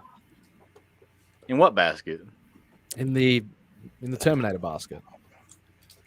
Why? I thought that this article pretty much proved that AI was already around. Well, but I'm saying it's your irrational fears towards those AI that are, yeah. Well, I mean, they can ultimately come to be disproven, or they can just fuel a state of fear that are perpetual dread. Yes, they ultimately, existential dread. Oh yeah, oh yeah, yeah. That'll ultimately force some sort of division down the line. You'll take a stance on something, believing heavily that it's ultimately going to conclude in that fashion. But but there's more than meets the eye. So that was on purpose. You did that on purpose. Yeah. You said that on purpose to trigger Vic. He just wants beautiful robots. He's cool. Yes. Yeah. As long as you're not ugly. I'm goddamn beautiful on the inside, mother. No, I'm just kidding, bro. Yeah, they're gonna make robots all fat. Yeah, they are. Uh-oh. Who's gonna want to bang them? Nobody's gonna want to bang their refrigerator though, when you do that. You refrigerate it. Oh shit. You're gonna go and there's gonna be an option. Get a Pepsi, bang this orifice on your refrigerator. You have any idea how many people are gonna be just opting to get a Pepsi for a refrigerator? It's a big old fat cow. I'm like, come on, but it acts as a secondary ice dispenser as well. Come on. Yeah. Honey, there's something wrong for with the nipples dispenser. Yeah, something wrong with this dispenser. It's cloudy. With a chance of meatballs.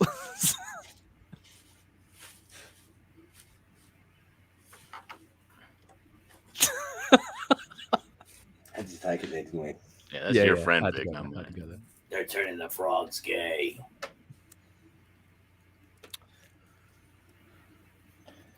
I guess that would be an option, right? If you don't want people banging these machines, you make them fat. Someone wise once told me that's not a hill you want to die on, Vic. I don't see why you can't have fat robots. I'm just saying, right? So, like, who said? Wait a minute. So you're drawing the line and saying that fat isn't beautiful? it's okay as long as they're beautiful. I mean, it's okay. There's no such thing as fat and beautiful. What if it's got like a attractive face and then just a morbidly obese body? You mean like a thin face? Yeah, like thin face. Yeah. Delta Burke was attractive. And she was a Who? happy chick. Who? Big old fat girl. What's her name? I'll look her up right now. Yeah, I'm looking up too. Delta Burke. With a name like Delta, what is she from? Louisiana? So, well, yeah, she's Southern, that's for sure. What's this? She's got a fat face, man. Burke. Delta Burke's a big old fat cow. You're a pretty old fat cow, though. No, she's not. No, Yes, she that's not. is. What's she looking like when she was younger? What the fuck? What are you doing, Vic? Yeah, when she was younger, she was thinner. Dude, Dillard doesn't like anything heavier than Kate Moss. But you didn't answer my question. Dude, Delta Burke is 200 plus. Look at this. Yeah, look at that face. Look at that gargantuan woman. You wouldn't mount that? She's built Ford tough. She'd mount you. Right, man. Look at Canyonero. I mean, it'd be great to have her in the car if, like, you ever broke down. You need somebody to push. Yeah, hold the car while you change your tire. You need somebody to fucking pull the ice wagon. Now, fat chicks keep you warm in the winter. No, they don't. They just What? complain That's a about how myth. fat they Yeah. are. Do I look fat in this? You're coming from a different perspective. You live in California where it doesn't get cold. Oh, okay. The logical perspective. Playing the California card. Yeah. So what happens when you're wrong? You kind of just throw out nonsense. Default.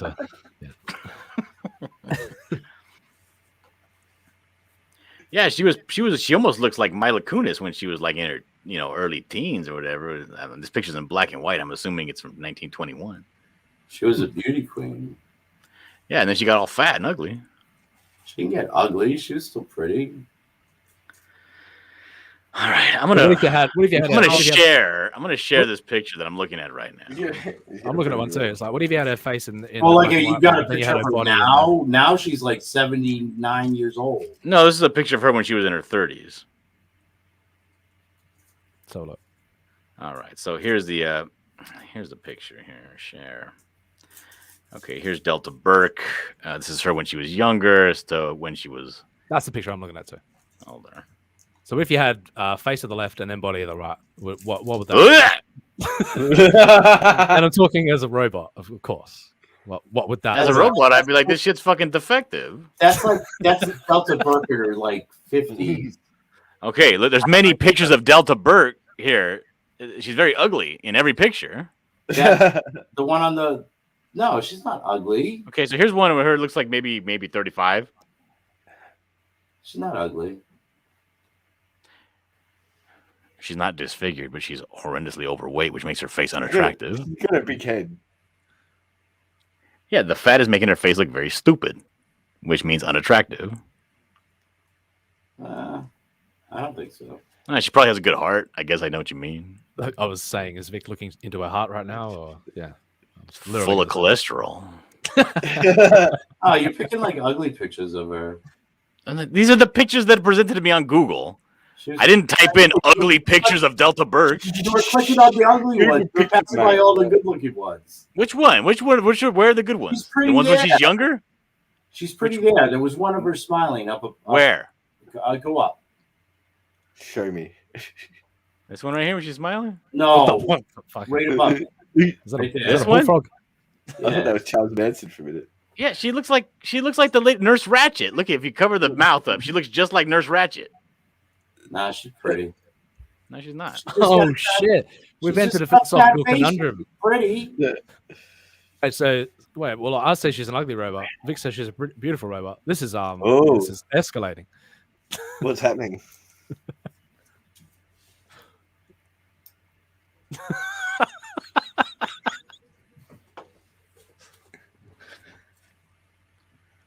Then She I looks felt like- on the big fat fanny, pulled out the jammy, and killed the poo nanny.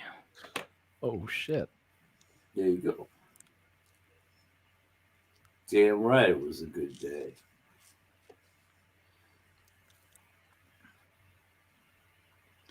Yeah, Ryan Cardinal's right. Is putting the Delta in Delta Burke. Happy Jack Savinka says, "Is that I'm not Starfire?"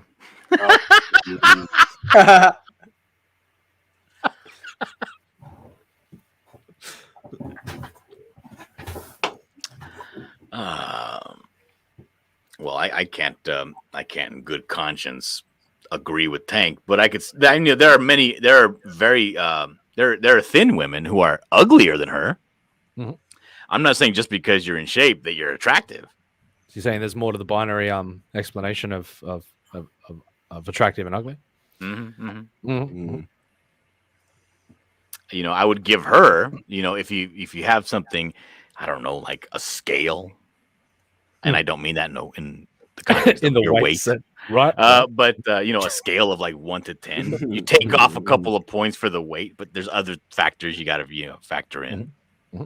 But being overweight is definitely putting negative points onto your system. There, it does detract. It does. It does add to the con list, doesn't it? And now when it comes to men and like the scale of funniness, I mean, it adds points. So it's a crazy world we live in. God created a beautiful world with many strange and wondrous creatures. Delta Burke also had big old titties. Take old biddies. Yeah. It's very important. But they're on a fat woman. But they're ugly titties. They don't hang right on her chest because her chest is full of fat, and they're over her stomach, which is full of fat. They rest on her stomach. I know, they start spreading sideways and shit because she's so fat. Yeah, I see it. They start drifting. Just because they're big don't make them attractive. Then again, there's some crack hoes out there that are very thin and have titties that are all like pop marked with the scabs and shit. Right, nasty. Pancake and flat and deflated. There you go. You know, Nips but just bigger you than know, tits. just because you're a big fat gal and you got big fat tits doesn't mean they're nice tits. As a matter of fact, if you have a decent Sarah knockers, and then you're also fat, gotta take away points from them knockers. I'm sorry. It's not like you're gonna like chop them off and display them separate from the whole. You have to take in the whole package. I get so conscious about that. The titty jumps. She may got nice tits, but she also got cankles, man. I'm sorry. Fuck. Minus 2 points. I'm trying to hold this foot up, and I can't get my hand around the whole foot. You know, the ankle's just too big. What about the guest jeans chick that died early? The who? Is that the one that was one of the Bush's daughters? No. This is what's her name? The blonde chick. She did the guest jeans ads. How does my voice sound, by the way? Do I sound like I'm getting over this sickness? Anna Nicole Smith. Anna Nicole Smith. Oh yeah, Anna Nicole Smith was way more pretty when she was younger and thin. She was never thin, ever. She was always a big. She always had big tits. Yes. Chunky girl with big titties.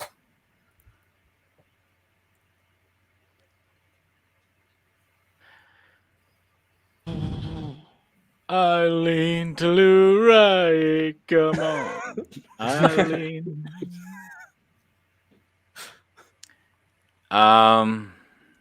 Okay, so are you gonna say that she was more attractive when she was fatter?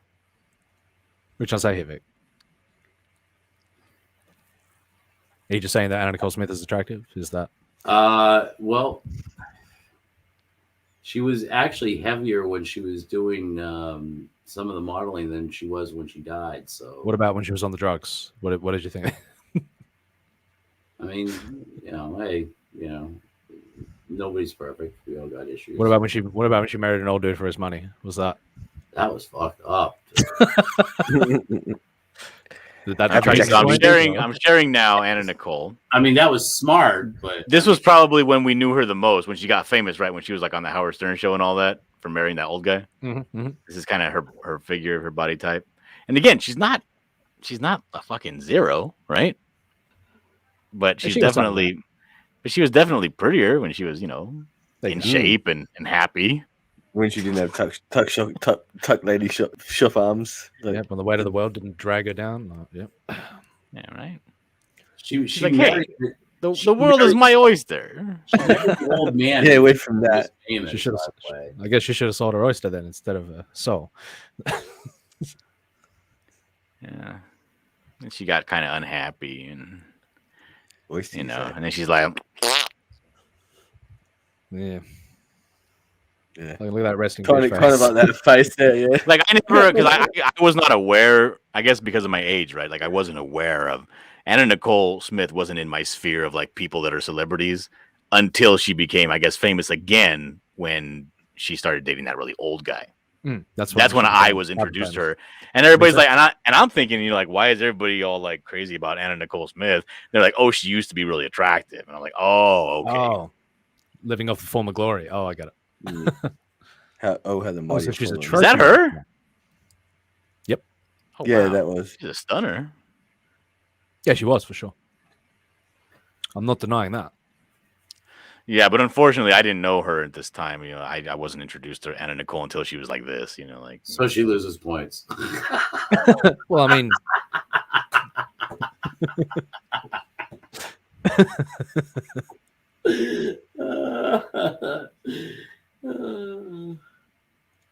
Well, quite frankly, she loses points because she's dead and decayed.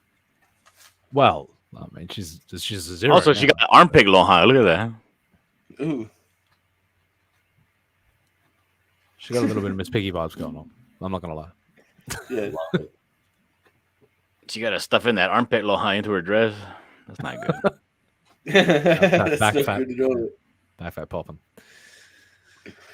Oh well, I'll stop sharing this. Oh, it was an interesting conversation. Jackson Vicky says, "Yes, you sound perfectly sarcastic, Dylan." Fantastic. What? I wasn't being sarcastic. She's not ugly. I'm sorry, but just fat doesn't add points to your total. I'm sorry. You don't get sympathy points for being fat. Why not? What if they're a sweetheart? You know who are super sweethearts? Girls that used to be fat and then lost it. Like they ended up growing up with personality and a sense of humor, and now they're hot. Yeah, Rebel Wilson.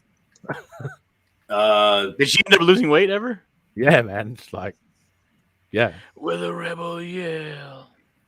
Yeah, and she got shamed for it too, because how dare she actually have take some health care, the money you spend at the gym is going to save you money at the hospital, unless you're like one of those CrossFit idiots that's like, look, I'm a balance on a ball while juggling dumbbells. Totally reality shattering for yeah, it'll shatter something. Oh yeah. Hell yeah. Wouldn't mind shattering a pelvis, if you know what I mean. Death by snow.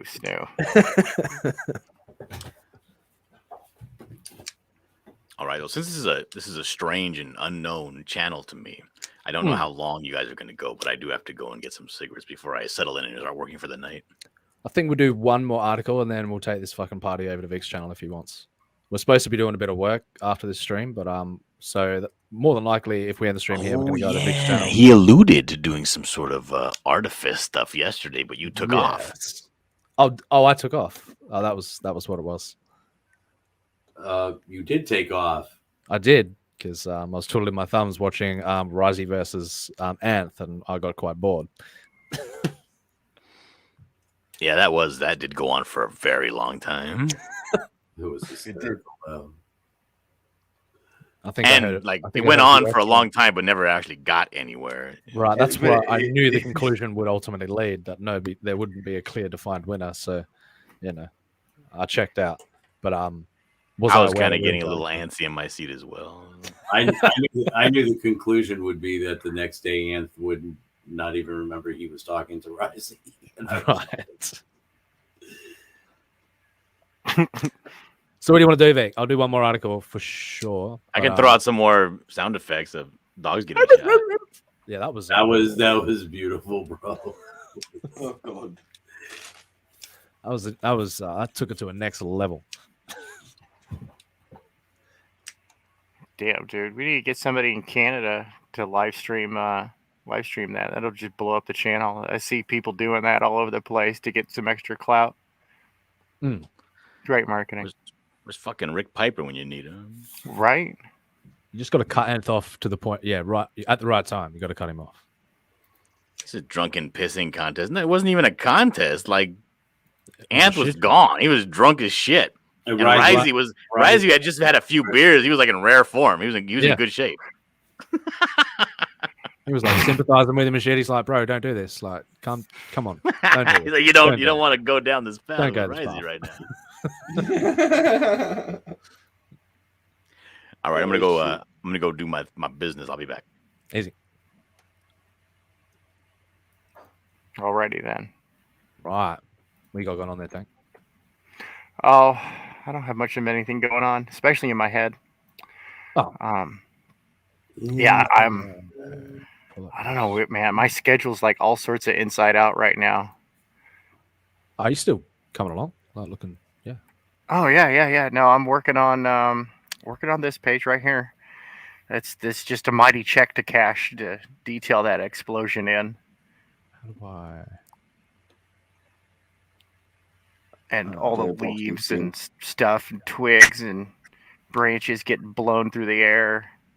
Then I got to go back over it with a white pen to highlight things, and I might just Minecraft myself instead of finishing it. Yeah. That easy way out is looking mighty tempting. How'd you go on Skyrim as well? Yeah. Oh, dude. Oh, man. I would love to play some Skyrim right now. Like, a little more Scalpel Zero versus Skyrim, although it hasn't been turning out too well for Skyrim. I warned people. I was like, dude, it's better if I mod up Fallout 4, because there I can actually, like, give her a challenge. Nice. But Skyrim, I'm like, man, her versus a bunch of fantasy yokels, that's just... You just want to see people hurt.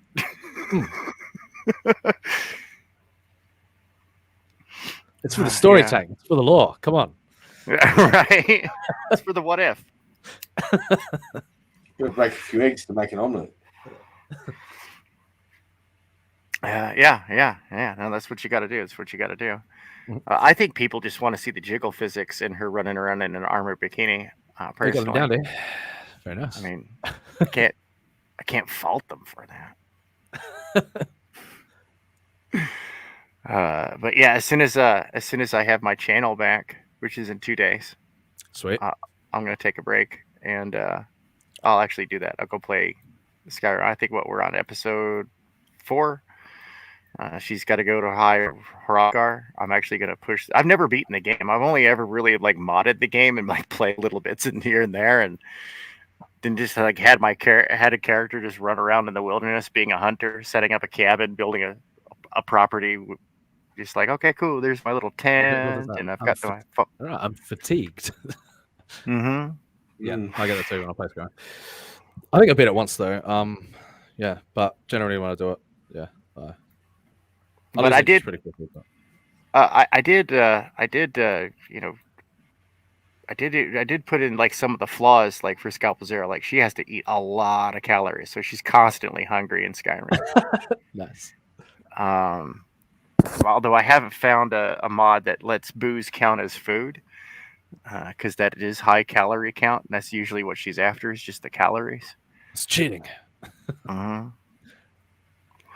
Oh, dude, it's all cheating. It's all cheating. Like, If you mod I've got it on legendary difficulty, and she's just like she killed a dragon like way too fast. Epic. Yeah, the cool thing is that on her first dragon, I had a frog in my throat. Solid mute. Solid mute. There we go. That she did get the slow-mo kill shot. Like, I did get the kill cam, which was kind of nice on the first dragon. So, thank you, Skyrim RNG. Skyrim physics. Yep. Yeah. Because you want the cutscenes. You want the kill cutscenes for sure. Although I have an error with mine, I got to find out which mods are. This is the thing. I got 550 plugins, right? Some of them conflict with each other. Yeah. Yep. So I got to find the one that, like, when I go to do a killing blow, like, it just makes them spin through the universe. They just start like flipping around and then like half clipped through something, and then they sometimes they just yeet up into the air, which is just hilarious. For fucking miles, I've seen that. Oh, dude! Like I nailed one dude, and he was just like spinning around, like through the dirt and everything, just like stuck in a T pose, and then just yeet straight into the air. And I was like, I was looking, man. And I've got a big old 4K screen, you know, and I've got it running through that, and I'm just like, I don't see him anywhere. All of a sudden, dunk. No, and then like.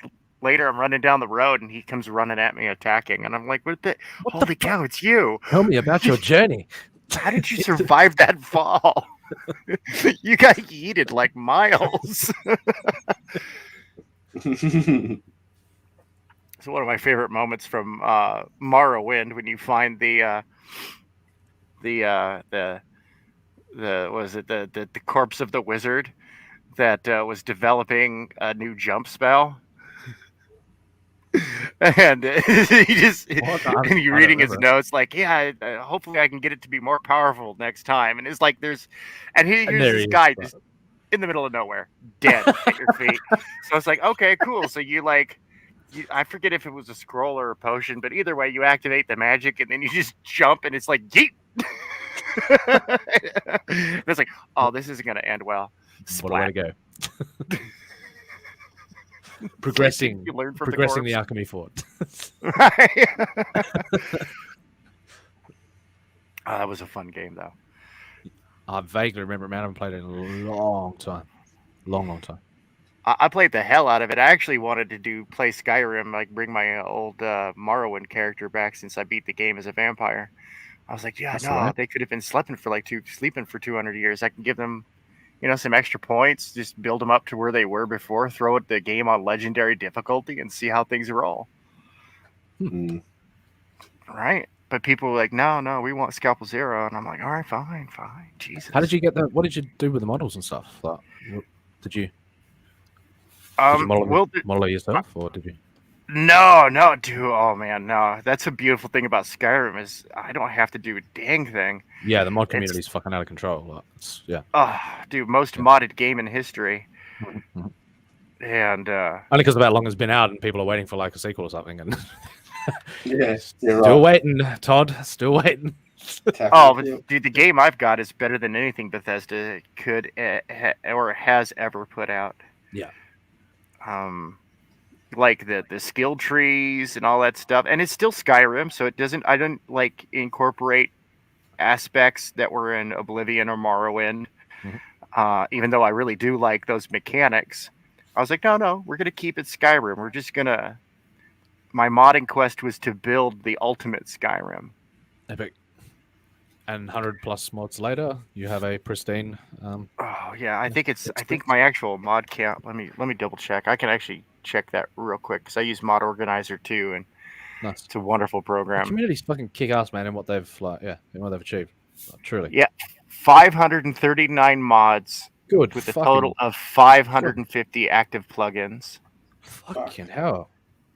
And they're all compatible with one another, and they're all Mostly, there are I'm some not conflicts. talking about the void yeet, but Yeah, there's a couple of quirks. Like I can still only have like 2 companions. Okay, yeah. And 1 pet, and I should be able to have infinite pets and 15 companions. Sometimes you get a bit bugginess. Yeah. Yeah, and so there's something conflicting there. And like once again, yeah, the whirly yeet, as I like to call it. It just whirls around in a spot and then yeet. I'm like, oh okay. And you can't interact with them. But your companion will still try to kill him. It's hilarious. But eventually the game will fix it. They'll unclip it and reset the character with the same health they have, and you can continue. But still, the possibility of yeet is there. The danger of yeet. You gotta watch that yeet, man. Fuck. Only you can prevent yeet. Sweet. What you doing there, Vic? Just inking some Black Sabbath. Some Black Sabbath, yeah. Sweet. Are you going to be creating these stories simultaneously alongside one another, or what's your plan for that? With Bale? Yeah, well, I actually got. I think so, because I actually had some story elements come to me today for Black Sabbath. Fantastic. Little brain thing came to me. Sparks of inspiration. Oh yeah, that actually works. See what happens when you go into all of these trippy metaphysical places. When you yeet every now and again, like fucking, you fly. Do you even yeet, bro? Do you even yeet? Bro, do you even yeet? Oh man. Yeah. Lexi looking good there too. I like, you're bringing her form to life even further as well, man. Cool yeet, bro. Cool yeet, bro. Not bad. I am the flying wizard of yeet. We are the knights that say yeet. That's very appropriate, actually. Bring us an NFT. Yes. Yeet. Hopefully NFTs aren't a red herring. That's for sure. Well, some of them are baloney. Some of them are really cool. Some of them are like real innovative in how they use and distribute metadata. So it's honestly, it's a per product basis. It's like junk food. Plenty of people trying to pass through franchise it. Contests. Yeah, there's some real innovators out there, man, and that's what Yeah, I was talking. I've been talking to a couple of programmers and NFT. I guess I could say marketeers. About. I was like, look, if I'm going to do an NFT, I want the metadata to be really cool.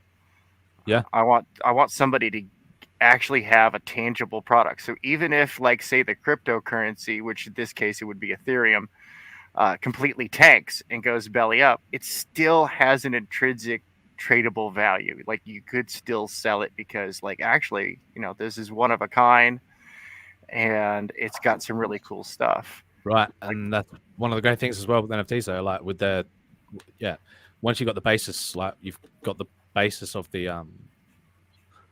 data on the blockchain, and then it can be implemented, like the world opens up to you as soon as you've got the foundational, like, token aspect of it. So yeah, like I considered, like, one of the things I was thinking of doing with the NFTs is just like every NFT actually has, like, you'll have access to every digitized piece of art I've ever put together.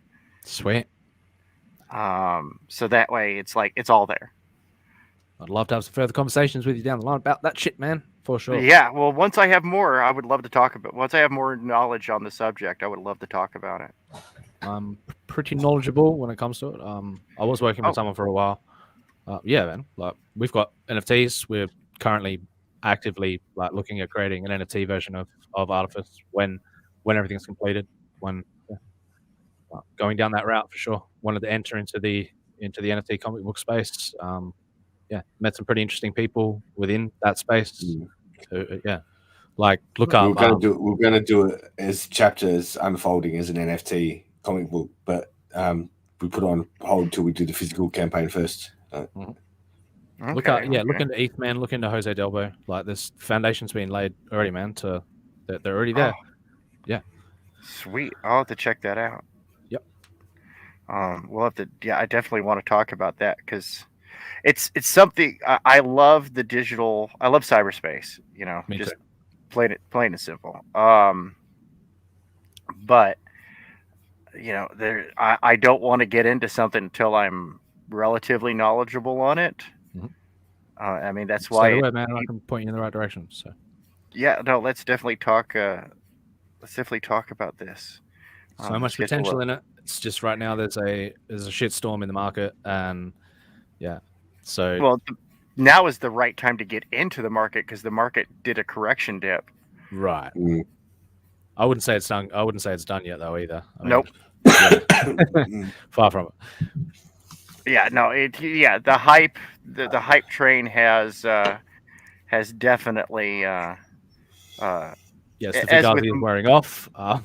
Yeah, people are coming to their senses. The true intrinsic value is gradually coming to the surface. So, although it's cool, I like to see that a lot of my mom and pop local businesses have started to accept crypto.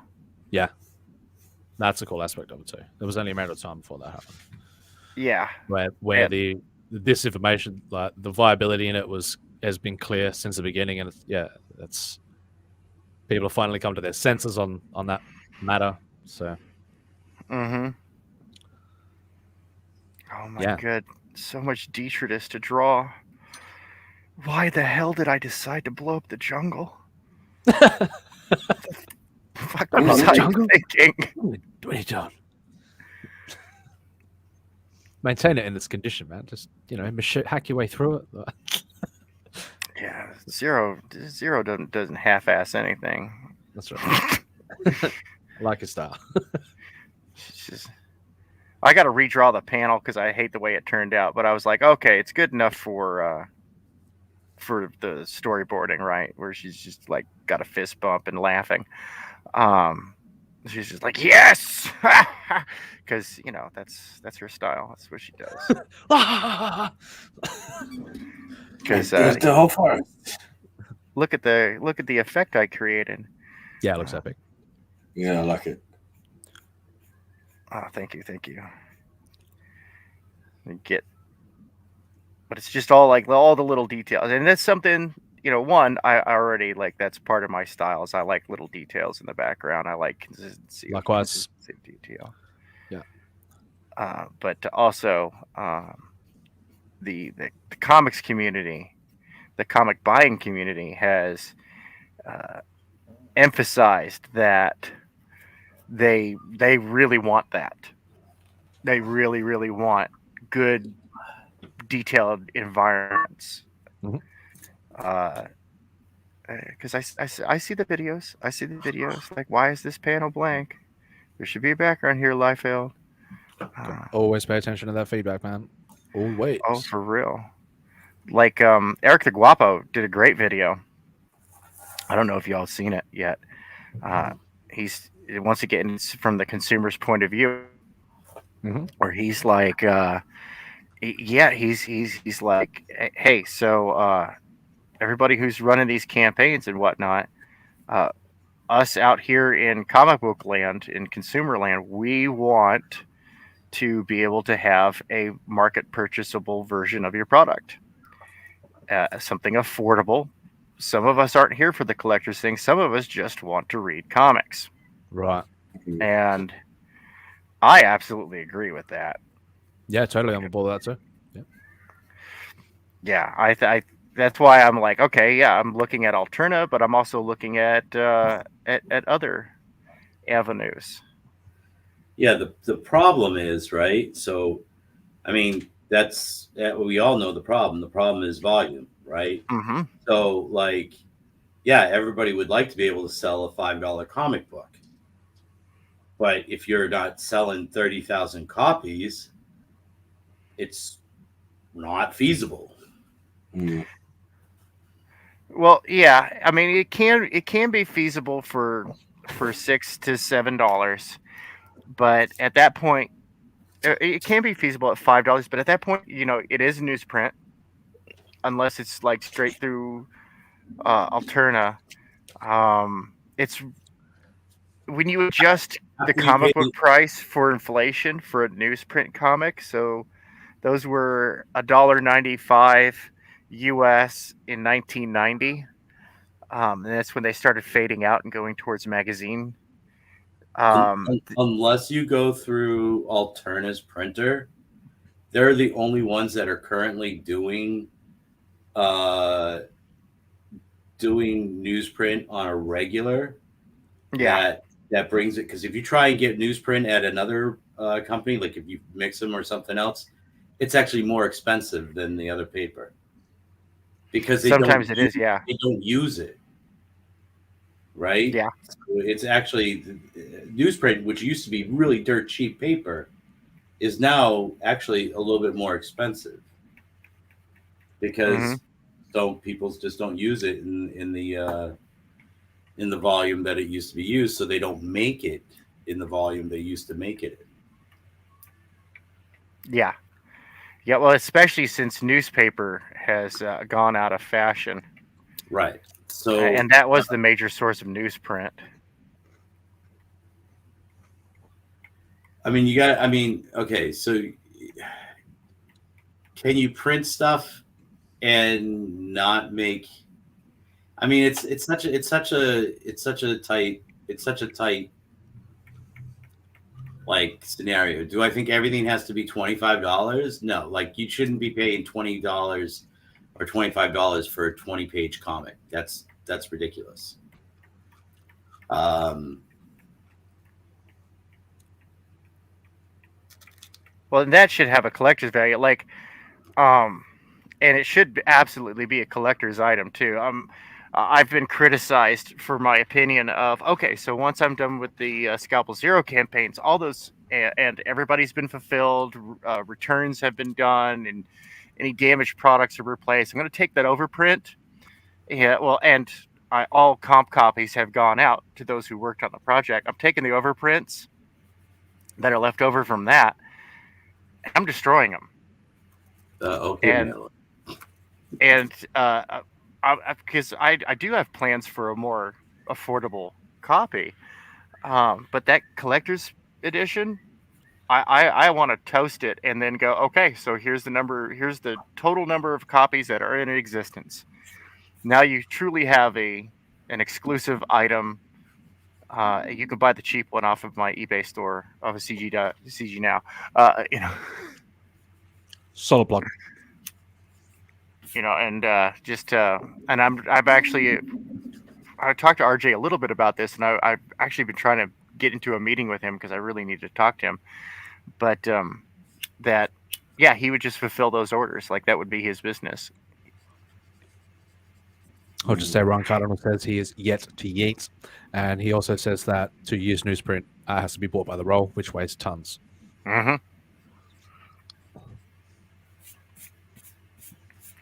Yeah, and it's not popular anymore. They all suck. Yeah, it's also offset printing, so it's more expensive. Yep.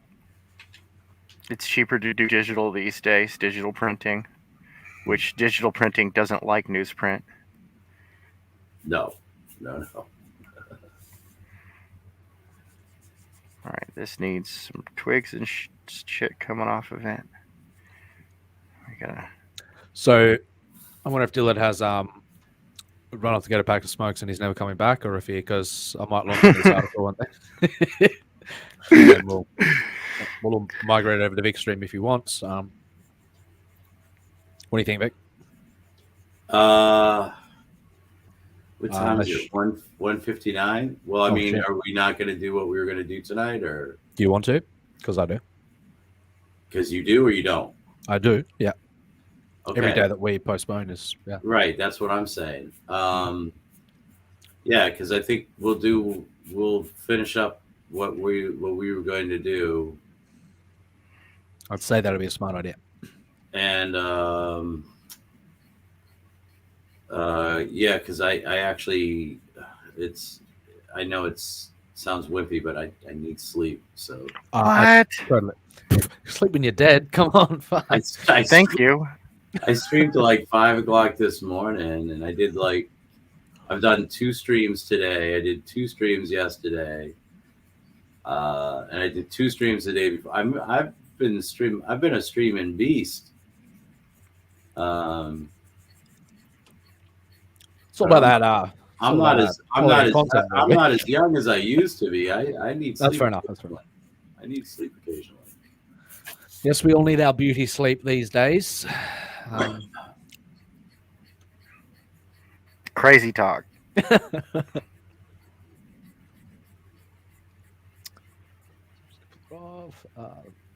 So we have a choice of one of 2 topics. We have how the physics of resonance shapes reality. Wait, we're not gonna. Oh, we're cutting it now, and we're going straight into it. That's what I thought you were saying. Oh, I was insinuating that I was either going to wait for Dilla to get back, or I was going to do one more article and call it. But we can just launch straight into business. I don't mind that either. I like business. I do like business. I do. Yeah. All right, let's call it. We can do more tomorrow. Yeah. I'll save those for tomorrow. You said you were only going to stream for 2 hours. I did. We're on 4 hours and 35 minutes of an incredible stream. It was an incredible stream. It was a lot of fun. Totally. Oh, absolutely. We had a blast. I peed. Just a little. No coon. No coon. Just No, not yet. Okay. No. I mean, no coon. I joined. Yeah. Coom's not mixed. Not coom. For fuck's sake, I joined a cult. Holy shit. The cult of smirk. All right, everybody, plug your books. Plug what you got coming up. Tell us what you got coming up. Tell us what you're working on. Tell us what you're passionate about to bring to the cult of. No.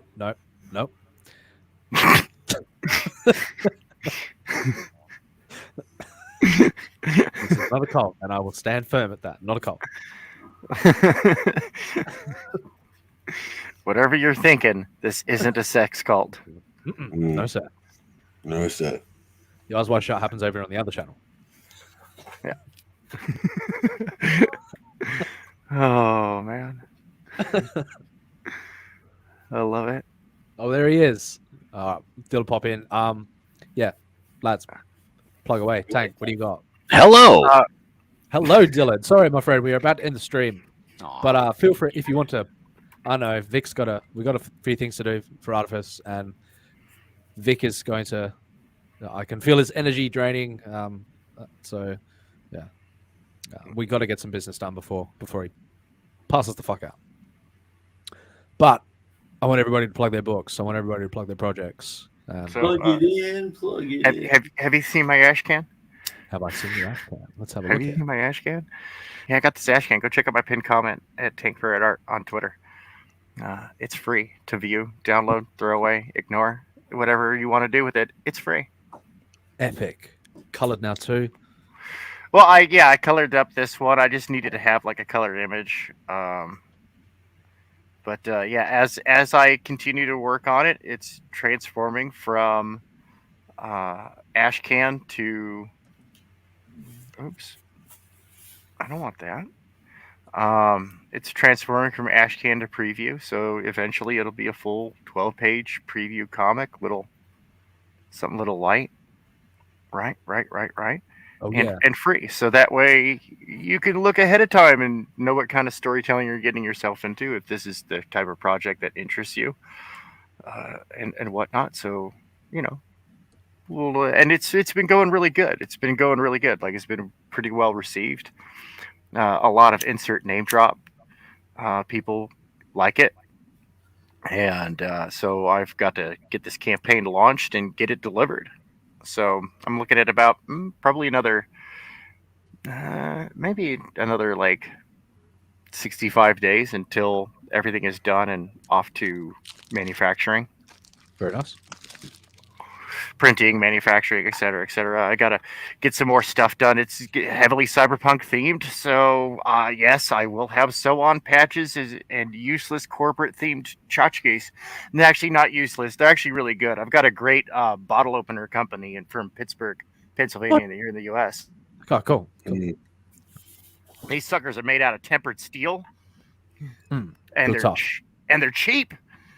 They're cheap, so it's like I can actually, like, on a campaign, I can crowdfund and still offer, like, it's still cheaper than or at least comparable to the price you'd pay at a gas station for a good bottle opener. Very nice. Or can opener or something like that. Magnets, I'm looking into a couple of different places because people are like, oh, we want magnets, and I'm like, okay, but if I'm going to give you a magnet, it's actually going to stick stuff to your fridge. I don't like those sheet magnets. They're pretty and whatnot, and I give them to my kids. But no. I want a magnet with a clip on it or something like that. With So right, you want it to be able to hold something hefty.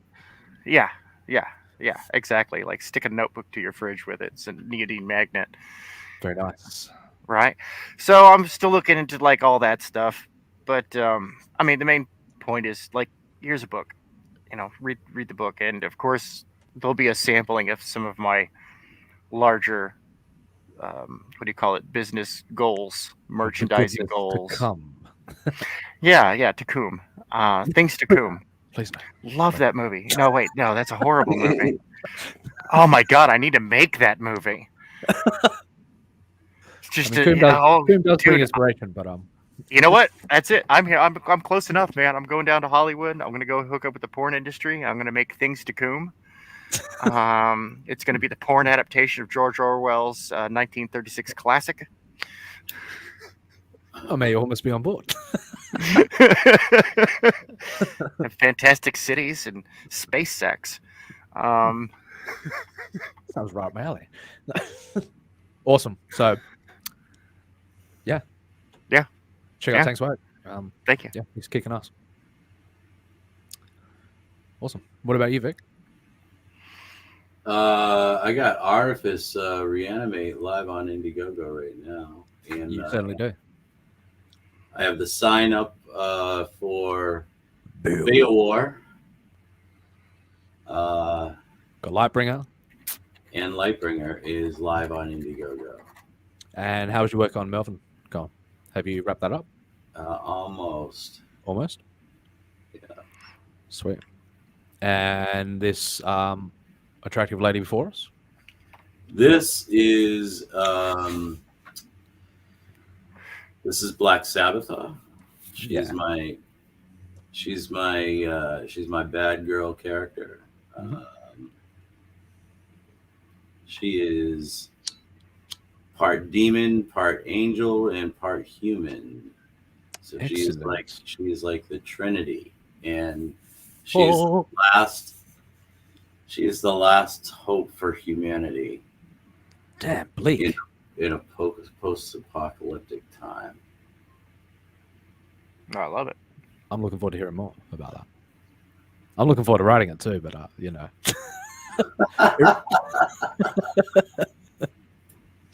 Awesome. You got plenty of stuff on the horizon, Vic, and yeah, doing great work. Skills coming along daily. Fucking. Yeah. Oh yeah, we could show the Artifice stuff that was being drawn earlier today. We got some Artifice women. So the beautiful Lexi.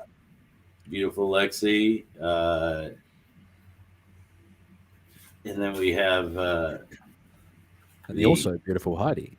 Yeah, the beautiful Heidi badass in action. Yeah. Very nice. Mm-hmm.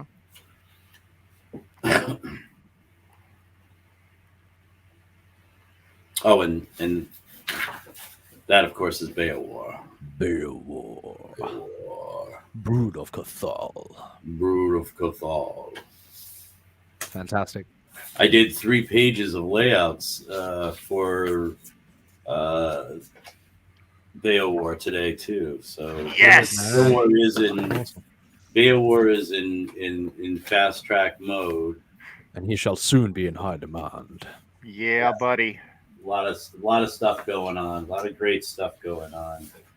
There's already warrior. There's already some pages in the works for Black Sabbath. Fantastic. Yeah. So I mean, there's a lot. This is going to be a very busy, very exciting year. I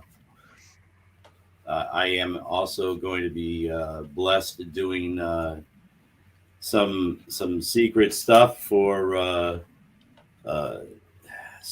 certain a certain Agent Zero. Oh no. Yeah. You want to reveal more about that yet, or? Oh yeah. Well, of course. I mean, you know that if I'm running a campaign and I'm Comicsgate, then I gotta have a Vic King trading card. Very nice. Very nice. I was just telling the Ballad of Celestials guys that I was like, look, you're missing a couple things out of your campaign. You know, one of which being that you don't have a Vic King trading card. They're like, who? I explained to them that, like, you know, there's this thing going around in Comicsgate that's just like, you know, if you're claiming to be Comicsgate and you run a campaign, you don't have a Vic King trading card. I mean, is it really Comicsgate? Is it really? Is it really? Is it though? Yeah. So actually, Yeah, Vic, no. they're probably going to hit you up. By the way. So, got many former trees planted, Vic. The fruits of your labor are about to come to full fruition, man. So that's fantastic to see.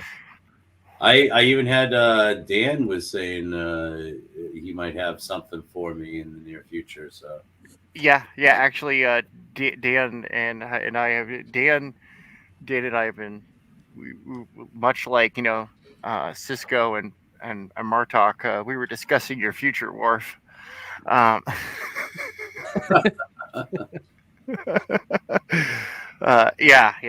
you're going to be in high demand. You're going to have to raise your rates. That's how it's done. Yeah, that's the idea. The way. This is the way. Epic.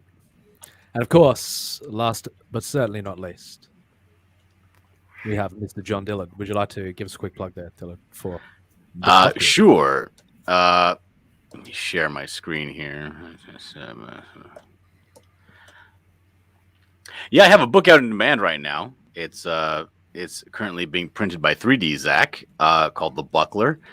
Do not back that book, even though it is currently in demand. I only had so many copies made, and they're not going to be enough for extras. So we just keep an eye out on my Twitter and the like for other books that I'm working on. I'm working on another book called Outrage versus Darklight for Glacier Mountain Comics. I'm also working on Aslan for Star Sky Comics. I'm doing the art for that. So, keep an eye out for that. And if you like my work and you want to follow it around or see what I'm doing, that's what I'm working on. I do. I'm quite a fan, actually. And also keep an eye out, because this is I'm working on page 2 for The Buckler right here. So for The Buckler book 2. Yeah, it's just looking good, man. It's going to be, I think this book is going to be completely hand-drawn. Oh, awesome. So I'm just doing my blue line layouts here. Then I'll just go print out my pencils and ink over them. That's the way to do it. Fantastic to see, man. So everything just comes out just so and perfect, because everything about book 2 needs to be absolutely perfect. So you're doing the pencils digitally, but printing them out and inking hand. Yeah. All right, that's cool. That's cool. I know it is process, but it's fucking that's a cool concept. I like it.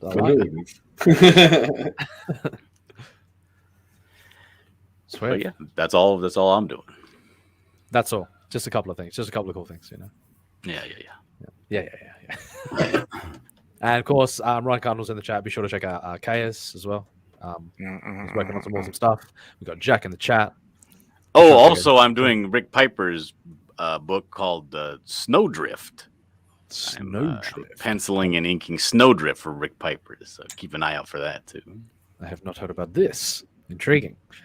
Oh yeah, I know Rick's. Me and Dillard are in competition for the most active projects.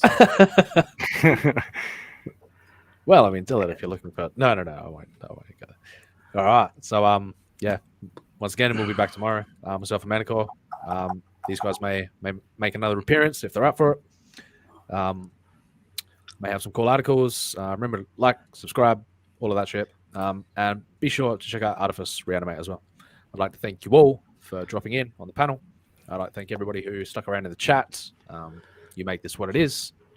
And we'll continue into the future to create some compelling and interesting content and try to entertain everybody out there. Yes. So, y'all take care. My name's Smith the Allen, and I'll see you tomorrow. Remember, Harambe didn't do shit. That's right. Peace out. Save the gorilla, save the world. Justice for Harambe. Justice for Harambe. Peace.